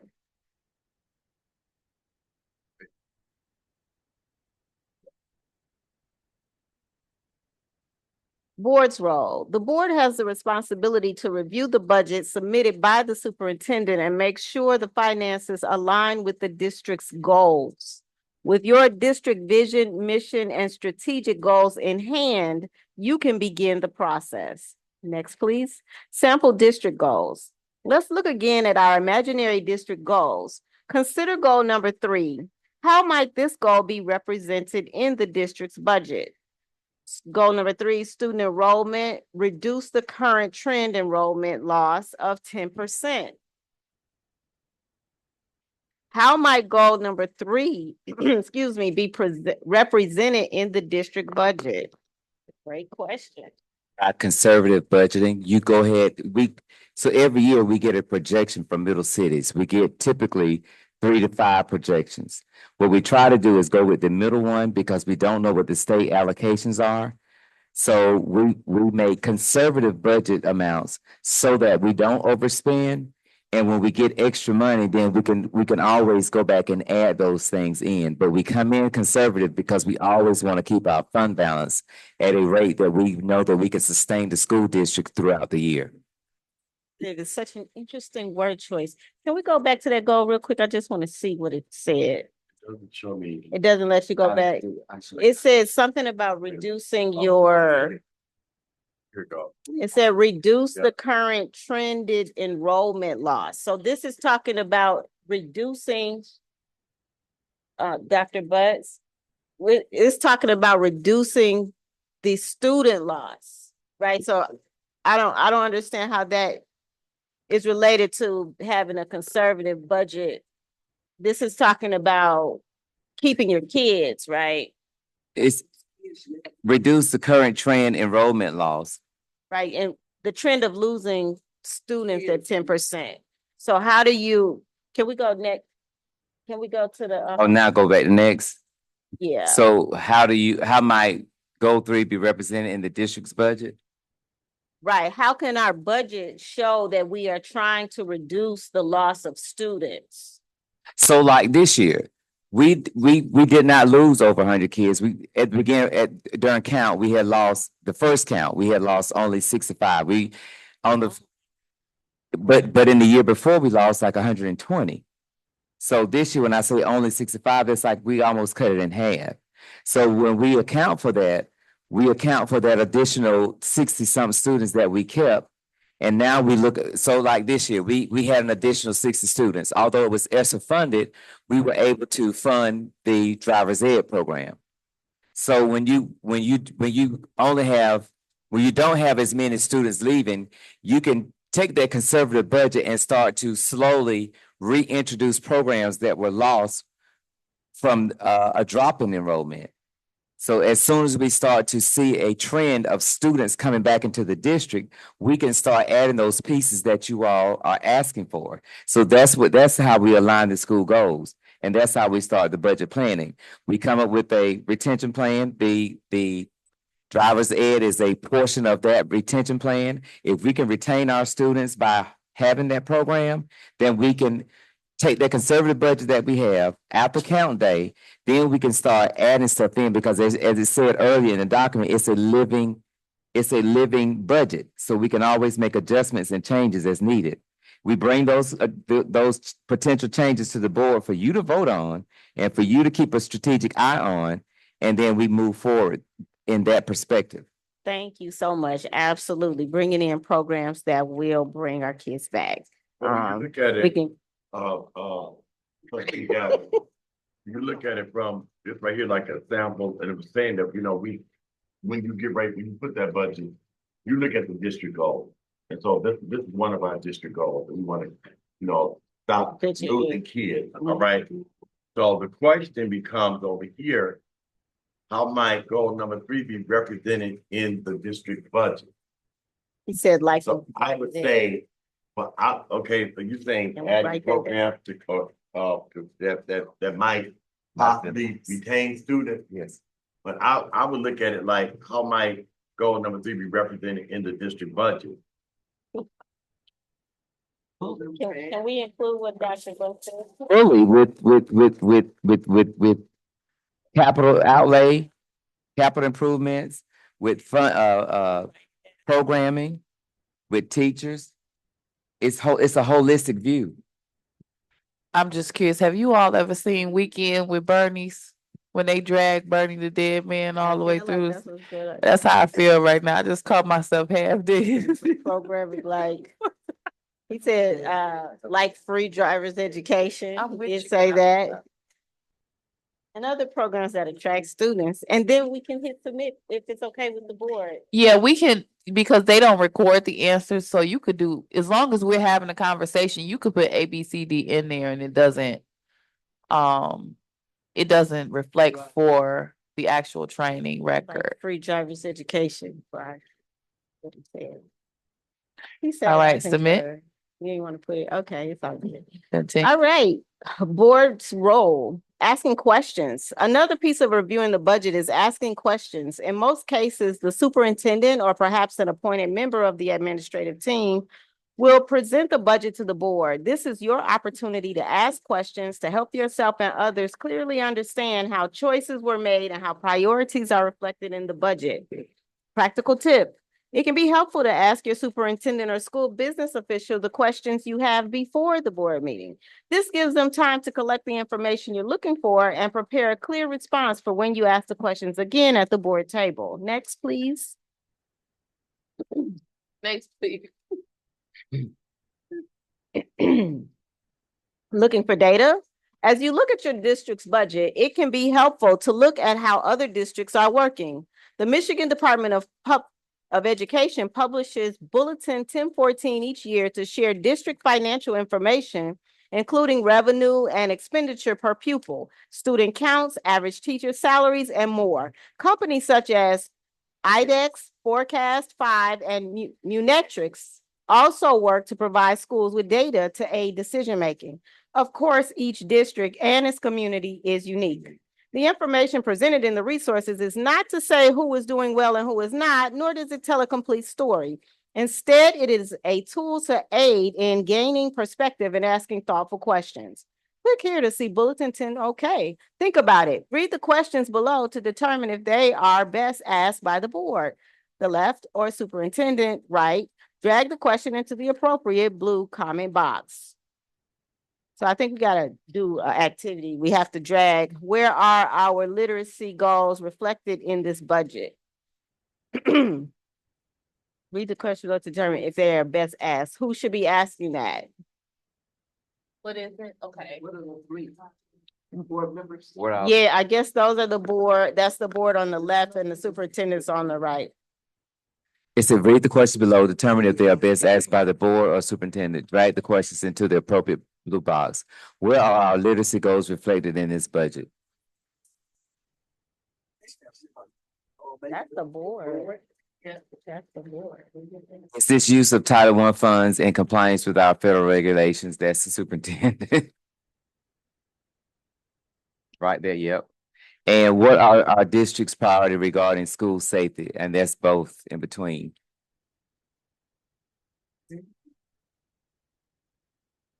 Correct. Well, good job. Woo-hoo, go board. Dr. Buck. 15.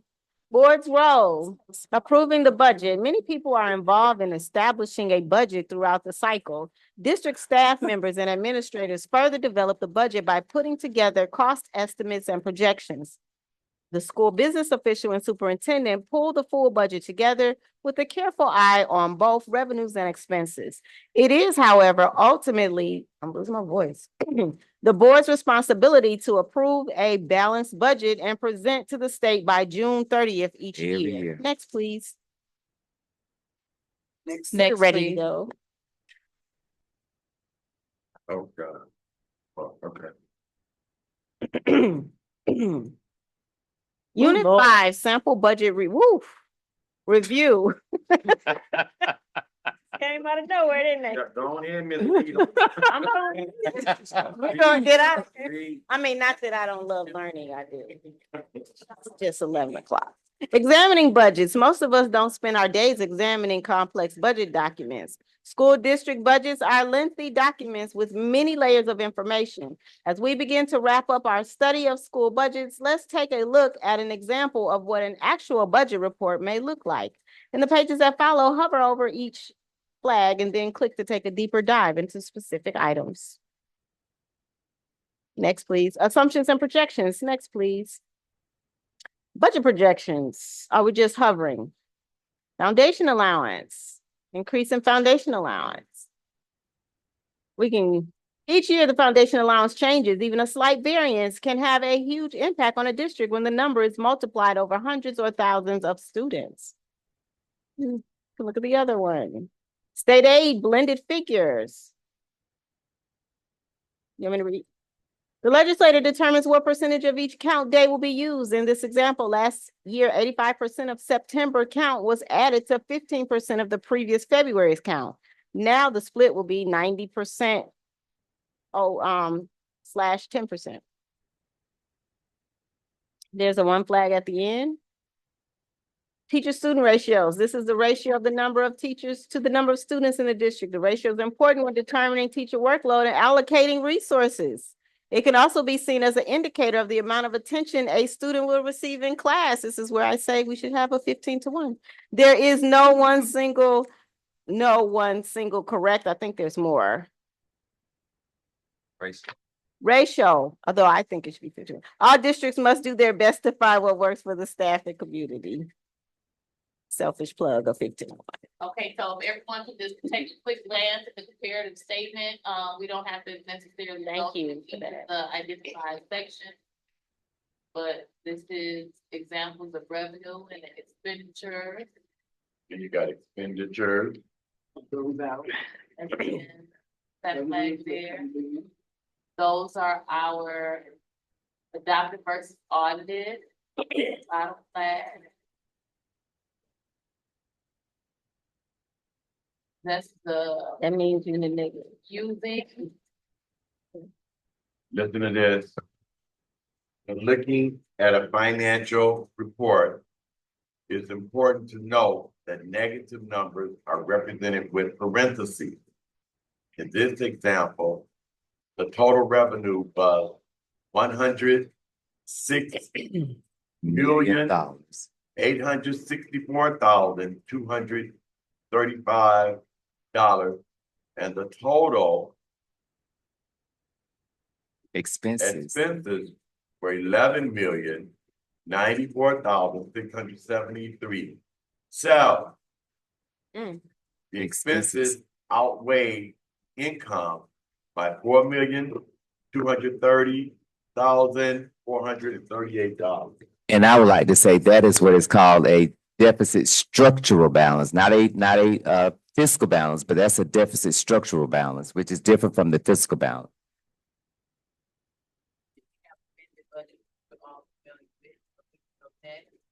this we just did a amendment recently. Yeah. Yeah. Okay, so That's those just are for the example. budget code definitions that we can become familiar with. Yeah. Pertaining to revenue and expenditure, adult and continuing education, et cetera. Next. No, go next at the bottom. It's important to know these terms. Go next down here. In every setting, Next. it's imperative to know how terms are defined. Having that information when talking about a district budget is crucial. Board of Education. It's important, it's crucial. I know y'all tired, but your financial team, treasurer, Bradley, your financial team should be able to supply you with a list of terms to help you decipher the code used in the reporting process. Can you reach out and get us one of those? Uh-huh. A list of the definitions, the budget code definition, put that in, you know. Budget recommendation. Oh, I'm sorry, go back. No, thank forward. you. Budget recommendation. We're good. All right, So, okay, these Just are gonna need- recommendations. Our recommendations, budgets are not static, they are constantly changing. The district finance team is often called on to cut large sums from the bottom line. This is an example of the kind of process. Here, the team has gone through a noted where they may be able to grow revenue and where they may be able to cut expenses. So that's good. They're showing both growing and cutting. That makes difference. Aligning goals and resources. Super important. Most initiatives at a school district require financial support. In this example, we might not see exactly what the district is marketing, but the item clearly represents an understanding of, we scroll down, of the financial investment in the district's making, and the district is making. Super important. Policy and budget. This is an example of how district policy can influence budget. In this case, okay, yep, good deal. go ahead. In this case, the district estimates that allowing 11th and 12th grader students to drive their own vehicles to after-school activities like sporting events would save the district $150,000. Interesting. So like the well, you know, like the basketball team drive their game and stuff, but the liability is. Detail reports. Be careful Yeah. with that. Dang. Oh, child. Revenue Budget. breakdown. In this report, we see revenue streams in even more detail. Local, state, and federal taxes and grants are all totaled here. Other local revenues and many districts grow their revenue by meeting needs in the community. In this example, we see school-age childcare as well as that for both younger children and teens. As we create jobs, those jobs come back to, the money comes back into the district Yes, they do. as we serve needs. Other local revenue, as public entities, districts must carefully mark all their income, rebates from purchasing cars, ticket sales from school plays, and fees for parking permits are all noted here and can get complicated. Focus of federal title grants. Title I for the high poverty schools and districts use, yep, okay. To provide services and supports to students who are at risk of failing to meet state standards. Professional learning of teachers and leaders used to increase teachers and leaders in academic achievement of students by improving teachers and school leadership quality. Move distribution, the money distributed based on number of English language learners in a district used for supplemental services to improve academic achievement as well as professional development for teachers. So there's extra money for English language learners. Under the current administration with those Title I, II, and III, those are the federal funds that are being cut in half. They're trying. Trying, correct. They gotta fight. FTE, the column shows the number of full-time employees represented by each figure. Largest expenditure, teacher salaries are the largest budget expense in most districts, followed by the benefits and retirement. Teachers in the district may get salary increases based on contractual steps for years of service and level of education. What information did you find of particular interest? All of it. All of it. ALLOFIT period next. Get tired now. Submit. You have just a few left here. I think I'm gonna go back and make that all capitalized. It's all great. Really. I think I should Oh, go back wow. and put emphasis on it. Oh. All of it. 1, 2, 3. One more question coming. Is that cool? Yes, please. Do I have a consensus? Could have been done with the next. A consensus for what, Matthew? I didn't get from Matt. Yeah, I think, yeah. Yes, sir. Yes, sir. You were talking to Mr. Marlowe. If you were on this board, what additional information might you want in a future presentation? What type of information we want? What additional from the thing that they just taught? Just Legal fees? additional opportunities for income, other streams of income like grants, things of that nature. More students enrolled. Yes, and a student, Other revenue streams, yes, other revenue streams, yes. more information for me on how to read, what is it, the budget sheet, Budget code. budget code. That's cool. I gotta put and, we only have 2. It doesn't matter. Just that Mr. Triplett will come after me. I'm already. Okey dokey. I'm not. Uh-oh. Lord gave me. Some water. I need to bring a motion. In review, at the beginning of this course, we cited 4 learning objectives. One of the most powerful tools we have as learners is reflection. It is reflection that helps new learning to stick and make a difference in our practice. As we wrap up, take a moment to consider what you have learned and work through 2 final exercises in your head. Define key school finance terms, identify revenue sources, understand the connection between vision, goals, and budget. That's super important. Identify governance responsibilities around school finance and budget. Next, thank you. Skill check, drag the items into the boxes on the right so they are next to the correct definition. Federal grant given to support at-risk learners. That is Title I. Base amount of money given, foundational. Base amount of money given to a district for each student, foundational. 1993 ballot initiative, proposal A. 1/1000th of a dollar meal. And submit. Woohoo! Another drag and drop coming. Smart board. All righty, dighty. Submit, continue, good deal. Skill check, all funds that go out from the district expenditures, a district's largest expenditure salary. Reflection of budget change that occur in a single fiscal year.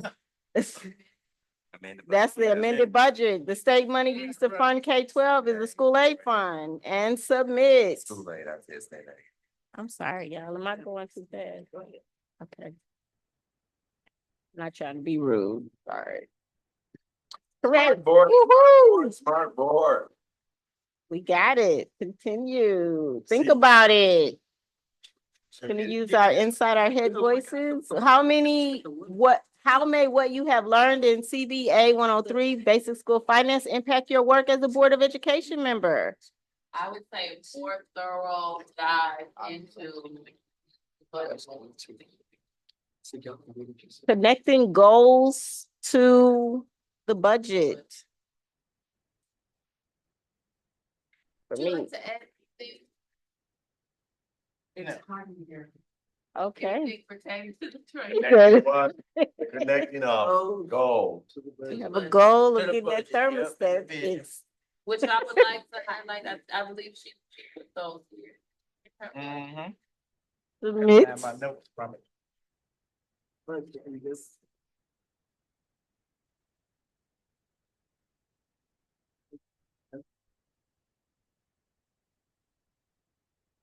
Navigate the finance. As we continue to become questions. Fiscally.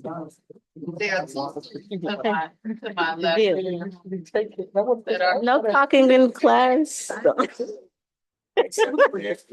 Okay, submit. We are almost there. Until we meet again. Submit, we're good. Fiscally leaders. Responsible. Just say fiscally, okay. Bonds that involves E, LE. thank you so much. LBK. Period and submit. What you trying to say? Question, That. question. I think this is Thank very you, and educational continue. About school finance and how we can be. Okay, question. So if we have. They're any here to questions, support us. I'm You gonna go take next. advanced. Next, the course evaluation. Okay, let's just do it right here. What course are you taking? CBA 103.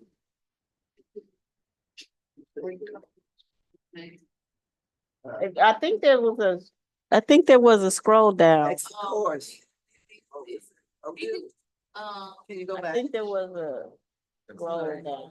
That was it? Okay, what course are you taking? Yeah. CBA 103. 101, excuse. 103. 103.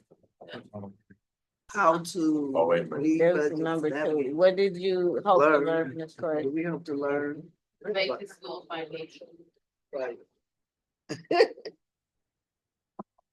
I'd be happy to.